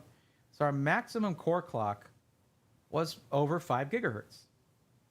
But our average was around 4.7 on some of these, 4.6, 4.7. The reason it averages out like that, and why a lot of these, it looks like all of them were able to hit that. Oh, some of these hit 5,500. 55. Well, over 5 is not that big a deal these days. Okay, that was old brain still working. Old computer stuff. Brain stuff. So maximum core clock was around 5714. It looks like 5714. And that's going to be you'll see that these right here are your non 3D Vcache cores. These are the 3D Vcache cores. So though the averages are somewhat consistent, you'll see the maximum clocks as basically the process, like whatever. If we were running a single core test, you'd see that getting passed around. Okay, that doesn't happen when you're running just a multi-core. It'll just like maybe it'll kind of pass it around a bit, but not as much. But yeah, these cores 7 through 15 are your non-Vcache cores, and cores 0 through 0 through 7 are going to be your Vcache cores, and 8 through 15 are going to be your non-Vcache 3D Vcache cores. Am I doing that right? Yes, I am. I had a moment for sure. Okay. So you'll notice that the average is around 5 gigahertz, 5.1 gigahertz on the 3D Vcache cores, and around 5.6, 5.7 on the non-3D Vcache cores. So not as high as well, it's about right for what's advertised. Just a bit under what's advertised for the. So I think it was 5.9 advertised for this 7950X. 7950X 3D is advertised at around 5.7. So this is about right. That 5.7 that it advertises is not all core. It's only half of them. The ones with 3D the ones with 3D Vcache, those are the ones that are going to hit that higher core clock. Those are the ones that turn off when you're doing when you're gaming, and the Xbox game bar realizes that you're doing that and that you're gaming, and it'll park the quote unquote performance cores, I guess you could call it. Whatever. It'll park those, and they go to sleep, and they're like, we're not needed right now. Helps with thermals and power usage and all of that. Basically, you need to remember that. Okay, here, let's go to this. Whoa, wrong thing. Okay, there we go. One of the coolest things I think about Ryzen 7000 series is actually not anything to do with maximum core clocks or anything like that. It actually, to me, has more to do with the way that the thing performs when it's in eco mode. Okay, when you take a 7950X and put it in eco mode, you get very close to full power performance at much less power usage, and we're getting to sort of see that in action here with the 7950X 3D. It works amazingly in a more efficient power mode, and that's what we're getting to witness here. Take that, and then on one of those CCDs, put on 3D Vcache for gaming, and you get where the 7950X 3D is at its strongest. Now, the only reason the 7800X 3D would be better for a strictly gaming PC is because you don't have to worry about core parking or any of that. It's just for gaming. Productivity stuff and video editing and things like that are not really in the cards for something like the 7800X 3D. That's not what you get that CPU for. You get it for a purely gaming PC. This right here is more of a jack of all trades, master of some. Okay? That's what I would say that this is the master of. That's what this is going for. But here's the thing. Let's take a quick look at the lineup of Prism 3 systems. We're going to do that by doing this and then turning this off. There we go. I just need to get my browser back up because you're seeing all this stuff right now. Oh, you're seeing what a mess my primary screen is here. Okay, so this is the one we're looking at right here, by the way. Just to take a look at the actual system that we're looking at. I done messed up. I done goofed. Where did I put?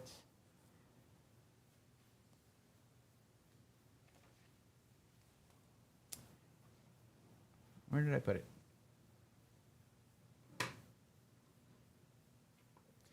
Okay, well, whatever. I'll just do this, even though it's ridiculous.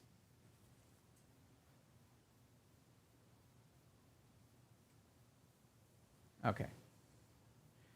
So what we're looking at here is the system right here, the Prism 3, but there's nothing really denoting that this one is the one with the 7950X 3D other than the specs list. Okay, it's just called the Prism 3. There's no other naming convention for it.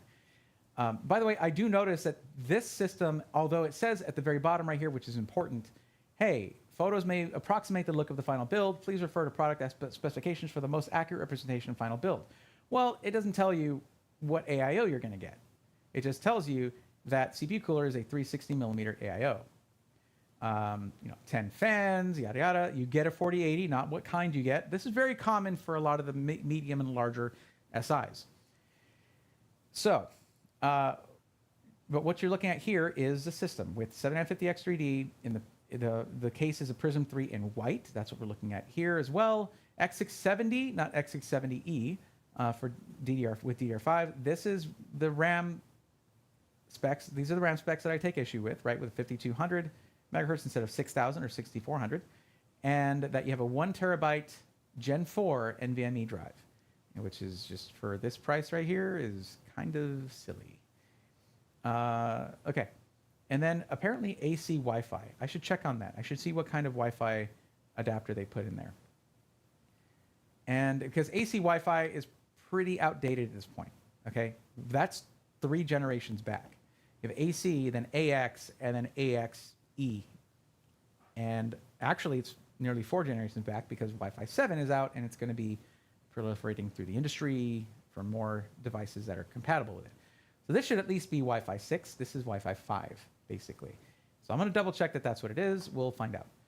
But otherwise, it's overall, it's a unique system because you have the combination of the 7950X 3D. I would actually love to see a version of this that could come with the 7900 XTX for the GPU, because then you're getting some of the benefits for things like video editing, where you have, well, I mean, for gaming, you have smart access memory, which is just resizable bar, but they're going to have smart access video, which is supposed to help with things like video encoding, video editing, things like that.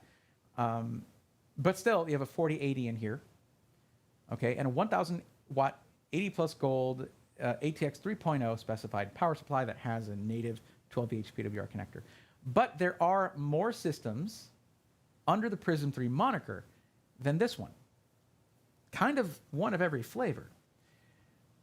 What I'm thinking, though, is that they're going to be using different kinds of AIOs for these, and if they use one that's not the in-win one with the inline pump, this is totally fine. If they're going to use this in-win AIO, it just can't be configured like this, and they need to change it to a top exhaust, and I think they should probably just consider doing that either way at this point, just because they don't know necessarily what AIO is going to be used, and changing the SOP would be a good idea in this case. So you have it with a 13900K and a 4080. All right, still has 1 terabyte, still has 32 gig. I think on all of these, the other specs stay the same. 1 terabyte, 1 terabyte, 1 terabyte, 1 terabyte. Oh, this one comes with a 2 terabyte. It's more expensive though, but it's a 13900KS and a 4090 for $3629. For someone looking for a high-end system, this is actually a hell of a deal, because you're going from this system, which is $3369, and you're spending less than $300 more to get something with a 13900KS and a 4090, and actually uses that 420 millimeter AIO capability that this case has. So this is on sale right now, though. Anyone watching this way later on, it might not be on sale anymore. Something to consider. But if you want it in white, it's going to be an AMD system, except for this one. This one is a Z690 with the 13900K.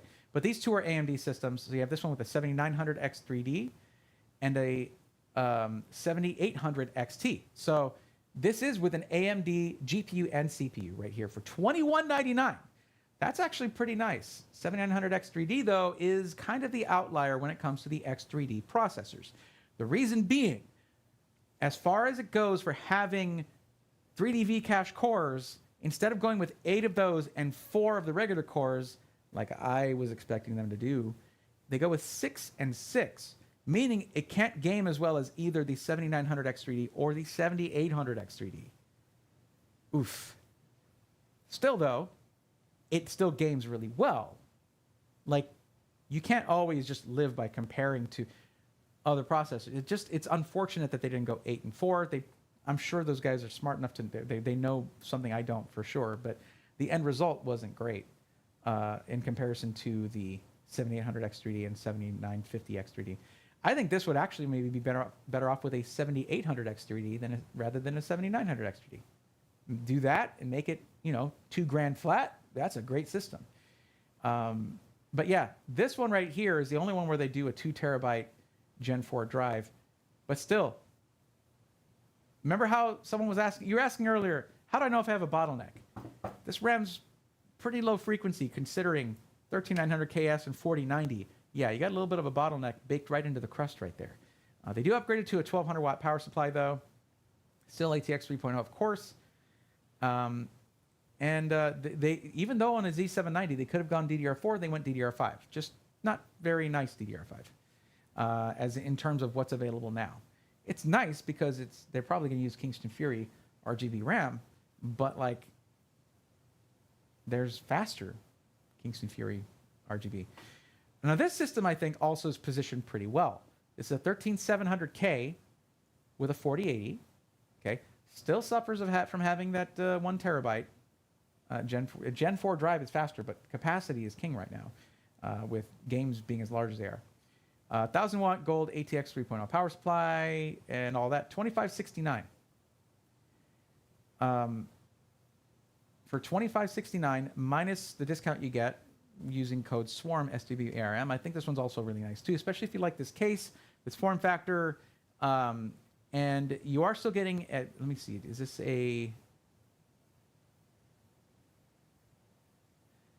Where did it say it? Because I know I saw it. Oh, it's because I clicked on it. So let's just open this one up here.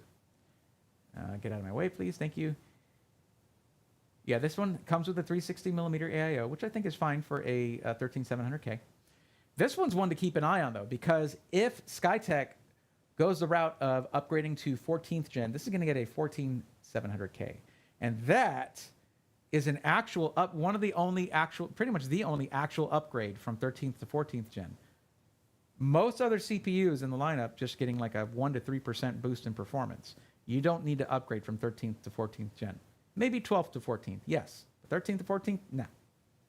Unless we're talking about the i7.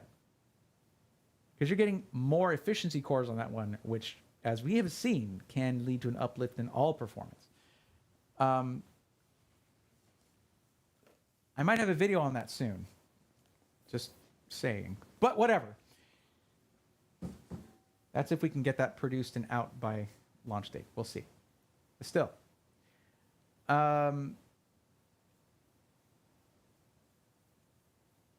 Yeah, I would keep an eye on this one for sure. Because 14th gen's coming out pretty soon. They said October, so. Still, this is a pretty wide spread here. A pretty good spread for different systems. Ooh, someone came in and gave this a 1 star out of 5. I wonder if that will show up in the reviews that are posted at the bottom here. Okay.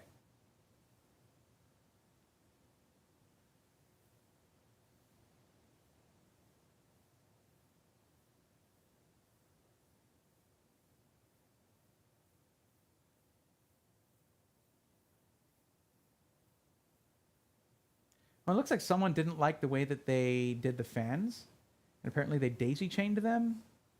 I don't think that was the case here. I mean, this thing is fairly loud, but it's not a jet engine. It did that during Cinebench. Of course it did that during Cinebench if they're going by CPU temps for the fan curve. So maybe they changed something or whatever. But either way, they didn't like the way the fans were set up. That doesn't... Now, to me...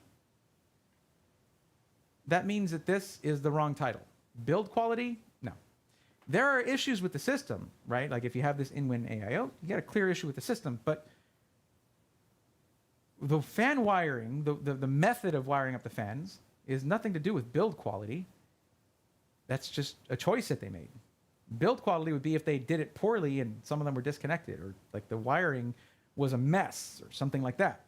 So yeah, someone was angry, very angry. So they kind of lashed out a bit, I think. And they clearly know what they're talking about when it comes to like wiring fans, so they can rewire it. It's your PC. It's your PC. If you don't like the way it's done, redo it. That doesn't mean it's bad build quality, though. I will say the build quality in this is top notch. I've found some weird build quality quirks in Skytech PCs before. Nothing in this one. Anyway, all right, let's get back to, now that I've shown you some of the other configs, we'll get back to testing. The way I was doing that, I couldn't actually see chat. Sorry about that. But we're back to this now. There we go. Let me see if there are any mentions here. Awesome info. Thank you for joining the stream. So I'll hang for this and be back for the next stream with more info. Thank you so much. You got it, Grant. Hi, Berthan. Just a quick question. Have any integrators started using DeBauer's new CPU thermal pads? You mean you're talking about cryo sheets? I doubt it's something that you could get without specifically requesting it. Thermal Grizzly Carbonaut. Okay, I think you're thinking about the cryo sheets. Carbonaut was, I think, a previous product. The cryo sheets are the newest one, if I'm not mistaken. I noticed that the black cases don't have the AMD with the i7-13700.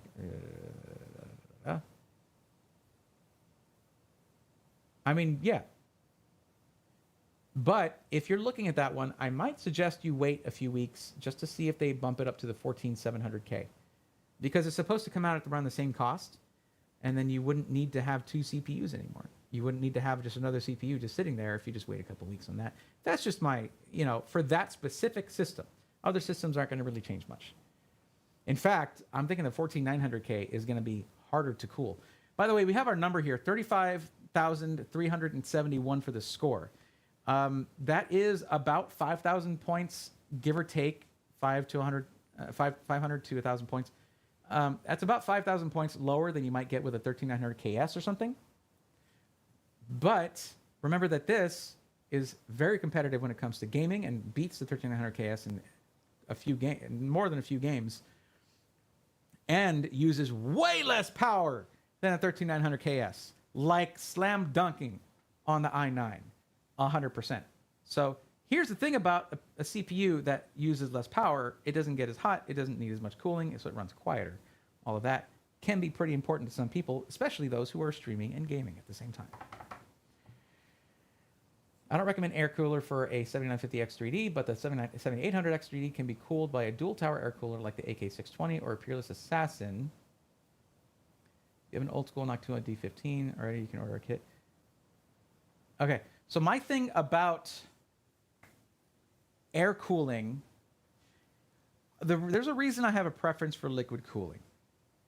And it actually has a lot more to do with just the capacity of water, or say propylene glycol and water, or whatever it is, that the solution they have in there, to absorb spikes in heat without allowing it to really soar. Like any spikes in performance, which you're playing a game, you go from indoors to outdoors, bam, big heat spike, yada yada, but that gets kind of absorbed. Air coolers can't really do that. They just have to ramp up the fans really fast and try to handle it.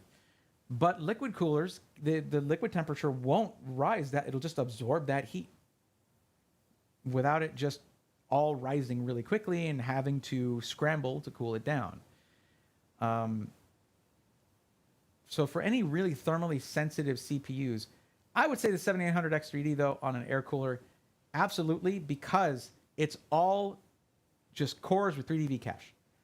So it is more thermally limited. You're not going to have 8 cores like on this one that in something like Cinebench will spike up like crazy and stay high. It's all thermally limited because of the 3D V-cache. So I would have to do some testing to make an actual determination on that, but yeah. I'm using the wrong mouse, but okay, there we go. But yeah, looking at our numbers here, it was pretty consistent across the board. Most of these getting up to 5,700.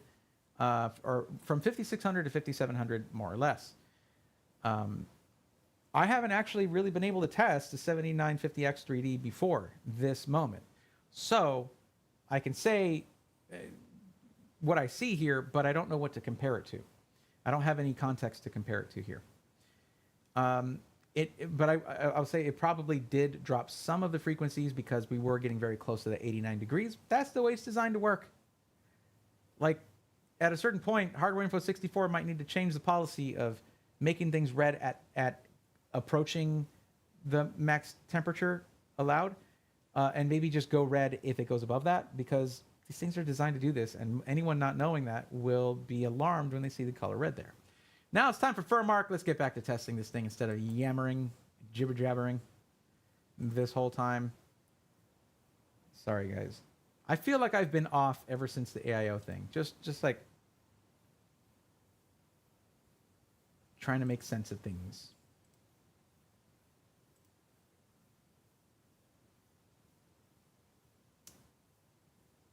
Oh.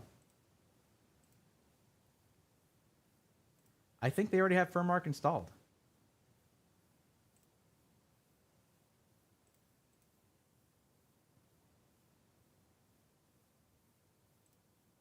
They do. That's right. They use it for testing. Thanks, guys. No, I don't want to download. All right, let's go up to 1440 and just put the stress test.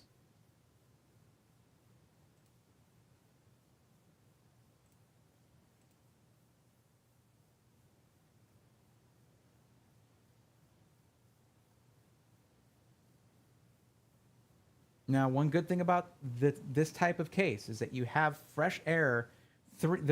All of the intake is directed right at the GPU. Your GPU temperatures should be no problem. And the Gigabyte Aero card, I can't get over how gorgeous this GPU is. Like, if I were to design a GPU, it would look like the Gigabyte Aero 40 series NVIDIA card.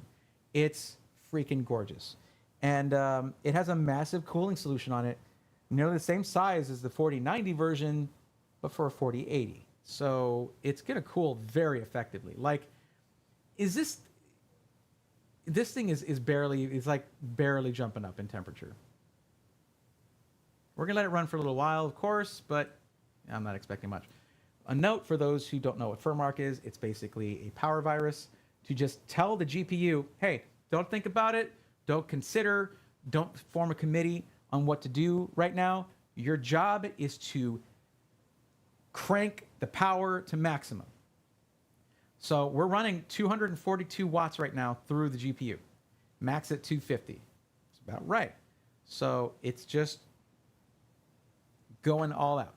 That's what FurMark does.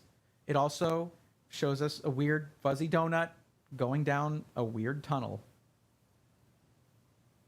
But this right here is hard to render, and that's the idea. My mistake is a cryo sheet for $25. It would cut maintenance with no performance loss. I was actually trying to get those for a build I'm about to be doing. I could not get them on time because I need to do the build very soon. But yeah, depending on your budget, but 13600K is solid. Waiting to see how the 14th gen pans out. Or Chaos is going to be very close to the 14600K is going to be nearly identical to the 13600K. Maybe some frequency differences, power usage, things like that, but we're not looking at anything above 5% difference. Meaning, it might be a great time to buy the 13600K if it drops in price.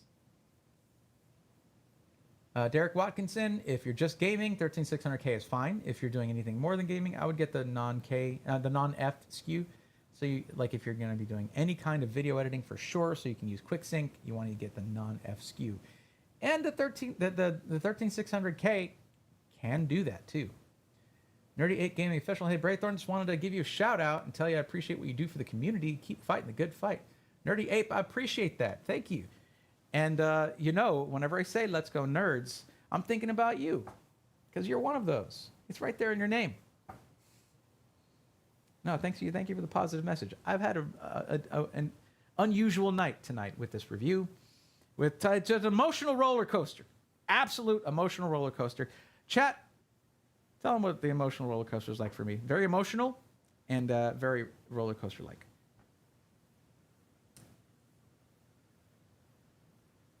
My next thing is I need to find out what is a good GPU that won't bottleneck again on a mid-range budget. Well, I mean, we're hearing bottleneck a lot tonight.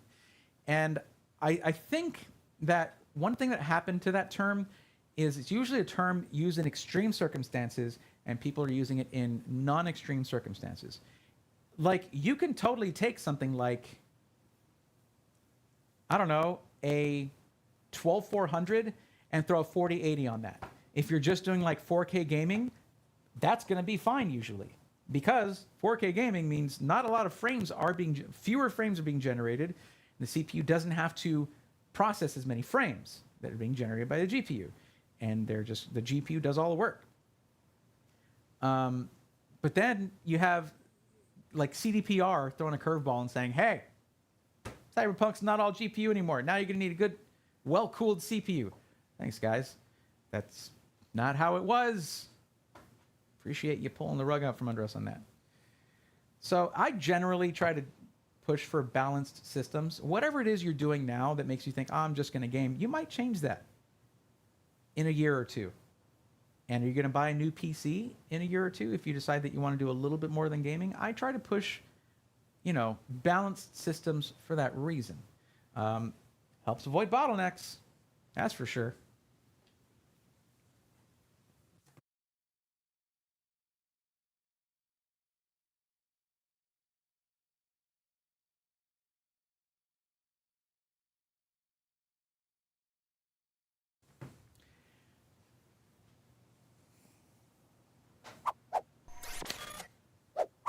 I'm curious about something.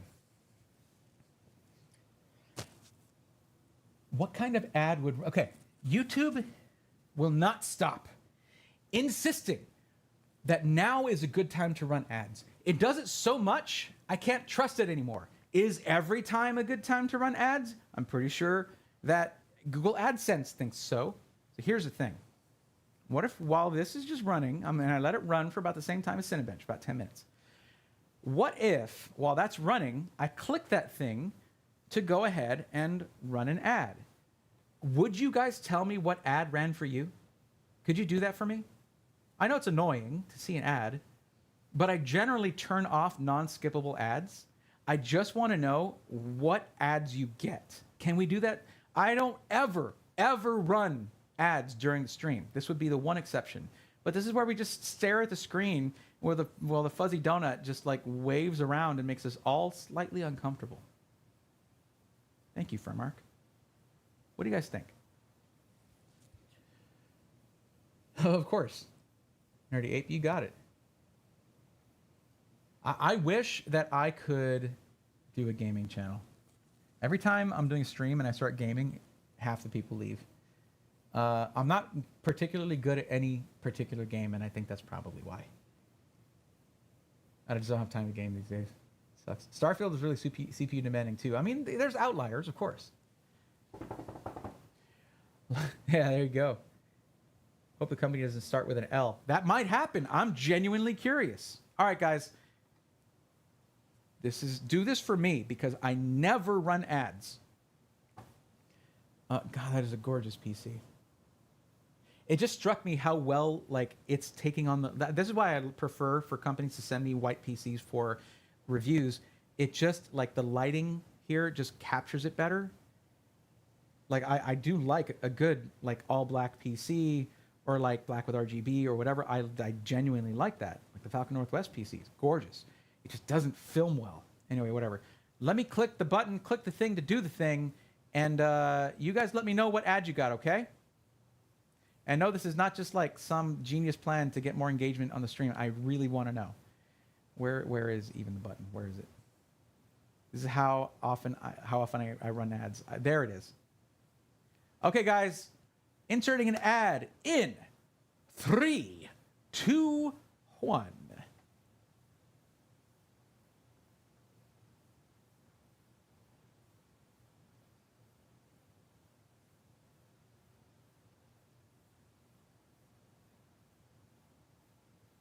Okay.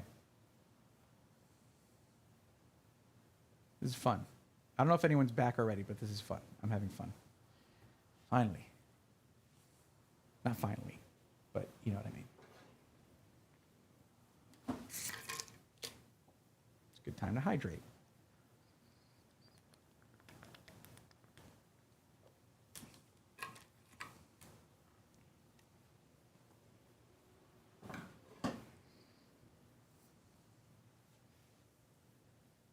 I guess I'll just wait till I start seeing some comments come in. What a weird thought. I'll have to share that one. Thanks for the suggestion, Bray. Hopefully, if they up the CPU to 14700K, it'll still be RTX 4080. Should be. No reason to change that. No ad for you. I got a North Face and a Jiffy Lube ad. Boss Blondie. What's up? How's it going? Were you lurking? I don't have the thing that shows me the people in my stream, so thank you for hanging out. Randy Johnson, Argentine beef ad. Dodo says Christmas lights ad, Spider-Man pig comic book ad. Or Chaos is Mint Mobile. At least that's one technology one. Jeez.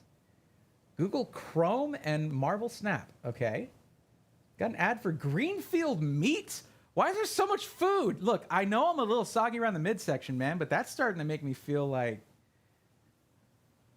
I'm being profiled here. Like, oh, they got a tubby dude on the stream. Let's show food ads. We're doing great? Awesome. I'm happy to hear it. No ad for me, no premium / ad block. Oh, it's okay. Well, there's someone just openly telling a YouTuber, I got ad block. Okay, that's cool. Clean My Mac X and Monopoly.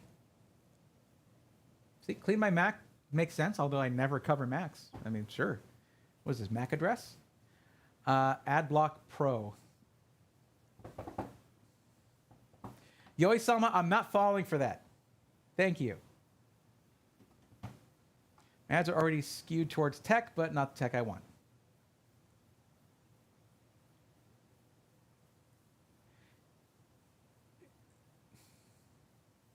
That is fewer people than I expected saying ad block, so there is that, I guess.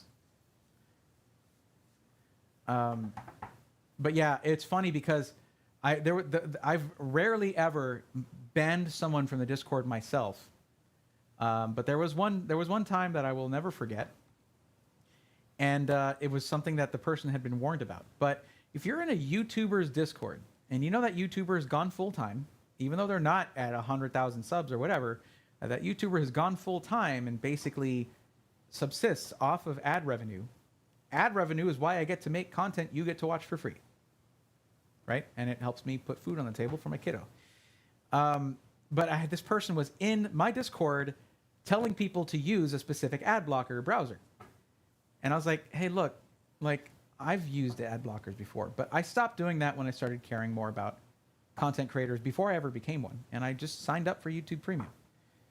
Please don't push ad blockers in a YouTuber's Discord. That's kind of cringe. Like, I know people haven't said something was cringe since like that went out in like 2021, whatever, but still, like it's pretty cringe.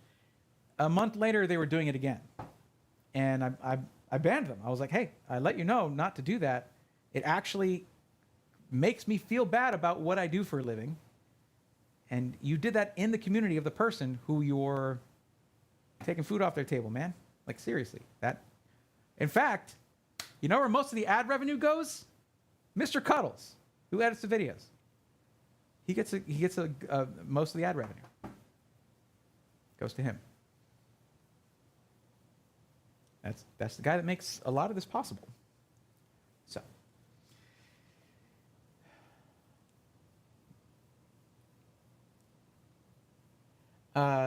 Yoi-sama's comment is what I meant.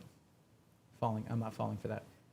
I don't mess with Macs either. I actually, back in my freelance IT days, I had a client that had all Macs in their law office, and I just sat and learned them, even their server. I was like, this is not my favorite thing. I don't like this. But in some ways, it was good for some things, just not what they were doing. I don't have ad block or premium is what I meant. I got you. Monopoly came out of left field, though. Yeah, what's up with that? Is it the board game or the video game? Boss Blondie. Okay, so I do have a question about my PC. Hit me with it. What do you got? What do you got, Blondie? I think we've let this run for long enough, by the way. But what's the question?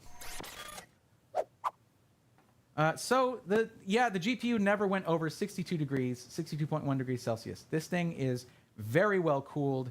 You do not have to worry about GPU temps in the slightest with this PC. So, yeah, good job on that. Skytech, Gamdias, because Gamdias case, Skytech built in it.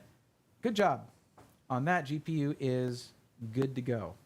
It is rarely, if ever, going to be taxed further than what we're doing to it right now. So, all good. Everything's fine. And yeah, max 61 Celsius is what Furmark is reporting. And the frame rate is 98 FPS at 1440p with a very, very hard to render thing. Okay. Neato, gang. All right.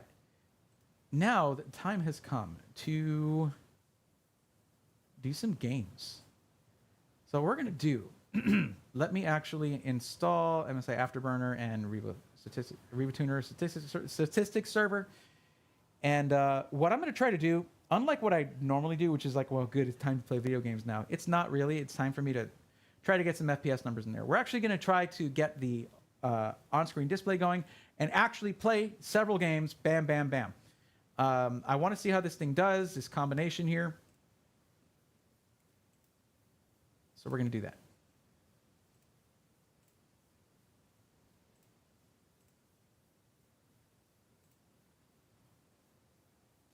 So I'm putting a liquid cooler, CPU cooler in it, and would like to upgrade the CPU as well, but don't really know what CPU I can upgrade to.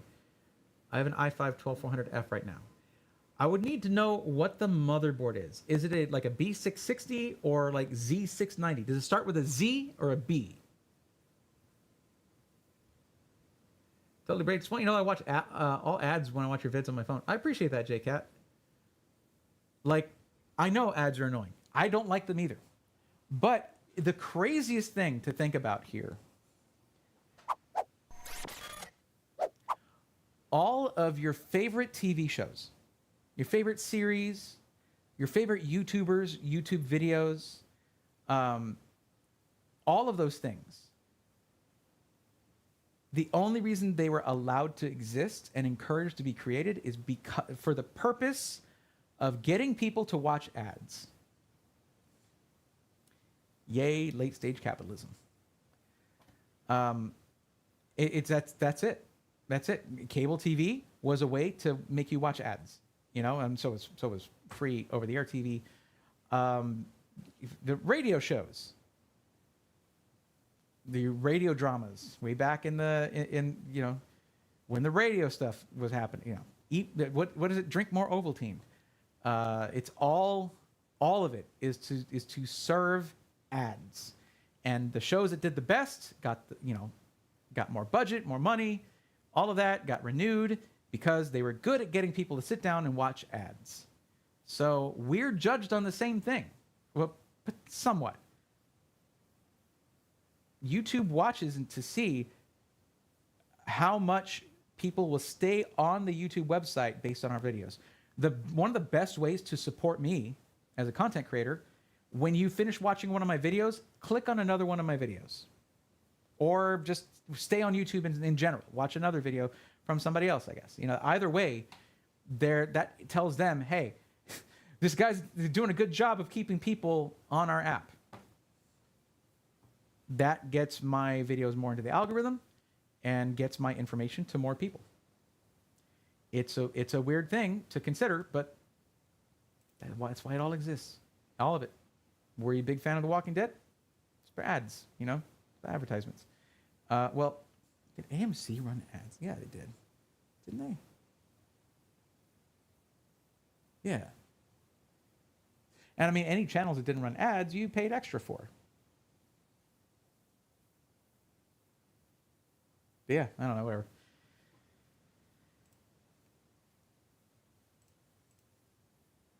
I was just installing MSI Afterburner and RivaTuner statistics server so I can get an on-screen display for you guys. I told myself last time, hey, get the settings that you set up, export those settings, and then import them into new. I forgot to do that. So I just got to go through setting it up again real quick. No big deal. A B660 motherboard. Okay, so Boss Blondie, here's the thing. What I would normally say is, oh, well, you might want to go with like a 13600K, which has tons of cores. It's a great CPU. However, first off, you should wait a couple of weeks because 14th gen is about to come out, and you can use that on a B660 motherboard. It's still LGA 1700. So you could go to a 14th gen, like 14600K. But because it's not a Z series motherboard, it's instead a B series motherboard, it can't actually use the overclocking capabilities of a K-SKU processor. You still get whatever benefits of cores and frequency you get from those, but you can't go in and overclock it. Does that mean you shouldn't get one of those? You totally can.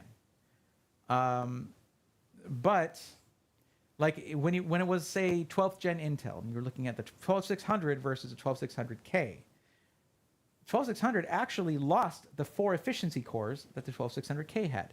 So even people with a B series motherboard, if you're going to be doing multitasking or multi-threaded processes, anything productivity-wise, you wanted the K-SKU because you got those efficiency cores. And they still mess around with those things sometimes now, even in the current generation a little bit. So yeah, I would wait for 14th gen to come out, see how those are reviewed, and see which one is right for you. Just know that you won't be able to go in and overclock anything with a K-SKU. You'll just benefit from whatever stock frequencies it has and boost frequencies it already has baked into it. There you go. I don't need the read me, thank you. Okay. Stop trying to make me read.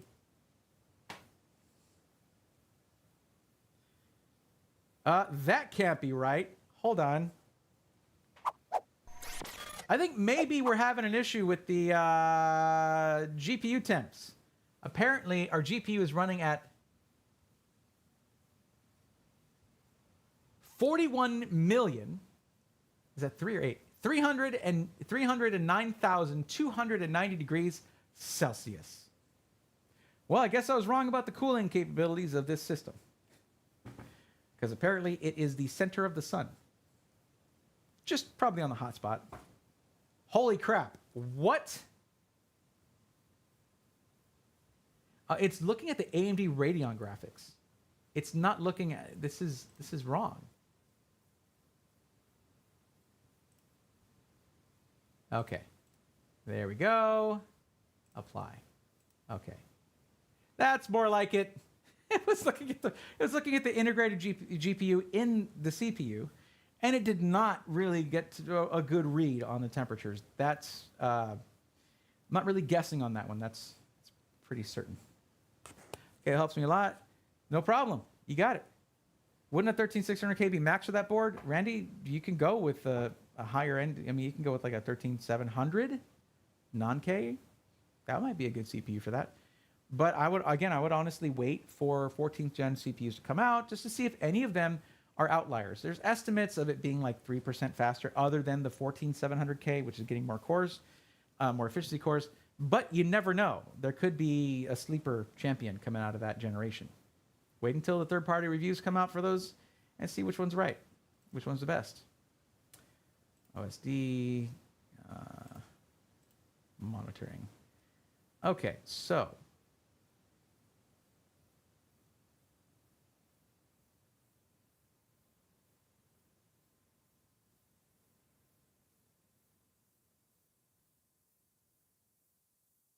I think we're looking at GPU 2, so let's get GPU 2 usage.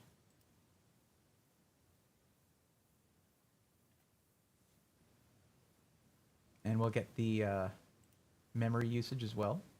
I think that's kind of a good idea there.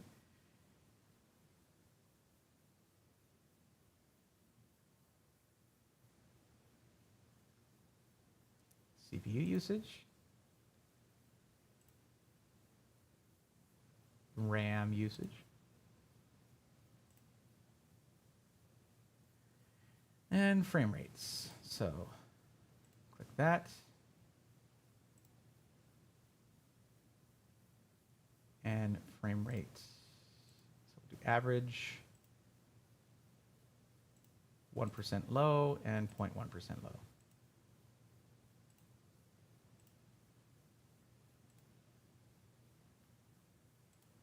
Okay, then I like to go in here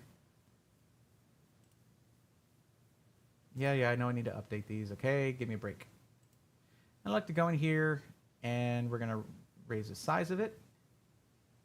Where's that? That's right here.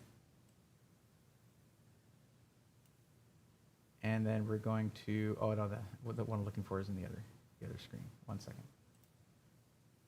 Here, toggle on screen display. We'll go with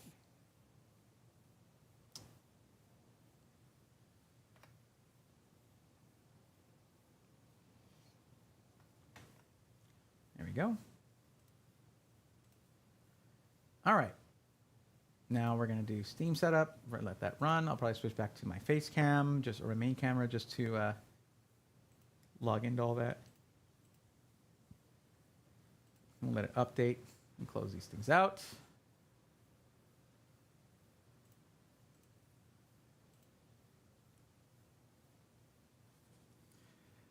That is Super Collider temps. Absolutely. I don't have cable anymore, so ads on YouTube help me feel normal, if that makes sense. Yeah, kind of. Oh, the app for the game, Nerdy Ape. I see that now. Jeez. Anything with AMD is wrong. Seems that way. I have a magnetic filter over my radiator. Should I remove it? Is your radiator set to intake or exhaust? If it's set to exhaust, yes. If it's set to intake, no, leave it on there. It's just a logic thing. Do you want to keep dust in your system or out of your system? Well, if you're doing exhaust of your radiator, you're trying to get air out, you don't need to filter that air. You just need to filter any air coming in. I mean, I'd wait just in case it helps reduce the price of 13th gen, if nothing else, might get a better deal. That's what I was saying earlier. That is also a valid advice. Some of them might end up better than predicted and be worth it if they're almost the same price. Sometimes you just get an outlier that's just like, whoa, this thing was a black horse, but now it's a champion. Dark horse is what I meant to say. Why did I say that?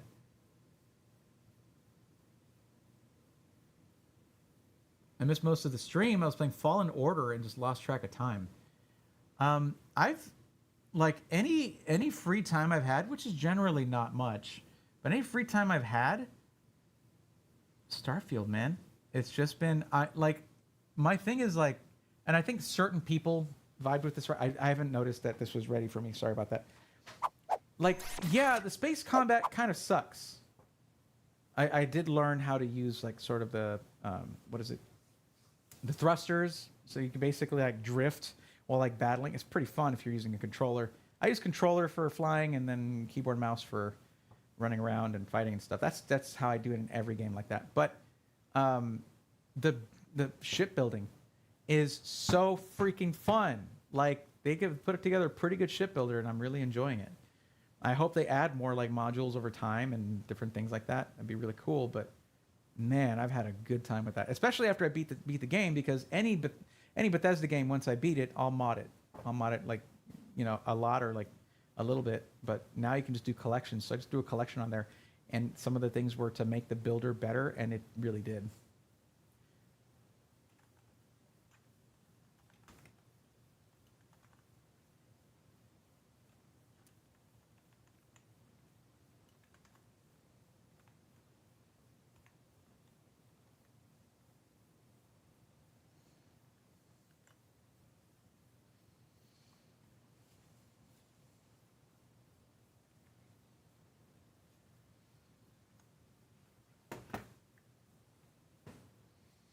Yay, 2FA, let's go.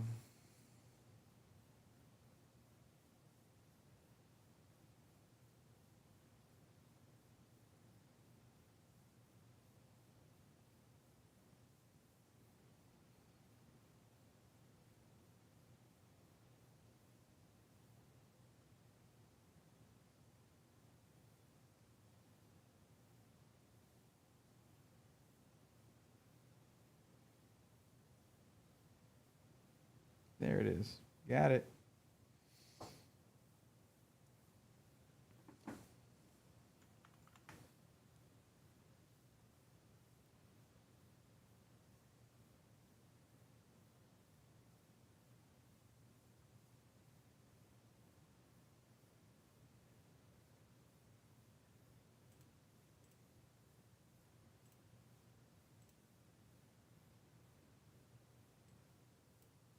Okay, just because I'm going to go to my Steam settings real quick. Give me a second.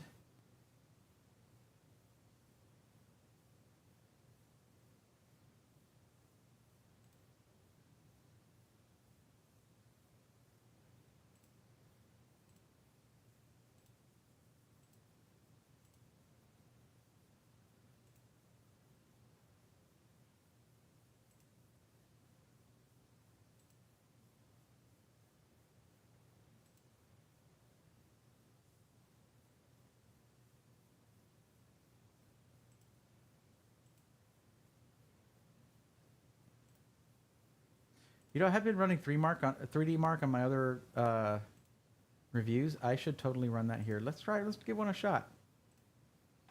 Let's see what this system scores and how. The useful thing that 3D Mark does is when it shows your score in relation to other systems with similar specs. We'll just run one or two of them.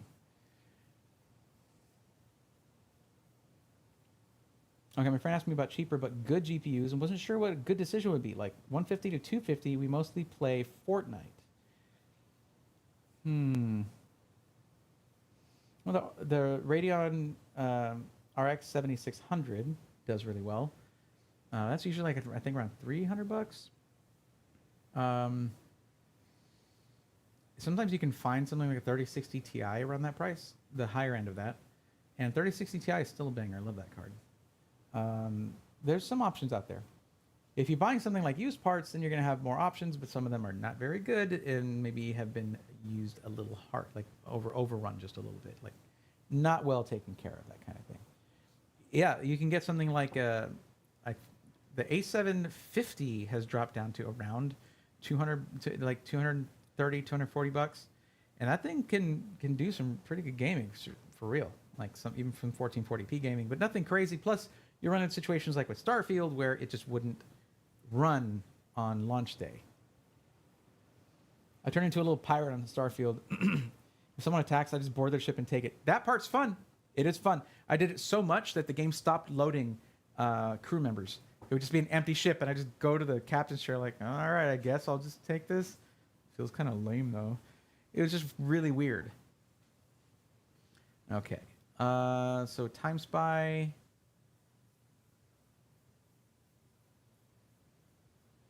Let's look at benchmarks. I want to see Port Royal. I want to run that.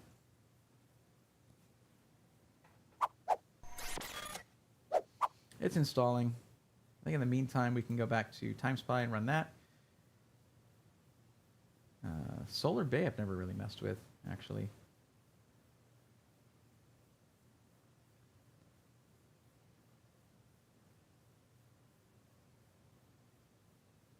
I've really just been like pretty shallow with my usage of 3D Mark. I need to get more into it. Okay, well, Port Royal is ready to go. So, what do we want to do? No demo, thank you very much.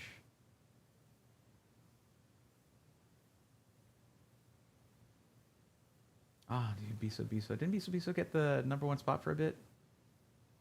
Oh, we haven't been paying attention to that stuff for a while now. All right, let's run it.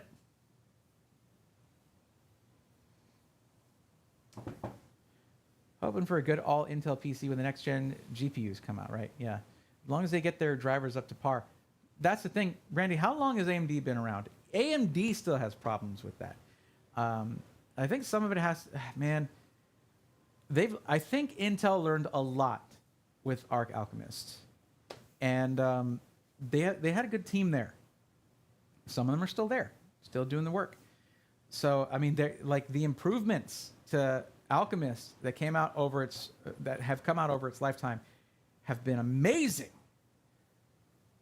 But what I would do probably, unless there's a lot of reporting saying a lot of stuff is running stably on these, they're great when they first come out, I would let Battle Mage chill for a bit, mature a bit, and I think that's the best thing to do when you have.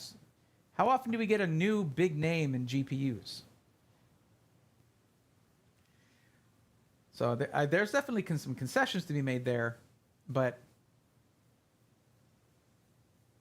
man, I don't know. I was very impressed with the I got one system that had an A770, just one system, and I was really impressed with it. It's a great GPU, especially for the Intel knew that the assignment. They were like, how about we actually focus on on affordable cards, like in people's price range, and not price them out of our product like certain company did. Yeah.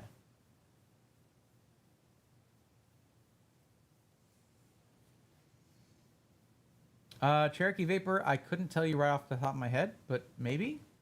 The Aero stuff is usually pretty good. I think it's not upscale, like it's not high end when it comes to Gigabyte's motherboards.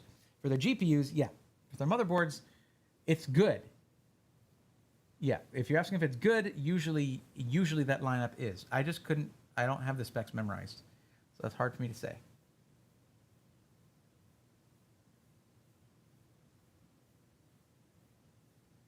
The amount shipped sell for in Starfield is disgraceful. You should look at the value of Starborn ship when selling it. Yep. You might find some contraband on board ships, though. That's worth more than selling the ship. Well, or Chaos, as I mentioned earlier, I just did a collection of mods. One of them fixes the registration fee. Because let's talk about registration fees, okay? When you go to pay registration on your car in the US, do you pay like 80% of the full price of the car every year? No, because that would be stupid and nobody would do it. So there's a mod that just lowers the registration fee to something that's just like a few hundred credits. Suddenly, it's actually as profitable as you would think to suddenly have a free ship and sell it that you fought for and risked your life for. So yeah, that was one of my favorite ones because I was like, oh, this is actually fun now. Like I don't feel like I'm doing this for nothing. Okay, this really helps me. I appreciate all the help. Got to get back into watching the stream. Sure. I got to get back into doing the stream. Sorry about that. I missed 3DFX. Their height, they had their own renderer called Glide that performed better than Direct 3D and OpenGL. It would have been really cool to see where they went with that, how it developed. That's always the sad thing that happens whenever a company just loses and collapses. You don't get to see what could have been. Oh, okay, well, I just found it for $159. I see, yeah. That's about right. Prices have gone down on some things. I've 12900K and 3080 Ti as my newest. The older is 1700X with an RX 580. There's a very big swing in those specs there. All right, let's see what we did. It says we did great. So we're higher than average. Oh, really? So what it does is it takes your system specs and it compares them to other results from the same hardware. Hold on, I'm not showing you. Look at this. Look at how good we did. This is good, actually. This is good to see. The system's running really well. So RTX 4080, we're not using the Radeon graphics, but system info, there you go. There's a processor, the GPU. It doesn't account for RAM, but I'm guessing the RAM is doing fine, I guess. Overall, this thing is performing, at least in a ray tracing focused test like this one, better than the average. So I now have this on the screen, so I have a record of it, so that's nice. Let's just get all of that. Okay, now let's go back and we'll run the classic Time Spy. We'll run Time Spy Extreme because we are running in 4K. We'll run this one extra one and then it'll be time for some gaming.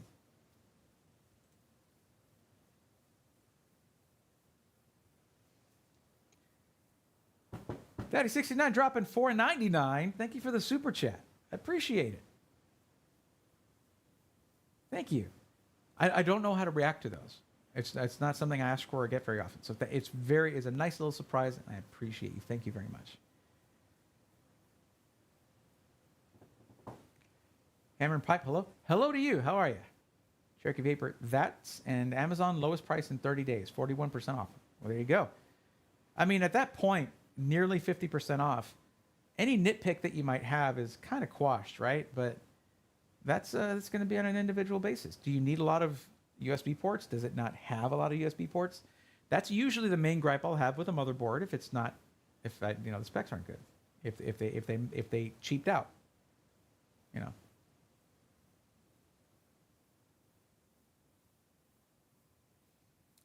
Usually you hope to be just near the average. Yeah, no, we blew past it.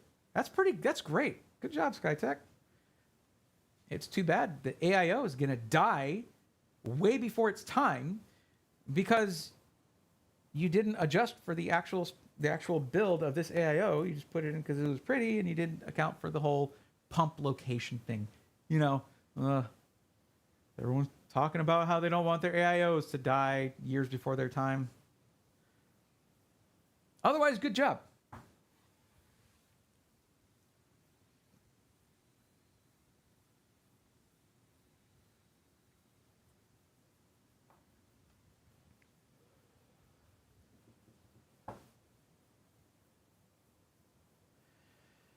Yeah, I need to talk to Jeff.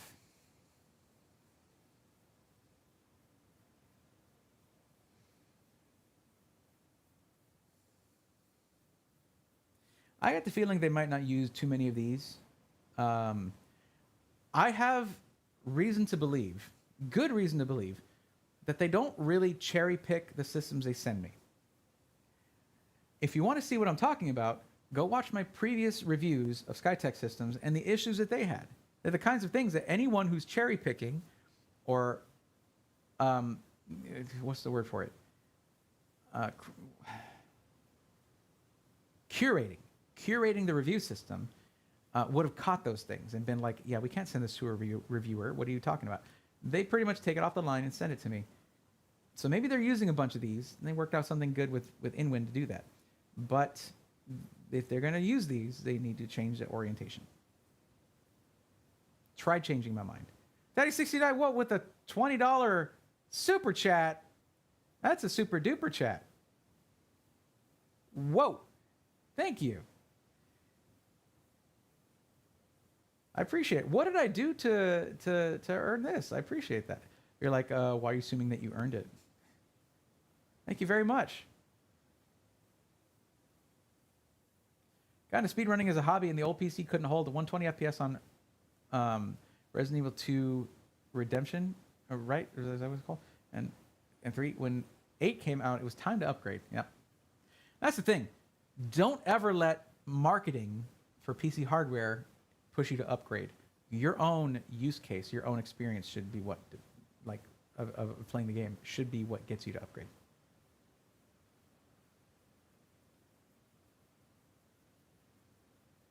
Damn, this thing is chugging.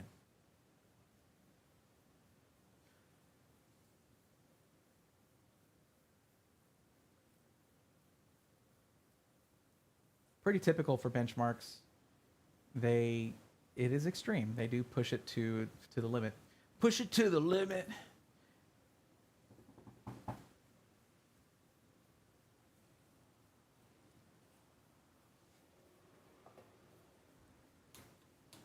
Putting the cup holder for this on the left might not have been my best idea.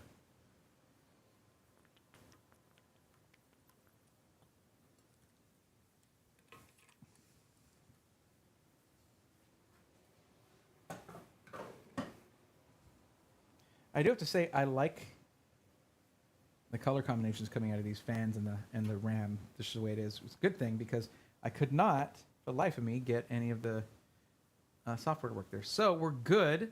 We're still above average. Look at that. Average 13,549, 13,709 is what we got. Heck yeah. Well,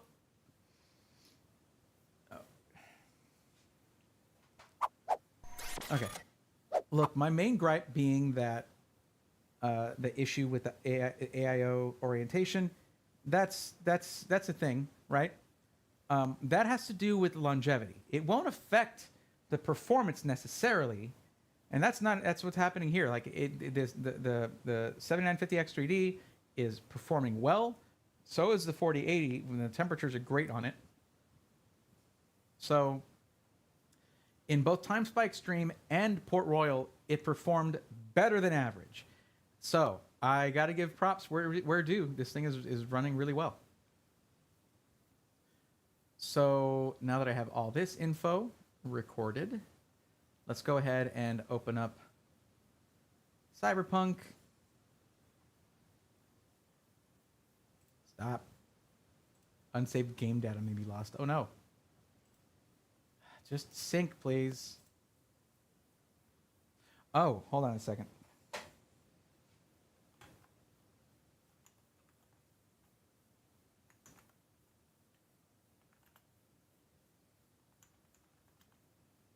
No, that's good.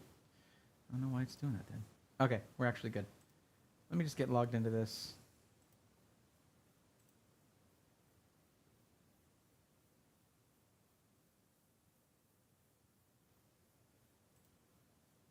What do you mean you couldn't sync? It said it was synced up. All right, just play it. I don't care.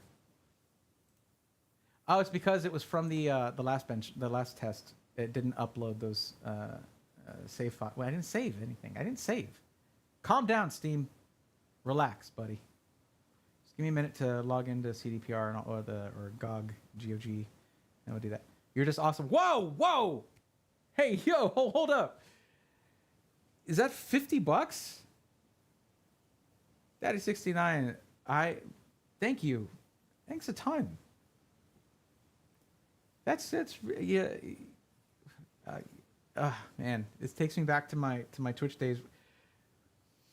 People who watched a lot of my Twitch streams loved it when stuff like this happened because I always get I never know how to respond to generosity. As much as I appreciate it, like I always feel like I'm just here talking about computers. Like it's fun for me. I enjoy this, and then whenever someone would do a dono on there or something like that, I would just be like, oh, man, guy, you don't have to. Oh, geez, man, geez. It became a meme, I think, but that was a while back. But I will tell you, I appreciate it very much. Thank you, thanks a ton. Hey, for you guys who earlier were like, yeah, I have ad blocker. Sorry, that's like that slate is wiped clean because one person not watching ads, that's just erased 20 times over by the donos here. You see, it's just I don't even care anymore. Thank you.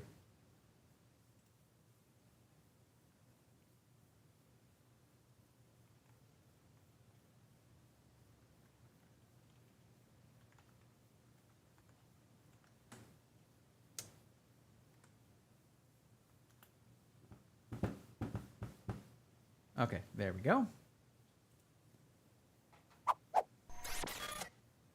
Make sure that I don't have the volume too high on the desktop audio.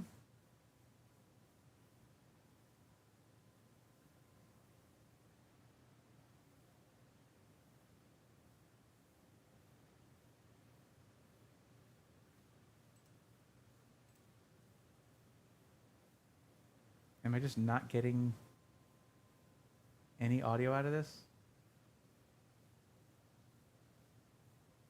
There should be some.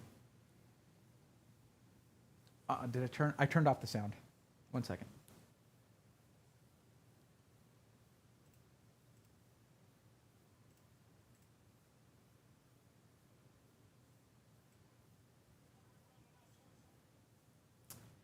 Okay, stop playing through the monitors. Oh, is that all I have?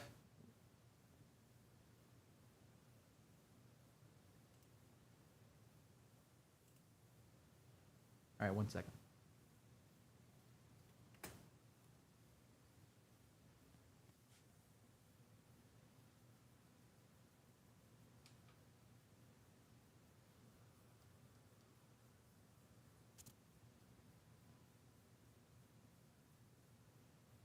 There we go.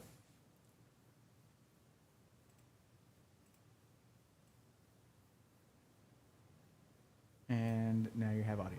Awesome. Not that you need it, but whatever.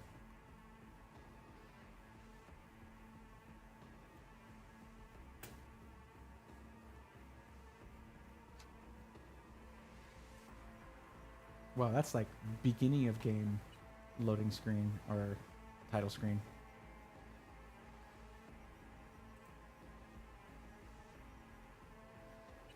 On, thank you very much.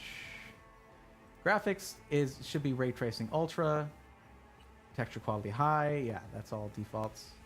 And DLSS R is, I'm sorry, DLSS. No, I said R. DLSS is, I was thinking FSR and DLSS. It's set to auto. So we're going to turn that off and hit apply and run it first without DLSS and then with it. No, you know what? We'll go with it. Let's actually do that. Let's run it on auto and then we'll run it without it.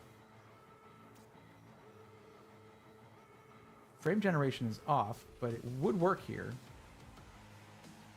It's set off by default though. Interesting. Okay, let's just let's run it like this. Okay. Wait, where's my shortcut to run the benchmark? That's not here anymore. What it used to be like? Oh, there we go. It's over in this. Okay, sure, whatever.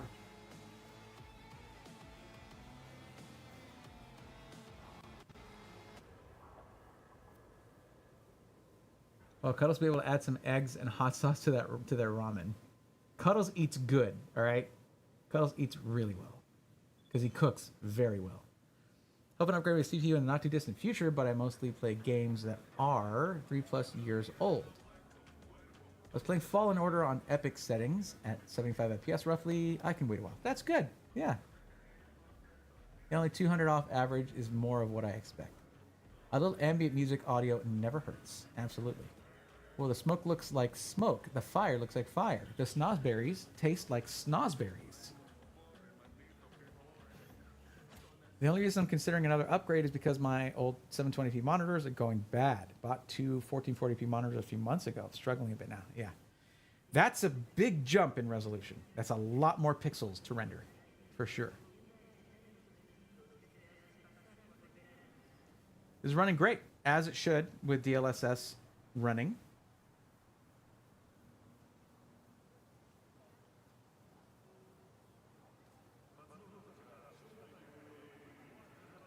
It's unfortunate that it doesn't actually listen to me when I'm like, hey, can you run like, show me like 1% lows and 0.1% lows? And it's like, nah, don't feel like it. And there's our results. Okay. So supposedly we can go to settings and change it here. I don't know if those settings take. But we'll probably notice pretty quickly if the frame rate drops significantly. Because now we're rendering 4K Ultra native resolution. That is much harder to run.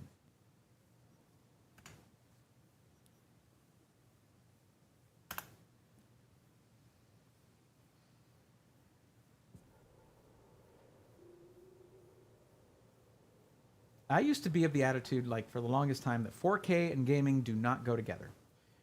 Things have changed a bit. GPUs have gotten more powerful. 4K monitors have gotten more affordable. It's still, especially for games like Cyberpunk, where they were like, oh, cool, technology's catching up with our game that was super hard to run. Let's make it way harder to run again so that we are still the current doesn't run crisis. Yeah, because we're under 30 FPS now. To be fair, though, this is the harder part of the benchmark, but that's how it goes. This is not a 4090. This is a 4080. Okay, 4090 would be a little higher than this. 4080 is perfectly positioned to do 4K gaming, but this is one of the hardest games to run native resolution, and it's running at 4K. So it's in the upper limits of what this GPU is capable of at native resolution. DLSS is a game changer. Say what you want about it. Complain however much you want about frame generation, things like that. It makes certain games playable at higher resolutions, for sure.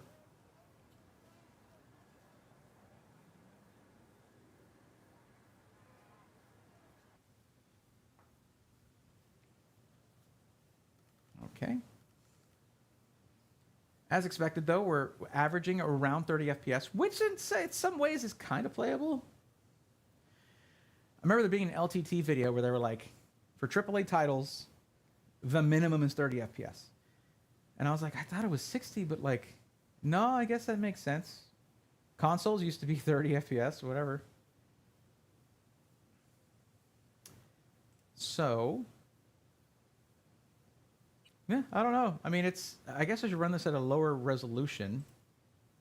See how it does. Let's run it at 1440p.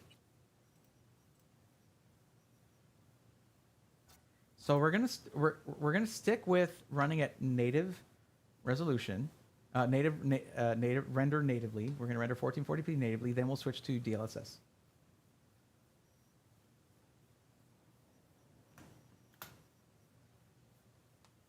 So this is the difference between rendering all of those pixels in 4K down to 1440p with no AI assistance. Let's see what kind of difference that makes. I should be sitting down for this. While that's running, I'm actually going to be moving my camera down and moving the desk down. There it is, a nice 60 FPS.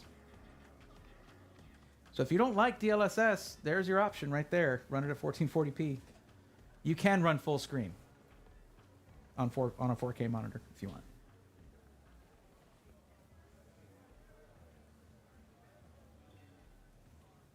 And Randy, that's an option for you as well. You could try running games at 1080p in full screen on a 1440p monitor to help with performance until you get your upgrade.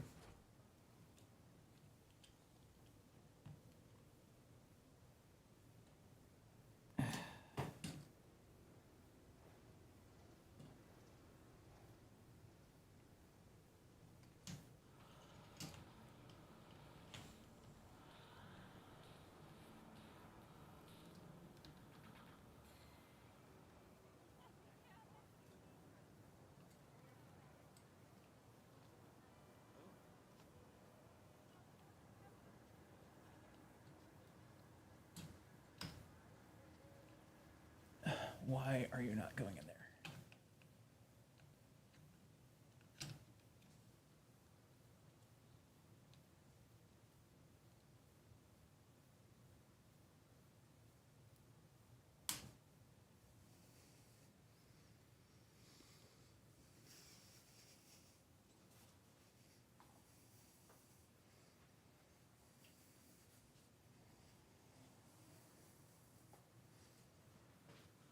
Oh, that's still a little low. 1 second.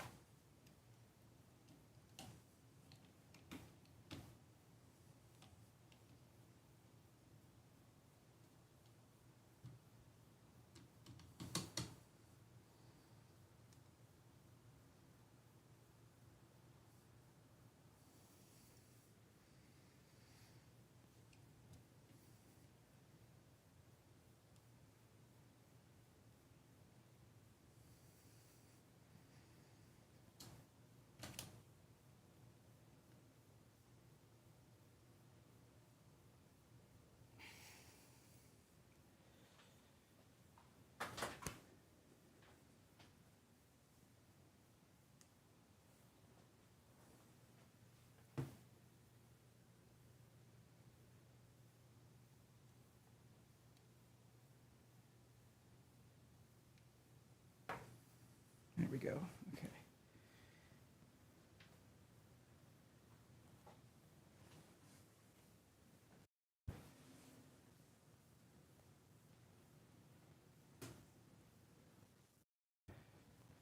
Okay.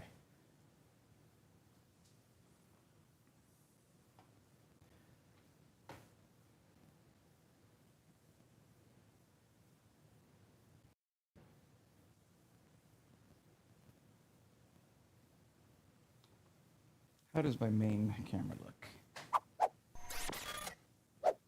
I'm a little dim, aren't I? Okay. 1 second. Gotta adjust my lighting a bit.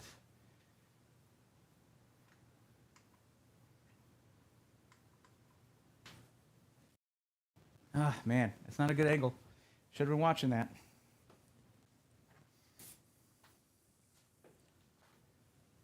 Why is it tilted?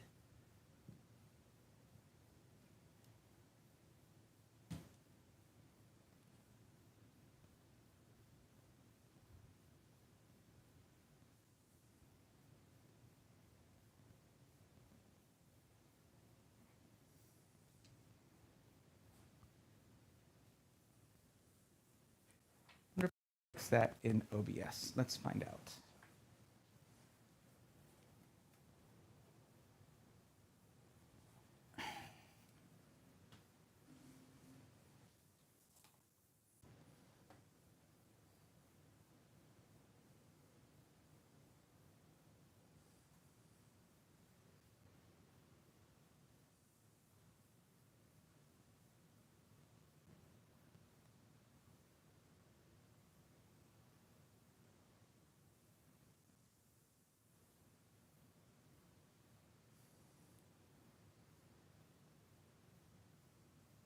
Sorry, guys, just give me a second.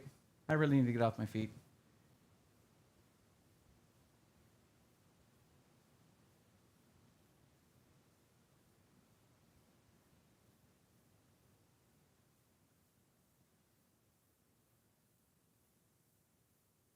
All right, Cuddles, what we'll do is I'll just give this the full screen.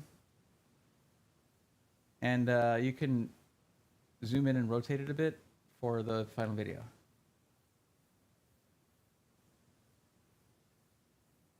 That's fine. But it's too dark. It's still too dark. Let's just get rid of the ND filter. That should fix the problem.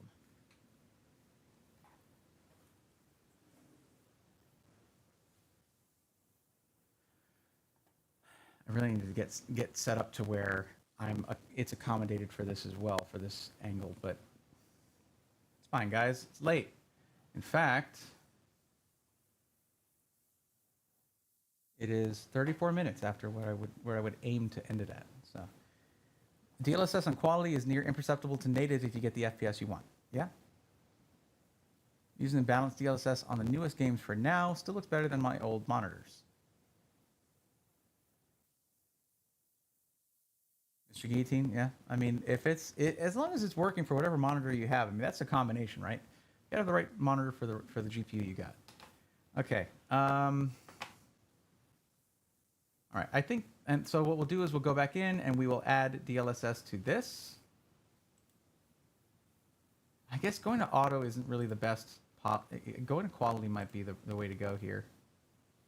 But let's run the benchmark and see how it does. I might need to run quality again on 4K just to have all the numbers, but I could also run that later on and add it in post.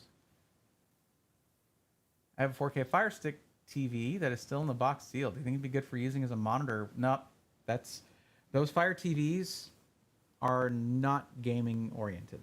They're not. They're meant to be decent 4K streaming TVs. I've worked with those before. Unless you get one that's like a brand name one that just happens to have Fire TV integrated into it, that is also claiming that it's good for variable refresh rate and low input latency, because those are the things that are gonna kill your experience. Oh, I see why this thing is actually tilted. 1 second.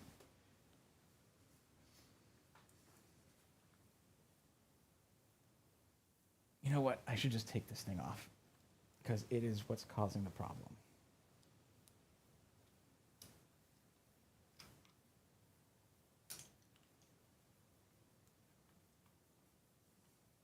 I realized, oh, this might actually fall out of the mount that I have for it. So that's not ideal.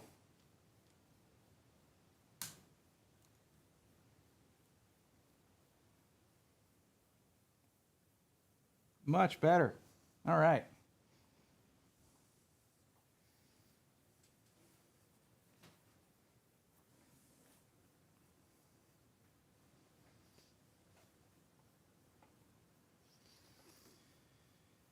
Okay, how did this do? 99.98 average. It couldn't have just rounded up to 100. Okay, obviously that's a great refresh rate for a AAA title that's hard to run, but that's DLSS at work, you know? And it's not doing frame generation or anything, but it is doing DLSS quality, which, as RTX mentioned, gives you really close to native resolution appearance. That helps with things like artifacting and smearing and things like that. Yeah. Lots of HDTVs might only be 4K 30 at 444, but it might be 4K 60 at 444 RGB. Don't fall for 120 hertz motion rate, etc. marketing Yeah, no, you want something that actually has something like variable refresh rate, full on 120 hertz, that kind of thing. Not just like the motion rate thing. What they do is they add together the 60 hertz of the LCD of the panel and of the backlight, and they say it's 120 hertz. So stupid. At least that's what they were doing back in the day when those were first coming out. What are you talking about? Okay, so we've got most of our numbers here. That's good. We're going to go ahead and try a different game here. Let's bring up a different one. I didn't show the screen. I have to run that again. Because now we don't have the numbers on there. Crap. All right, we'll just run that one more time. It's a comparatively short benchmark compared to, like, dude, I hate running Red Dead Redemption 2 benchmarks. They take forever. I know you can cut it off early on, like mid benchmark, but that's like annoying.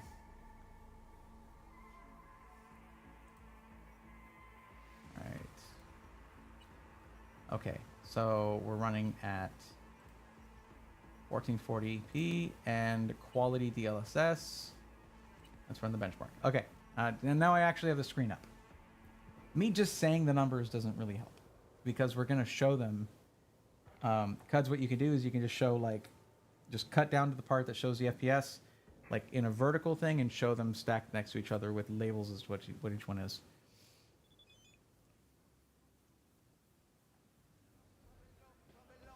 Yeah, I gotta say, DLSS. I first started using DLSS after the first gen that was kind of bad. It was 2.0, DLSS 2.0, and I was like, this is really good. It's only gotten better. Some titles don't do it very well, and didn't do it very well back then, but it's really, they polished it up quite a bit.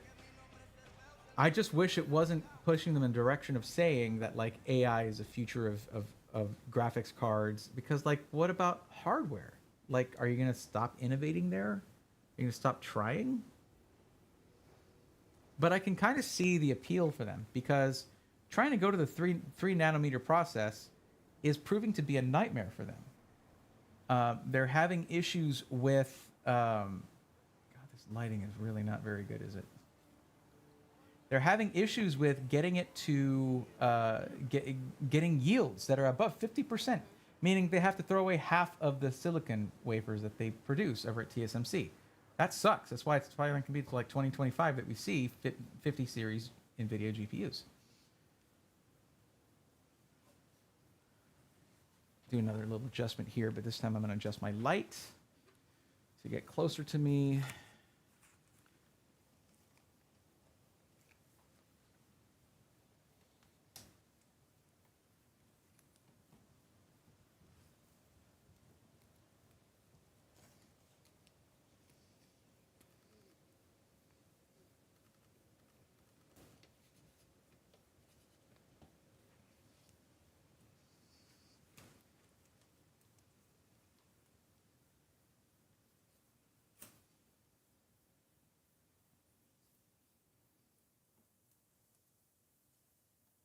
There we go.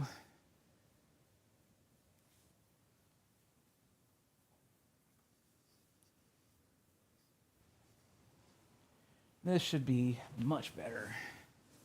It's not that much better, but it is better.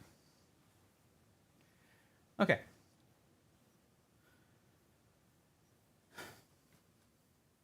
There we go. Okay, so we have our score here, 100 FPS average, and this is at 1440p with DLSS quality turned on. So there you have it. Now let's go to a different game.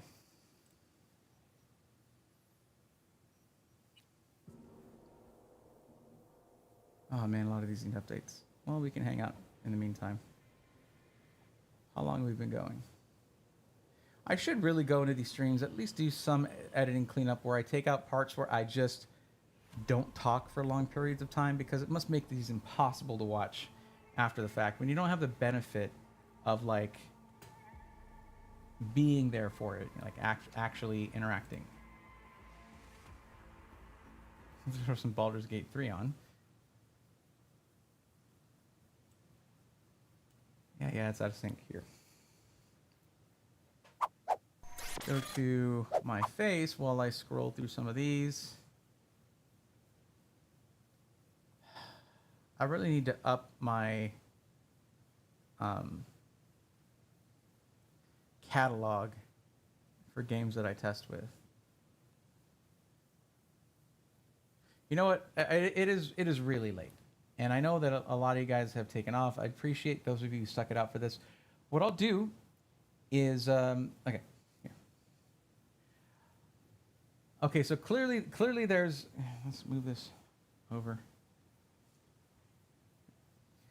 So I have my issues with the system, primarily with the way that they have the AIO oriented, the radiator oriented, and with the pump being at the top of the loop. That's a big no-no. You don't want to do that. Whenever you're using something with an inline pump like that, the rule still applies. So here's what will happen. If I get a response from Jeff or anyone over there at Skytech about that, it'll pop up on the screen right now.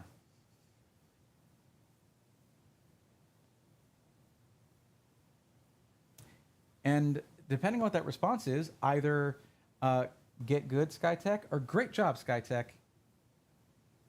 One of those will be adequate. And the other thing is I want to show more games being tested on the system. So here they are.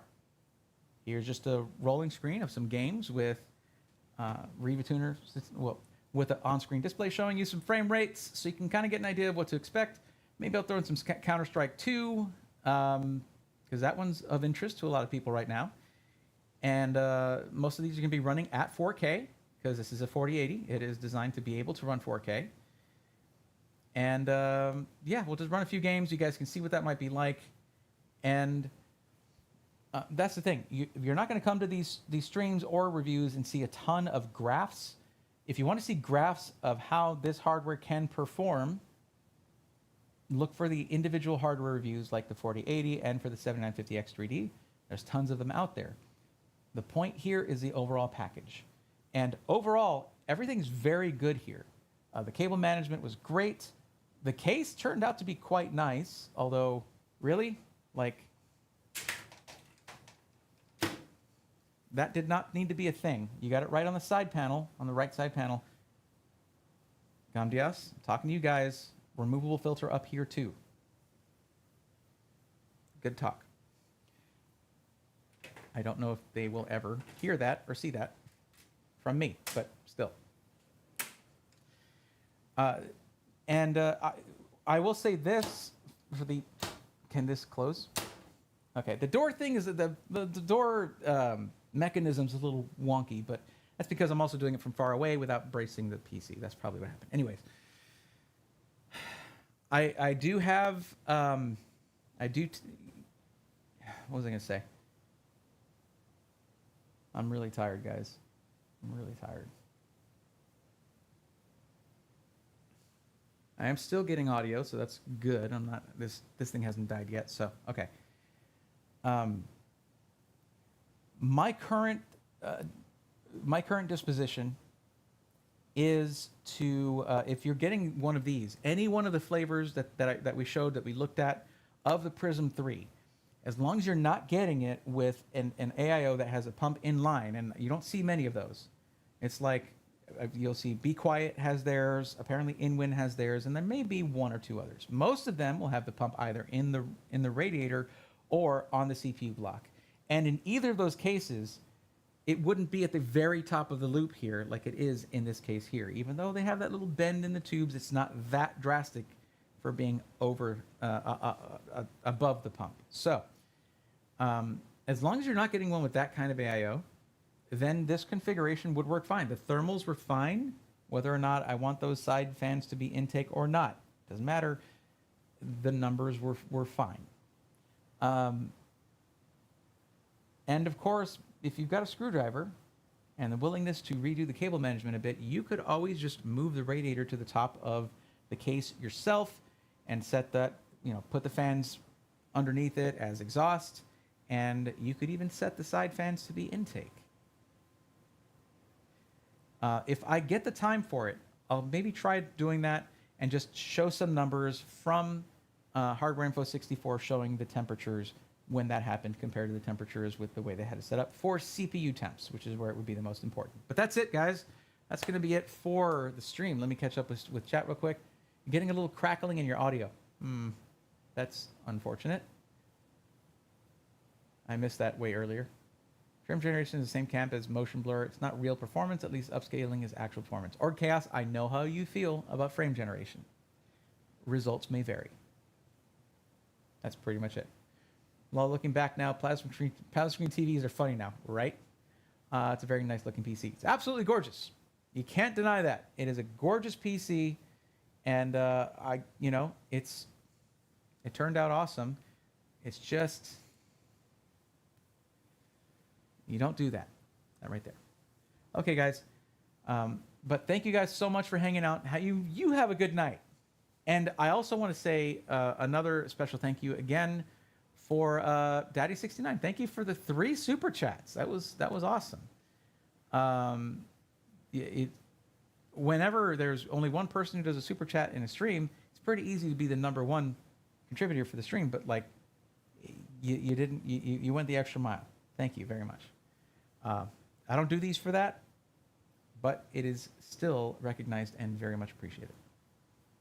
But guys, that's going to be it for the stream. And I hope that you enjoyed it.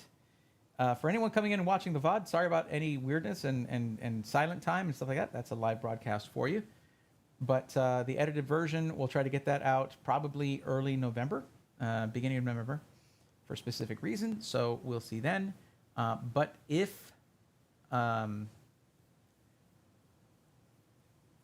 depending on the response I get from Skytech, it's going to determine my final result on that.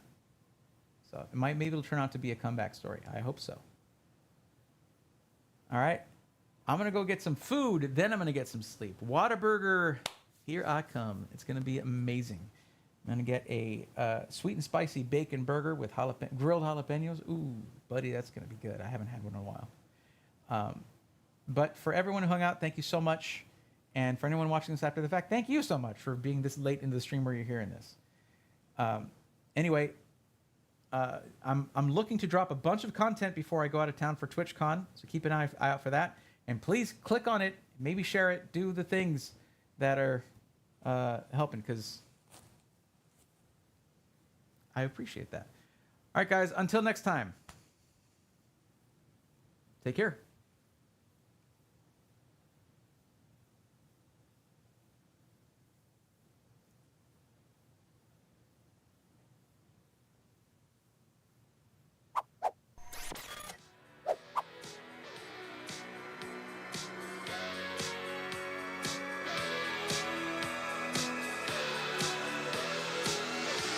Let's go, nerds!